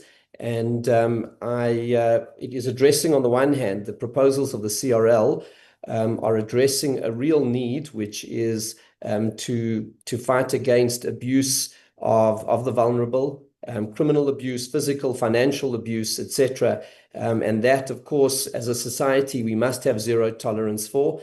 But I believe as a society, we have the National Prosecuting Authority, we have SAPS, we have the state machinery, which is required to prosecute crimes, and that must be used. And as religious leaders, I know certainly within the Jewish community, a number of years ago, I set up a mechanism called the Abuse Review Board. Anyone who had any complaints around abuse, brings it, which we then take straight to the authorities. Done a lot of work of education within our community to make people aware of abuse issues and how they have to be dealt with zero tolerance. However, the current proposal of the CRL to regulate religion, I believe, is a great threat to freedom of South Africans, because it seeks to make that any religious leader has to be registered by the government. And this would be similar to asking all journalists in the country to be registered with the government. Journalists are vital for the preservation of freedom and democracy. Religious leaders also are. Religious leaders represent the values and the spirit, the morals of the society, have to have the capacity to speak truth to power and to be able to serve their congregants and to serve the country. And that cannot be done if religious leaders are made to be registered by government. Then government will determine who can be registered and who can't be. I'm quite sure that the apartheid government would have been very happy to deregister Archbishop Desmond Tutu, because religious leaders have always been at the forefront of fighting for rights. You cannot have the ability of a religious leader to function in this country dependent on government approval, like you could not have that for a journalist. But it goes to something else which is even more deep, and that is the greatness of South Africa is that this is a nation of faith. It is of our 60 million plus in this country, the vast majority of whom are members of religion. And the reason why religion, and I say the church in particular, I say this obviously as a chief rabbi of the Jewish community, our community is small relative to the rest of the country, but there is a church in every town and dorp and village across the length and breadth of this country. That is because religion is not institutionalized. Religion is grassroots. A person wants to set up a church, they can go and do that. That is what has given the spirit to this country, and to seek to regulate that will crush the spirit of religion and the spirit of faith in this country, and it will institutionalize it. I think these proposals are extremely dangerous for the future of freedom and democracy in our country. We all have, and as religious leaders of every faith, and I know all of my colleagues, everyone that I know, and certainly of the vast majority have zero tolerance to matters of abuse. And here's where the state authority, NPA, SAPS, all of the various state bodies have to do their job under the current legislation. There is ample opportunity under the current legislation to be able to stop all abuse. But religion has to be free. If religious leaders are not free, this country cannot be free.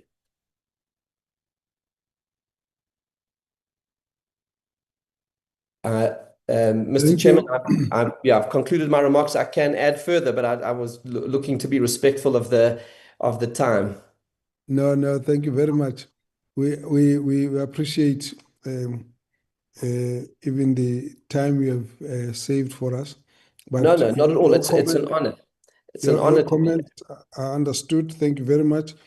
I think we should then proceed. Thanks very much. Let's move to the next speaker. Bishop Msiza, ST Msiza. We have Bishop ST Msiza. Okay. Whilst we're waiting for Bishop Msiza, let's have Bishop JT Nkosi. Looks like Bishop Nkosi is still on, but he's physically not present. So when he appears, we'll come back. Reverend Sedibe. Reverend Sedibe. It looks like the lunch break has finished our meeting. Oh, okay. Yes, welcome, Reverend Sedibe. Just unmute you, and also try and position your camera so we see your face fully. Am I audible? You are audible. Lift a little. That's it. There you are. Please proceed. Okay, thank you very much. And good afternoon to Chairperson and all protocol observed. This is Rev Sidibe from Gauteng Province Faith-Based Organization. I'm a deputy chair. So my input in this matter, number one, is that the church must unite and walk in love. That's number one. Because without love, there's nothing we can achieve. The Bible says in the book of 1 Corinthians, chapter 13, that love does delight in it, but rejoice with the truth. It always protects, always trusts, always hopes, always reserves. So I believe that to have things right, you won't go to feed. So my input is, let the consultative process by Section 22 begin a change proceed. That's number one. Number two, the structure must include all faith, must be gender balanced. Then number three, churches track our Section 2 for solutions for the good of our country. So thank you so much, and I'm for contributing. So most of my interview by other members. Thank you so much.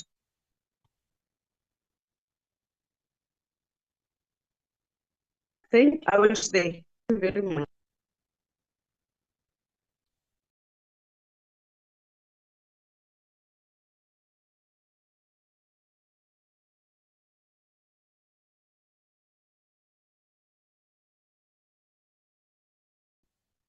You're on mute, sir.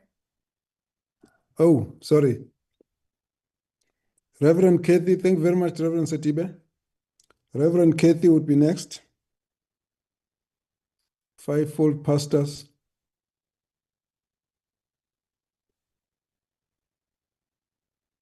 Okay, let's move on. Bishop Mukwera. Bishop Mukwera. Yes. Mukwera. Mukwera. Yes. Thank you. Hey. Sorry about that. Mukwera. Yeah. Let's see your face first and then you proceed. Okay.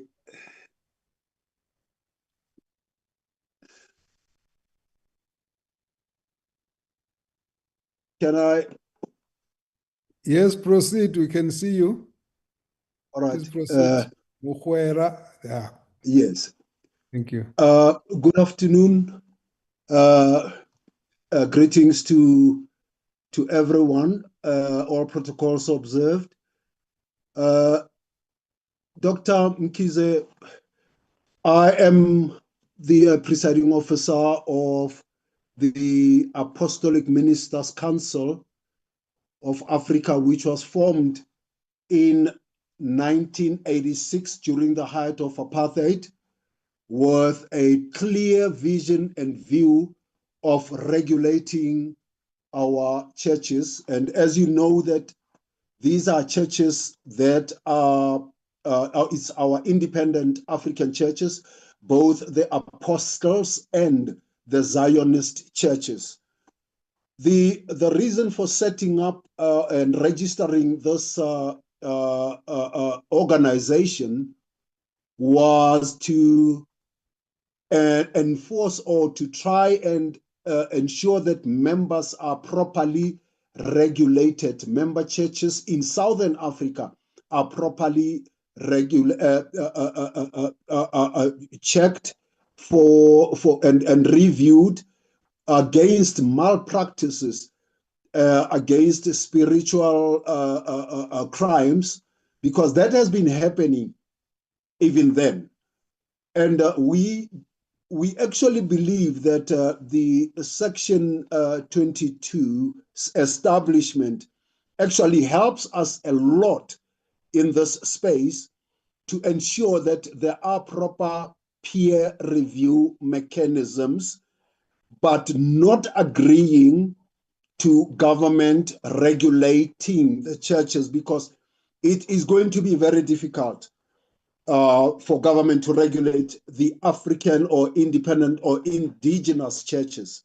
Firstly, we operate differently, and it needs someone within that space who understands how we function spiritually. And we can only be able to review our peers based on the experience and the doctrine within which we operate. Anyone from government or any official who has not operated in that space would not be able to even see or understand the operational structures, including if law was transgressed. And at times, even if certain things were practiced, it would unfortunately be viewed as something else. So we agree with the Section 22 as it is set to consult with especially our types of churches, which for a very long time have actually been sidelined, and we feel that this forum is actually assisting in ensuring that there is good religious practices, there is integrity, which we also are pushing within our members, which we always have actually ensured that it is practiced. So this actually complements what we have been doing in the background, but not having a correct platform in which we can table our concerns and request assistance.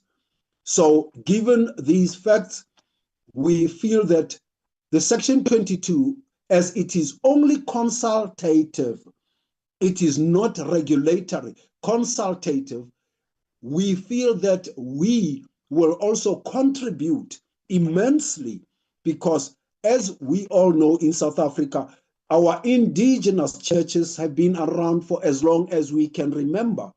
And those made a large number of membership. So we actually agree with the consultative process, but not the regulatory process. It would take a lot for government to try and regulate the African indigenous churches.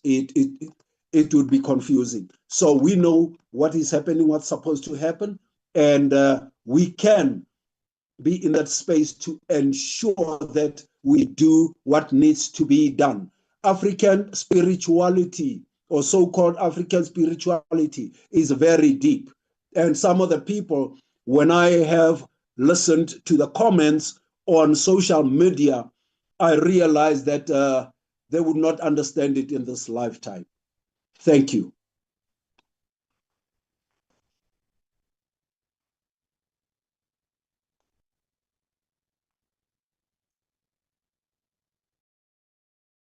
Much, Reverend Mukwere. Thank you for very clear input. I'd like us to move on. Could we then invite Reverend Mutsiri? Reverend Mutsiri.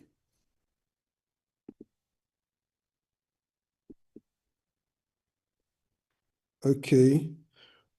Let me invite Nkosi Shembe from Ebuhleni.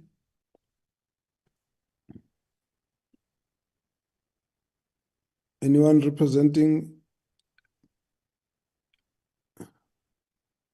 Good afternoon, Honorable Chair. Welcome, Mr. Ngwan.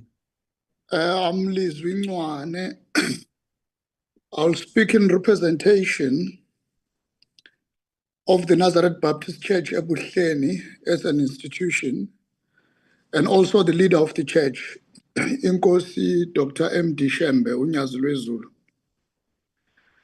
The church today is 116 years of existence, and I speak today in my capacity as the Secretary General of the church.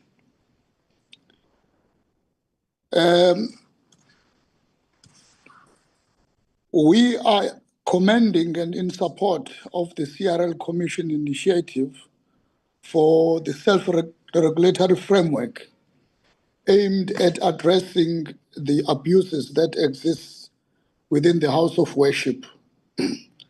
Well, it is our submission that even though, as we will note in the country, that there are serious criticism and perhaps misunderstanding and complexity around the process, but we shall state that people shall focus on what is the actual objective behind the initiative. We are very much alive to the fact that there are legislations in the country which exist and also which may be enforced to address any form of abuses in the Republic. But the citizenry of the country is in a serious crisis wherein there is a deliberate lack of will from those that are in power and authority to protect and promote the spirit and purport of our laws. Therefore, it will be wrong and not being responsible that we were to make noise and cry foul in terms of the process. Instead, we shall allow an opportunity where we'll be engaged and consulted by the appointed Section 22 committees. And people can be able to be free to contribute in terms of the processes and the ambit that, or within which the Section 22 committees will execute the tasks. It is therefore our view that considering the process having started, those that feel aggrieved, maybe being left out or thinking that there is an attack against the church, they shall allow themselves an opportunity for further consultation and engagement. And we applaud the initiative of the Portfolio Committee and the honorable members present, inclusive of the chairperson, for perhaps allowing this opportunity where the views can be exchanged. Therefore, in my conclusion, I will state that understanding the current situation in the country and also what is currently unfolding from Justice Madlanga Commission, it will be wrong to listen to those that are speaking nicely, wanting us to believe that the fact that there are laws and the prosecuting authority or SEPs available to enforce the laws, then we should fold our arms as the church.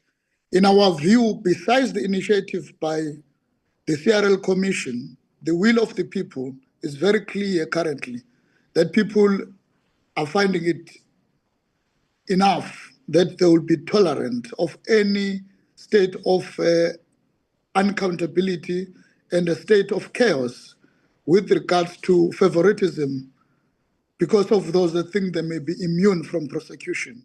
It is high time that the church take a firm stance and fight against any delay in terms of the enforcement of our laws. Therefore, we as the church, we endorse the process. If there are any flaws that may be identified by the portfolio committee and the honorable members present, let us simply fix that and stop attacking one another. I think it will make a difference and the church will have a voice. There is no risk whatsoever towards the freedom of religion. There is no right in this country that is absolute. Most of the rights are subject to limitation by our law, which is the constitution of the country. Thank you. Thank you very much, Mr. Ngane. That's also very clear. Thank you. Let me then request we take the next speaker, Mandisa Kumada. I'm not sure whether it's Kumada or Kumede. It looks like it's Kumada. Yes, you're welcome, ma'am. Good afternoon, Chair. Thank you. It's Mandi Sakumata. You're correct. I would like to state that our views have already been shared by our DOP, Bishop Stephen Diseko, and so I would like you to give the next speaker. That's very progressive. Thank you very much. And thanks to Dr. Bishop Diseko. May I invite the next speaker, Apostle Mtimande Ngwenya. Apostle Ngwenya.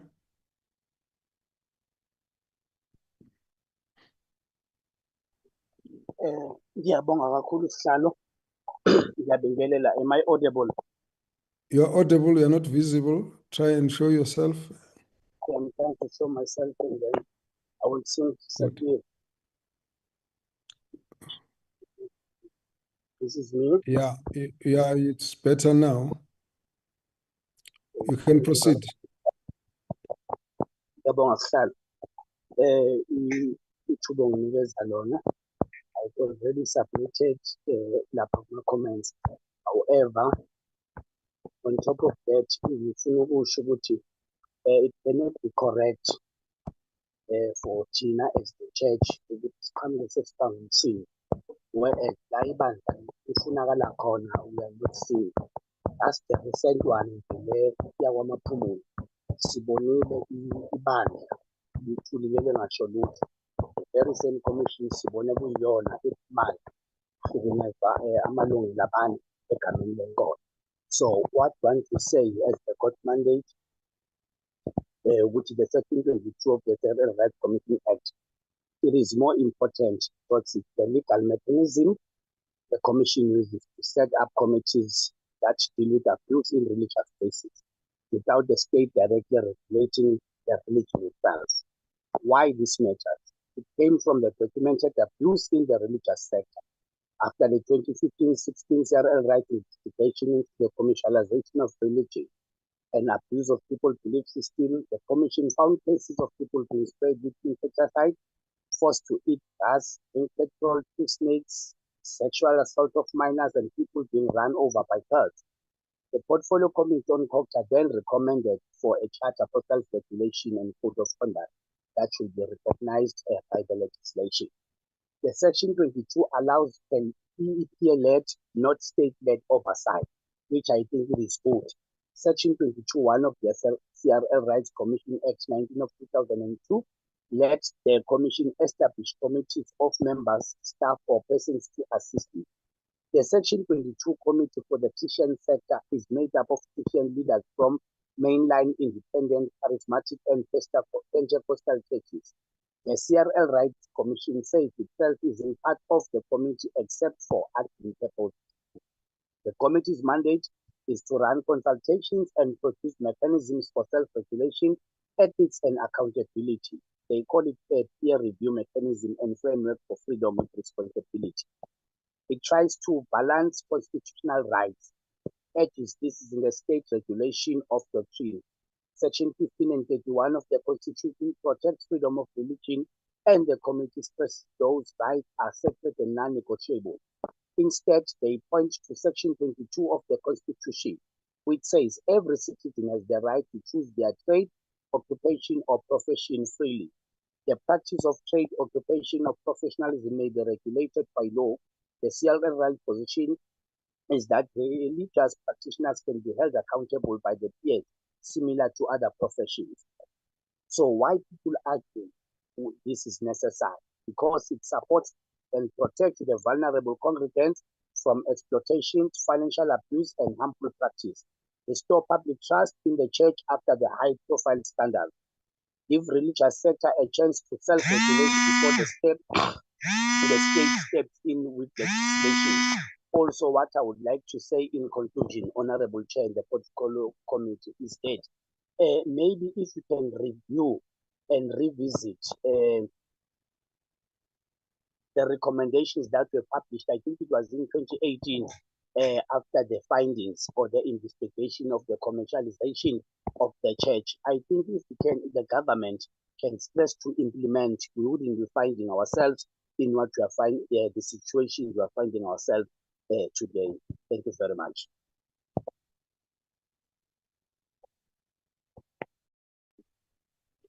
Thank you very much, Timande. Thank you very much for that contribution. We then are going to invite Reverend Mehana, and let me also say that those who were skipped because they were not present, could they raise their hands so I can see on the screen who was missed, was on the list to speak but could not? If you just raise your hands and put it up there so I can follow. At this point, we're going to invite Reverend Mehana. Thank you, Chair. I hope I'm visible enough.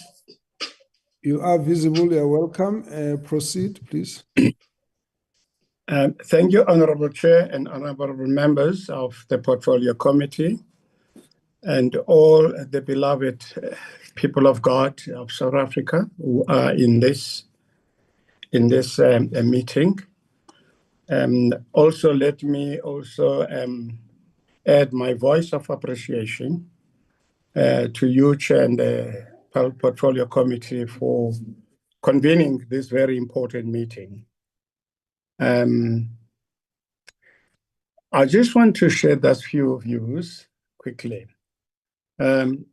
We need to take it into consideration as we engage on this matter that the CRL Rights Commission is a constitutional creature which is created by the people of South Africa through its constitution to protect and promote cultural, religious, and linguistic rights in South Africa.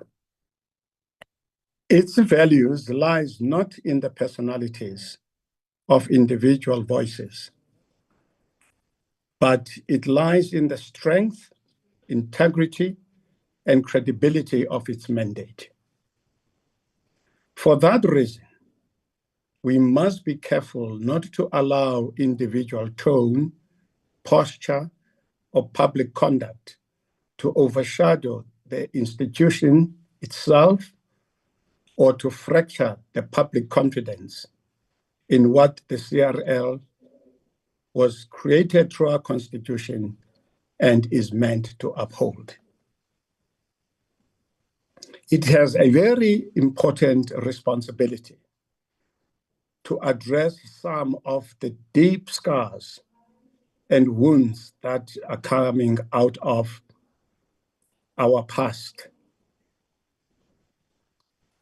There is a growing need to regulate any behavior that victimizes, divides, or diminishes the dignity of others under the opinion or under the cover of an opinion or leadership or influence of anyone.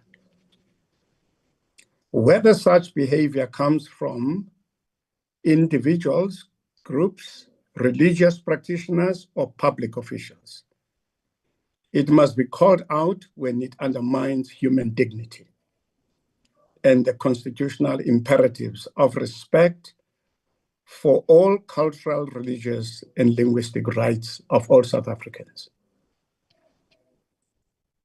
No religion, culture, or language is untouchable, and no institution, including the CRL itself, is beyond critique, correction, or accountability. At the same time, the public discourse about the CRL must not be reduced to piecemeal controversies, especially when religious issues dominate the headlines and skew perceptions of its broader mandate.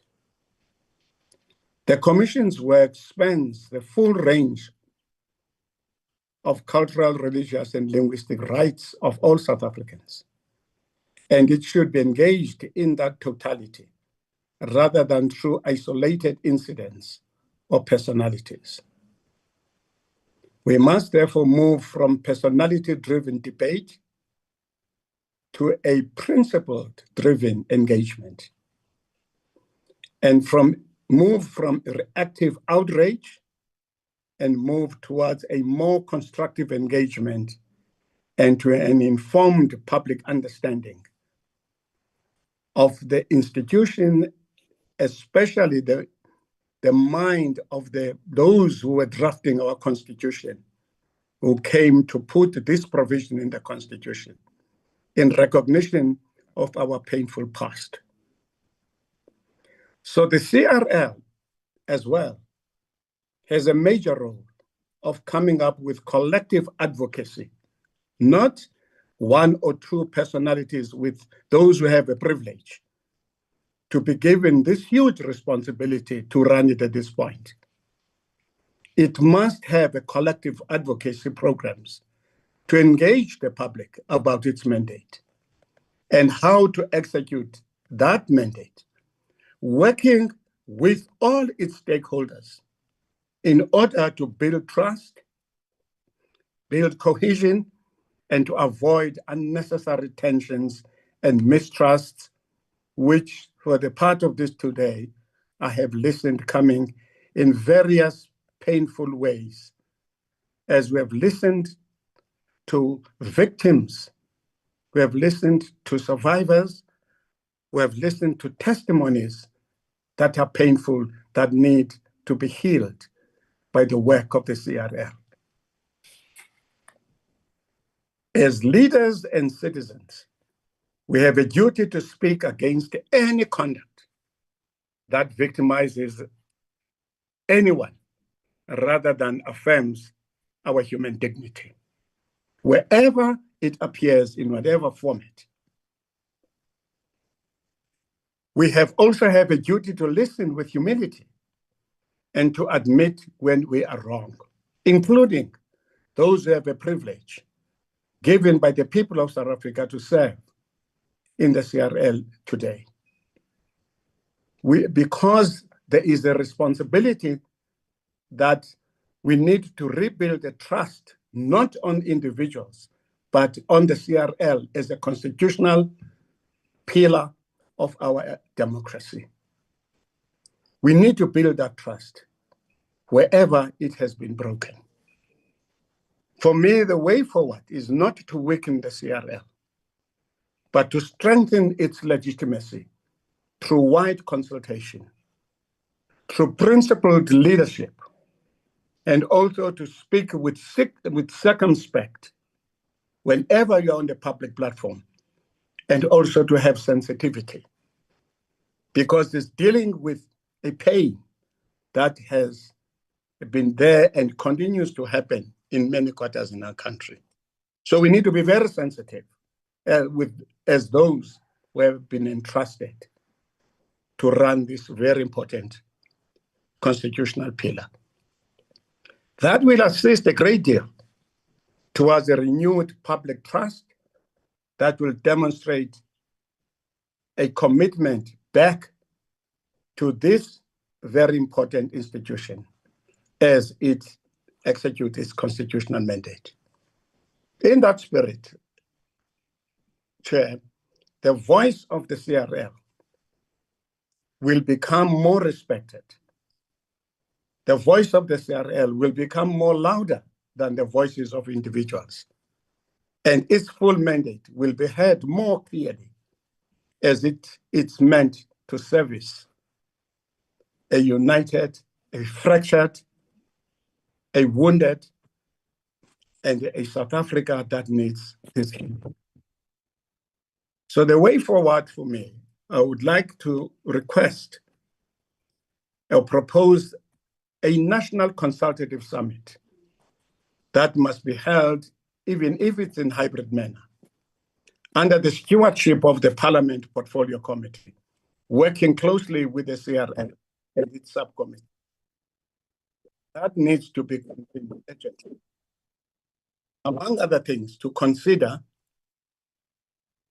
the following. Firstly, to identify all areas which need to be addressed, such as disagreements, misunderstandings, misalignments, with a view of coming up with an aligned framework of working with one another. Is to identify areas that need further commission work. Also during that summit, to have areas that will be given to commissions that will report back to the summit plenary so that we can come up with a cohesive way of how to make CRL work to be effective in dealing and also in delivering on its mandate. We need to come up with an agreement on which areas and challenges that are structural if we look at how the SRL has been executing its responsibilities and try to remedy such structural defects. Reverend Mayana, I'm sorry, we need to close it at that. Yes. I've been muted and I've been trying to call you to hold, but thank you for your input. You're going to send all of that in writing, because I can see there's still quite a bit that would be useful. So, but I'm sorry, we have to round it off at this point.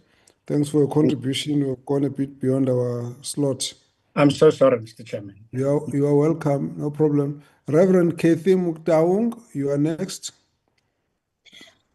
Thank you, Chairperson. Thank you so much. Oh, and after that, if I was speaking on my behalf, I would stand down, but I carry a mandate of the Fivefold Pastors Council. My name is Reverend Kathy Mutaung, and I'm the General Secretary of the said council. And I speak under that mandate on behalf of the council. And this is the council, Chairperson.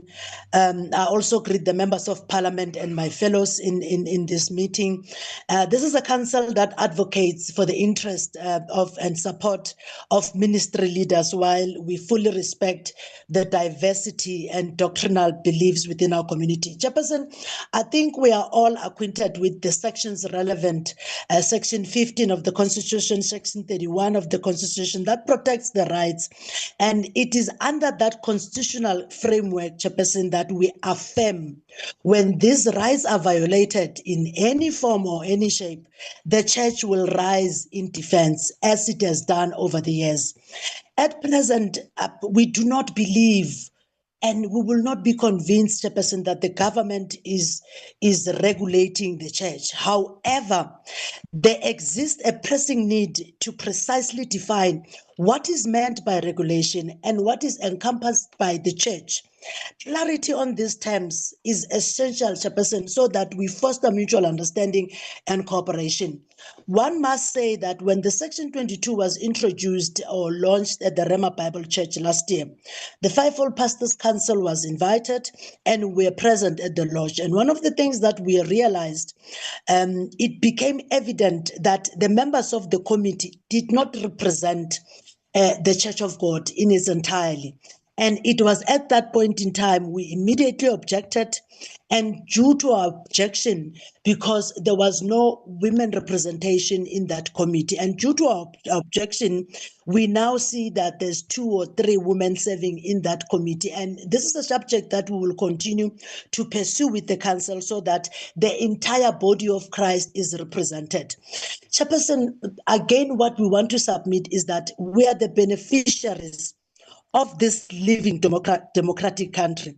And we believe it is incumbent upon us to actively participate in the systems that uphold that democracy. And earlier on, I said the church was in the forefront when, during apartheid, when the constitution was abused.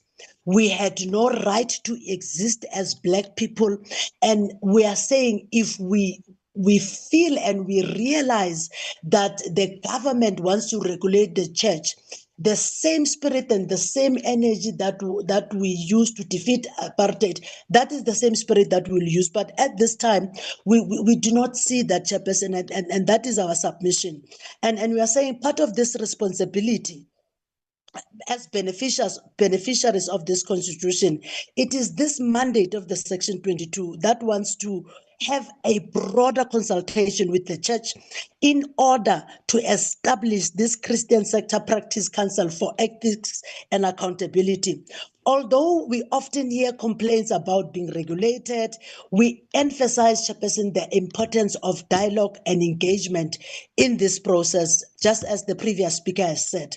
While there may be disagreements regarding the process and the implementation, who's represented, how they were appointed, we believe that we have the capacity to rectify that through constructive participation.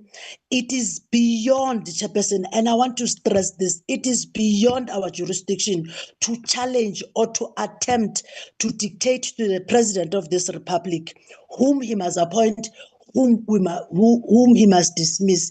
In an event where we are aggrieved, there are platforms to raise that. Platforms that are created by this CRL. We are the CRL, and the CRL belongs to us.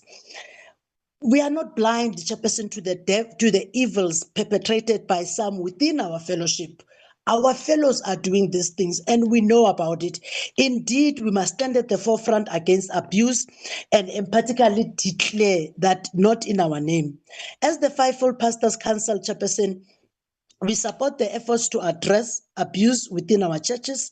We champion accountability, self-regulation within the Christian religious sector, and we also understand it is not only the Christian sector that this process is going to take place on. All the sectors, it has been submitted when it was launched that all the sectors will go through this regulation, Chair, and the adherence to a code of ethics that uplifts the integrity of our institutions. Finally, Chairperson, we commit to be working hand in hand, cooperatively with the Section 22 to ensure that they fulfill the very same mandate effectively and transparently. And immediately, Chairperson, if they don't do that, we will again convene in this matter and say, this is what the Section 22 said it was doing and is not doing that. It is within us, and we have the capacity as the leaders of the church, we have the capacity as the constituents of this country, which is protected by the Constitution. In that way, Chairperson, we submit that as the Fivefold Pastors Council, we support the Section 22. Where there are problems, we will be able to deal with them. Thank you, and God bless us all. Thank you very, very much. Yeah, I see you were really getting lifted. Thank you very much, Reverend Kathy. Can we then request that those who were not present when we invited them, could they indicate? And anyone who didn't have time to speak or had not thought of speaking, but later feels that they could say one or two things, I'll give you 2 minutes. But I'm not going for repeat presentations. I'm just going to pick up for those who may never have had the opportunity. Raise your hands and then let's see who it is, and then we can move it from there. I'm doing this because we've come to the end of the list of our speakers, and everyone has been afforded the opportunity, except those who are not present and those who, and those who missed out when they were called. Let me see the hands. Bishop Chitapia, you were not present, so I'll give you the opportunity at this point. Please go ahead. Can you make yourself visible? Yes. And Aaron Mkabane, you also give you that chance. Anyone else? Please, Bishop Chitapia, you could come in. Thank you, Chair. Can we see My name you is first? Bishop. Can you see me, Chair? No, we can't. We would like to see your video. Okay. Please open your video. Okay, because I thought I just opened it. Oh, looks like we need a bit of a workshop there. No. Okay, proceed. Yes, I'm Bishop Chitabia from Baptist Community Church. Our church has been founded more than 60 years ago. Mr. Chair, thank you for inviting us. There are two things that I'm just going to talk and shut up. Two things, Chair. I understand that what the state is trying to do, but I think, Chair, there should not be biased about Christianity, because I think the bias is there on Christianity. Number one, why am I saying that? Because where I'm staying, there are many circumcision schools where people have died, and I've never seen the chair of CRL talking about that this should be stopped. Number two, there is what we call ACRP, which is a state government, state thing. But I also see that in the participation of the members who have been chosen by the chair of CRL, I believe that those who do not have what the ACRP says. And Chair, please, can you look at that? Thank you. Thank you very much. Let's have Aaron Mkabane.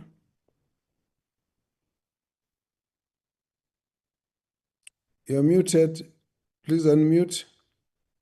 I can see you. I can't hear you. Thank you, Wonderful. Chair. Proceed. Yeah, Aaron Mugabane from the Evangelical Alliance. And just to add, at times some people misunderstand. CRL doesn't have legislative powers. It doesn't develop any legislation. It's a constitution supporting body. Now, what CRL is doing, even though it can recommend to Parliament, Parliament is the one that has got the powers to regulate. That's one. Two, Parliament COCTA already in 2019 went against the recommendation to regulate. It said we must self-regulate. This is a resolution of COCTA. Now, I'm adding on our earlier submission to say we support self-regulation. Now, my last point is this. Our government or our state is legitimate. Yeah? It's a legitimate government, and I can even quote scripture to say the Bible obliges of us to respect legitimate just government. We've got a just government. Now, anybody who then wants to make us suspicious of our government on no basis, he's wrong. This is our government. We own it. It's a gift to the people of this country. We must defend it. We must hold it accountable and make sure it does things justly and in the interest of everybody. Now, if the government so decide some areas needs to be regulated, it's within its competence and its right. And the government and the state The church is free, or religious bodies are free to make inputs. But at the end of the day, government needs to rule. Lastly, the Concord has already ruled that the state cannot regulate doctrine. That is settled forever. You know, we cannot go back to it.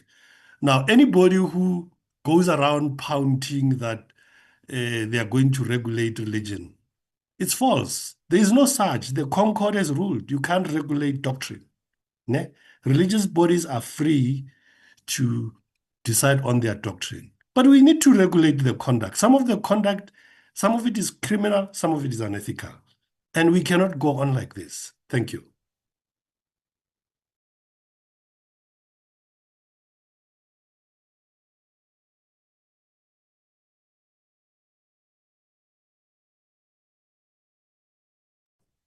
Unmute Kabaze.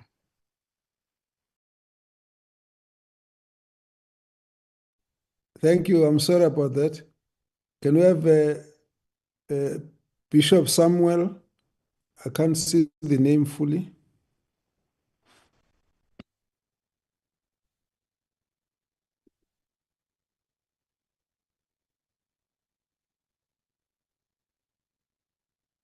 Bishop Samuel, I can't see the name, full name, but you're on the floor.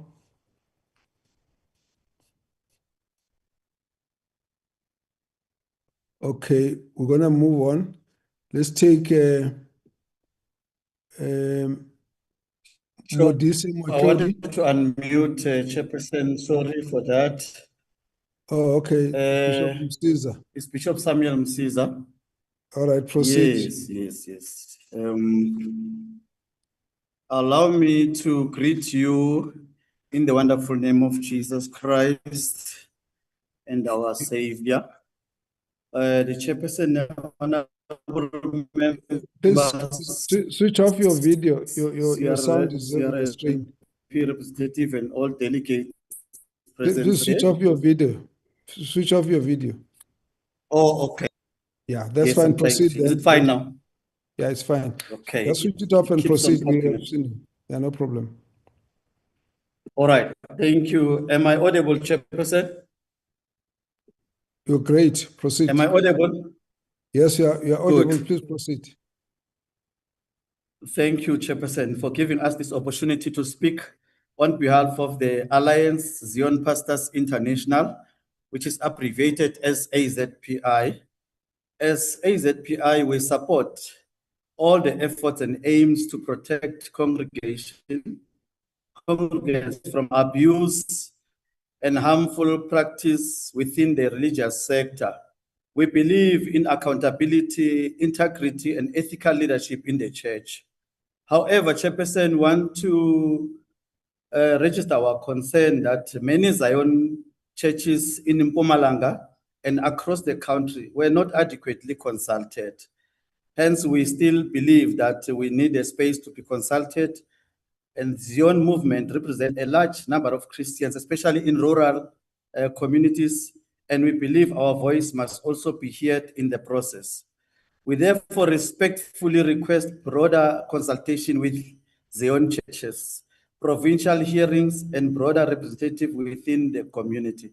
We also wish to emphasize that freedom of religion and independence of the churches must always be protected. As AZPI, we remain committed to working together with Parliament, CRL Rights Commission in building a united, ethical, and accountable Christian sector. I thank you, and we support the establishment. We are waiting for them to come to Mpumalanga and to come to all sectors of Amazayoni, and Amazayoni be fully represented. Thank you, Program Director and Chairperson. Thank you very much, Bishop Msiza.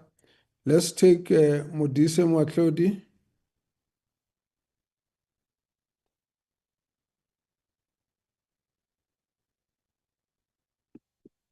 Good day, Chairperson and the Portfolio Committee, and thanks for this opportunity. I just want to raise the fact that there's a misconception that abuse only happens in the Christian sector. Whereas if you look at the cultural practices, especially when people are being initiated into some spiritual practitioners, there's a lot of abuse that happens there, and other linguistic communities also experience the abuse. So my suggestion is that, as it was previously suggested, that we need Section 22 committee for all these areas, the subsector of the Christian faith as it is diverse, but also we need something for the cultural practices where abuse is happening and also in the linguistic space, so that we broaden this consultative process and as a nation we come up with one framework that would be able to govern all of these. We can't just use a cookie cutter for every religion or cultural perspective. There are nuances that make us different, and hence we are a diverse society. So on that basis, I'll strongly urge that the committee consider to diversify the Section 22 into all these formations so that we can get adequate input, consultation, and feedback. Thank you, Chair. Thank you very much. You're welcome. Let's have Bishop Johannes Nkosi.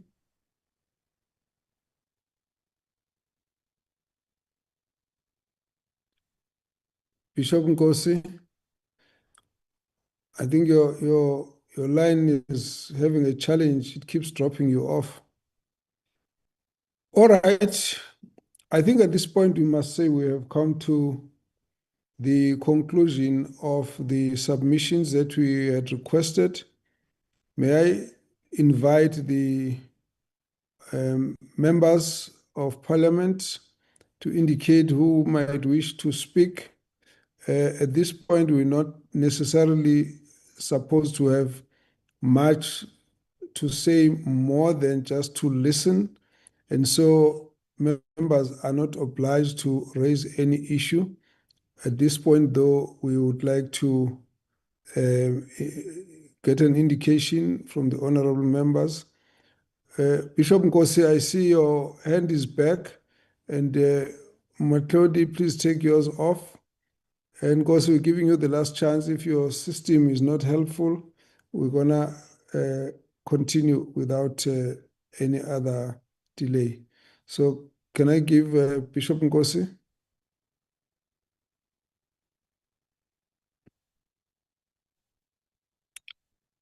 No, I think your system is letting you down.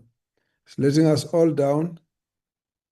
We can't do much about that now. Honorable members, any members wish to comment?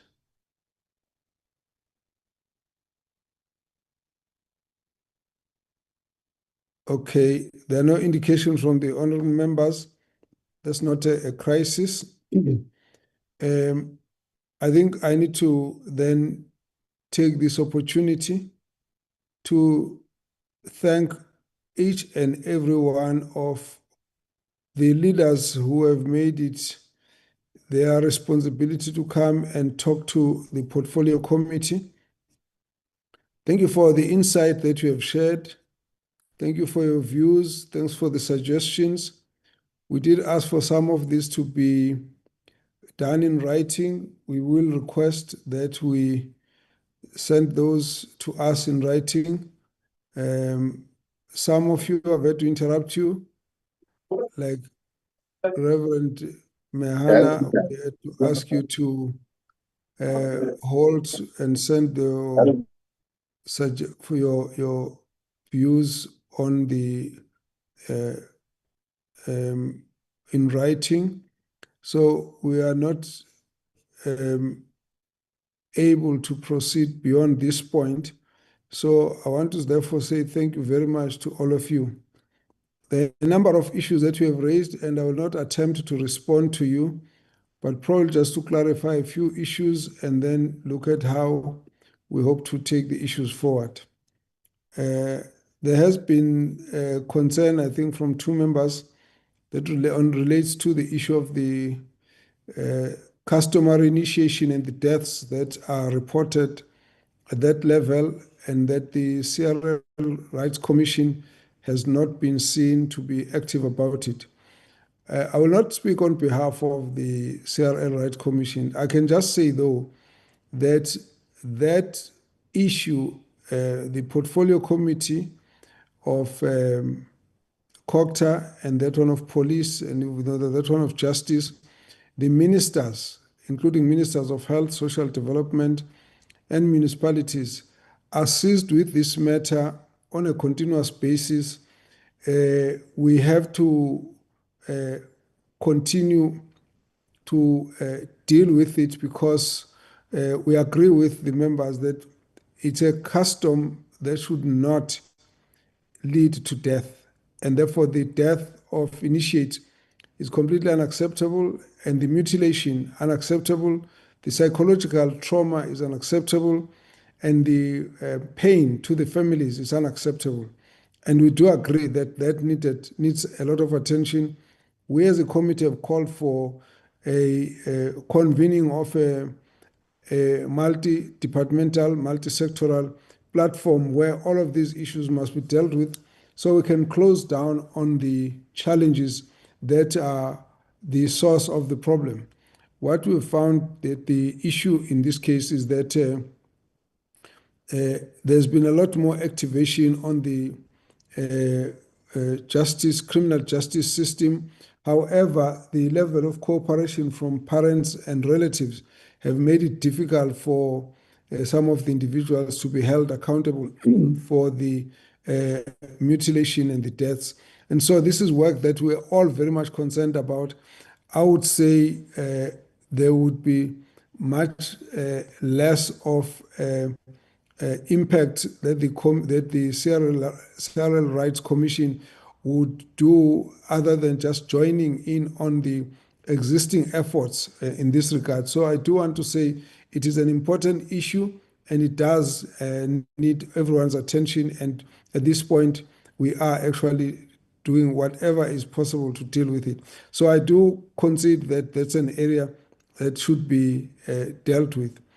The other issue is to clarify as well this process. So far as this process is concerned, this session that we have today, it is a session that is not aimed at replacing the CRL in terms of its mandate. It is a process, as when we started, I indicated it's an intervention that has been recommended by the Speaker of the Parliament, following a lot of representation that went to the Speaker's office.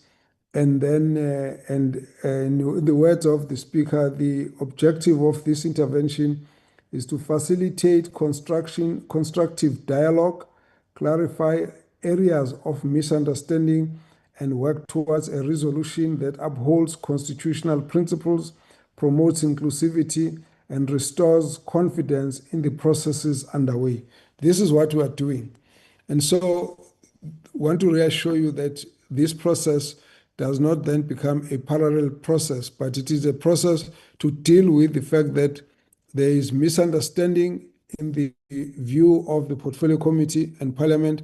There is loss of trust in the view of the CRL Rights Commission. We've had this discussion, and this is what we're trying to cure from the point of view of the Parliamentary Portfolio Committee. Now, getting back to this process, I think it's important also to say we undertook to consult with the religious leaders from the point of view of those who have been opposed to the CRL Rights Commission's Section 22 process, and also hear those who are in support of this process, because out of that comes the wisdom of what is it that we can do together without much of public acrimony. And this is what this process is all about. Now, going back then to the issues that are raised in this process is the fact that the Constitution guarantees our freedom of religion and our rights to worship in the manner that we believe in. And therefore, Parliament is the major custodian of this Constitution. So there wouldn't be a way that Parliament would look on if there was anything that would threaten the rights to religious beliefs and to practicing our own beliefs and religions and faiths in the manner that we believe. So from that point of view, I think we need everyone assured that we are not presiding over a process that is aimed at the infringement of those fundamental rights. That is what the whole of Parliament is about. That's what the Speaker of Parliament is about. That's what government is all about. So there wouldn't be anyone who would come on the side and threaten the freedom of religion. It is not possible, and this process is not about that. So let's put that one aside. The second issue, which is important also to deal with, there have been transgressions wherein the rights of congregants have been infringed. There has been exploitation, whether it is spiritual, physical, financial, in different ways. There have been instances where there have been breaches of basic human rights of congregants, and that all of us, we condemn. We condemn as a portfolio committee, as parliament, as government, as society. We all don't agree that any one person should be subjected to such. That we all agree, even amongst the people who have been raising objections, everyone agrees that situation is un-South African, is unacceptable. We will not tolerate any of such. Then the other aspect of it, which is clear as we all discuss here, and everybody again agrees, that is that those transgressions are not a defining feature of different religions and different faiths. They happen in a minority of instances, of course, extremely unacceptable and unsavory, but they are not the norm for all religions and in particular, and therefore they are not the rule of what happens everywhere. But in a small percentage of instances, it happens right across different churches, different denominations, different faiths, different religions. So those kinds of things, when they do happen, they would happen across because they are a feature of human weaknesses. They are a feature of human transgressions. So whilst we condemn that they should not be happening, but at the same time, we do understand that it's the smaller number who get involved in those transgressions. Having said so, we all agree as well that we should utilize all the existing legislation to punish and penalize those who break the law.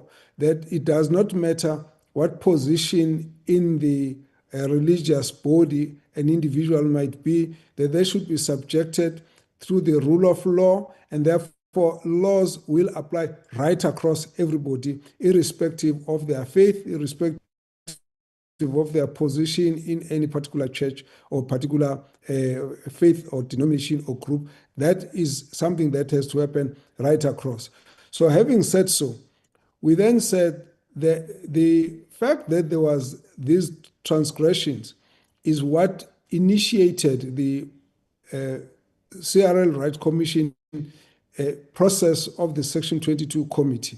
That is how it came about. But in the process, we must also accept that the Section 22 as a statutory construct, it is a normal and acceptable and legal mechanism of how this commission can deal with issues under its mandate. So as a rule on its own, Section 22 as a committee, there is nothing wrong with that as a principle. Now, so what then are the challenges? Now, the Section 22 process was supposed to address these matters that we have referred to as transgressions. And then it became clear that one of the matters that need to be dealt with is that there has to be a stronger focus on the ethical code of conduct, wherein the religious bodies need to be able to ensure that we hold each other accountable for the safety of our congregants, and at the same time to ensure that no one can actually be beyond reproach, beyond any form of accountability, even before the laws are transgressed. So again, everybody agrees on that. Now, having gone that far, what then was the source of the disagreement? That's where the misunderstanding and the mistrust comes in. In the first instance, some of the issues that have been raised have raised a suspicion that the process of Section 22 committee is about state regulating the church. Now, the Section 22 committee does not have such authority. The CRL Right Commission does not have such authority. The government and the parliament has not given any such a statement that the church must then control religion. So what then is being discussed is the ethical code of conduct. Where the difference is, okay, so the first issue, therefore, is there's agreement on the ethical code of conduct right across. Even those who are opposed to the Section 22 process are not opposed to the issue of the ethical code of conduct process, controlled, managed, and developed by religious bodies, religious leaders, religious community. So at least up to that point, there's no disagreement. Where then the disagreement arises is the Section 22 process as it stands, can it be interpreted as the basis for government regulating the state? The state regulating religion. And that's the basis on which some have gone to court. Now, we need to find a way of how do we agree on the issue of the development of the ethical code of conduct without conflating it with the fear of those who feel that any legislation might be posing a risk. Because we can agree and deal with all of those issues even before we get to that kind of disagreement. So we need to find a way, how do we do that? The next issue relates to the fact that there are various details of what areas need to be part of this ethical code of conduct, which no government will determine.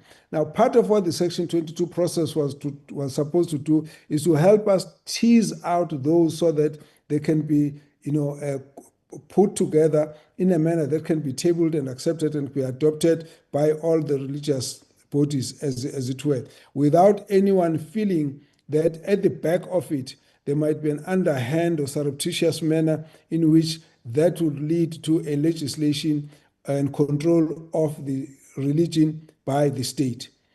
Now, the other area that has compounded it have been utterances that have been attributed to the chairperson of the CRL Commission.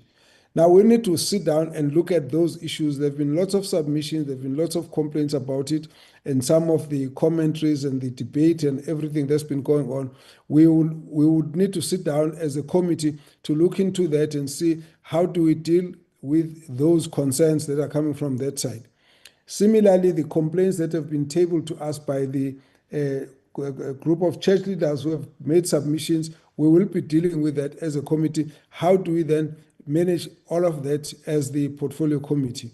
So what I think then becomes the major issue for us is to find a way to proceed towards the development of an inclusive, the last point also relating to the Section 22 committee process has been the inclusivity.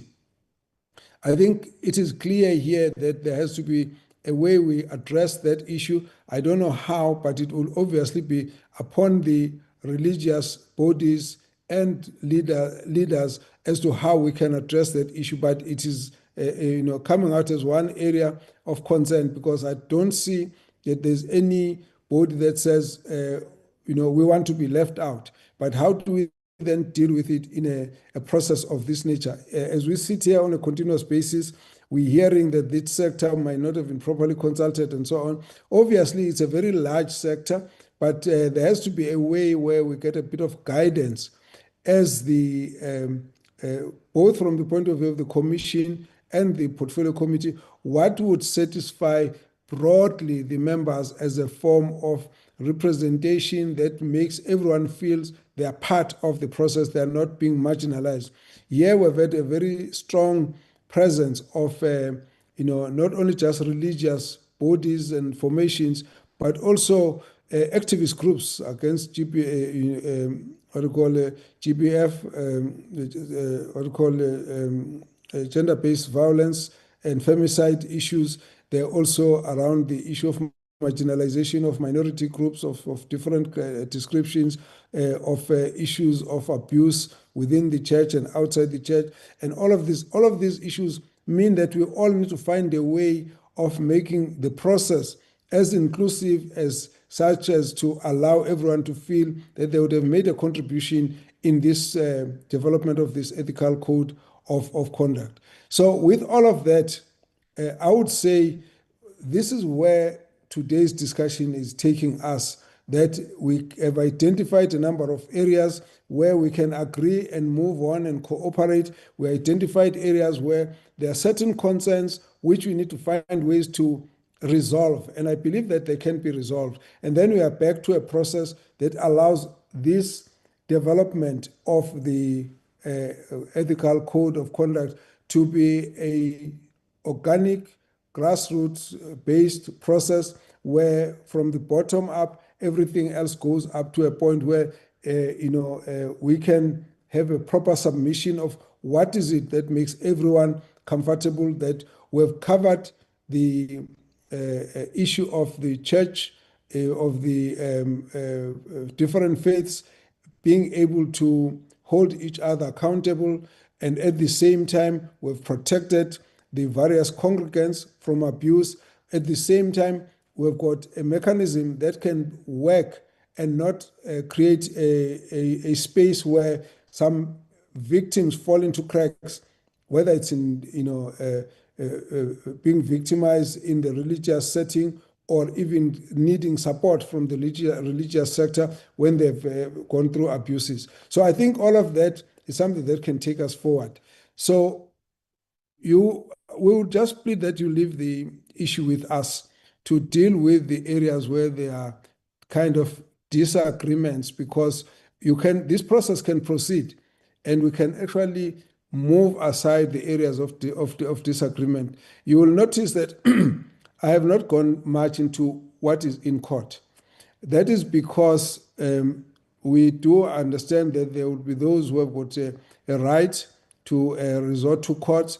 Maybe there are issues that we may never be able to resolve other than going to court, but there also is case law that indicates that any form of regulation of the state or of religion by the state will not actually pass through court. So is it the same what is happening now and what others are fearing?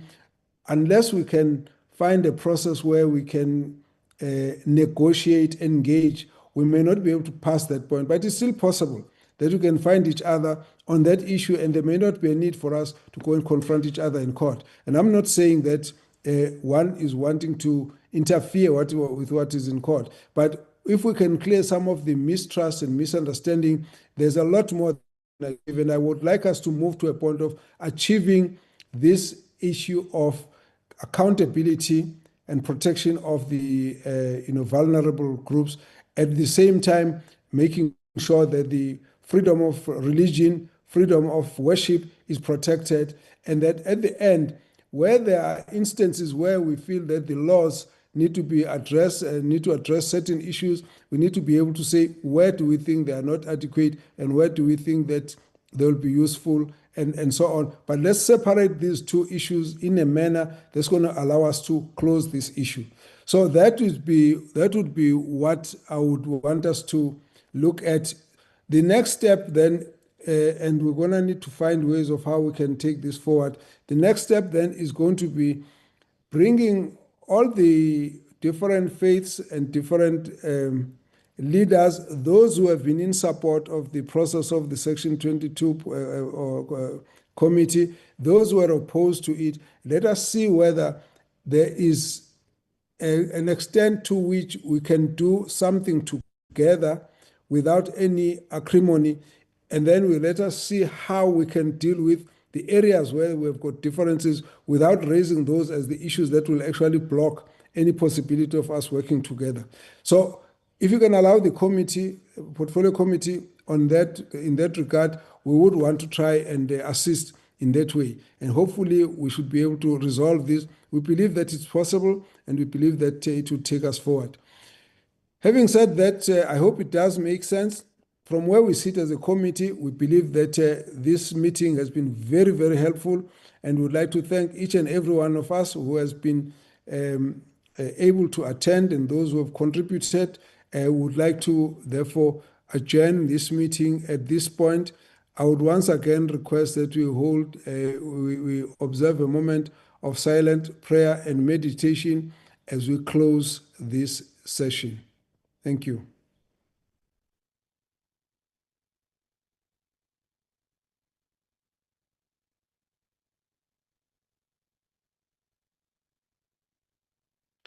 Thank you very much.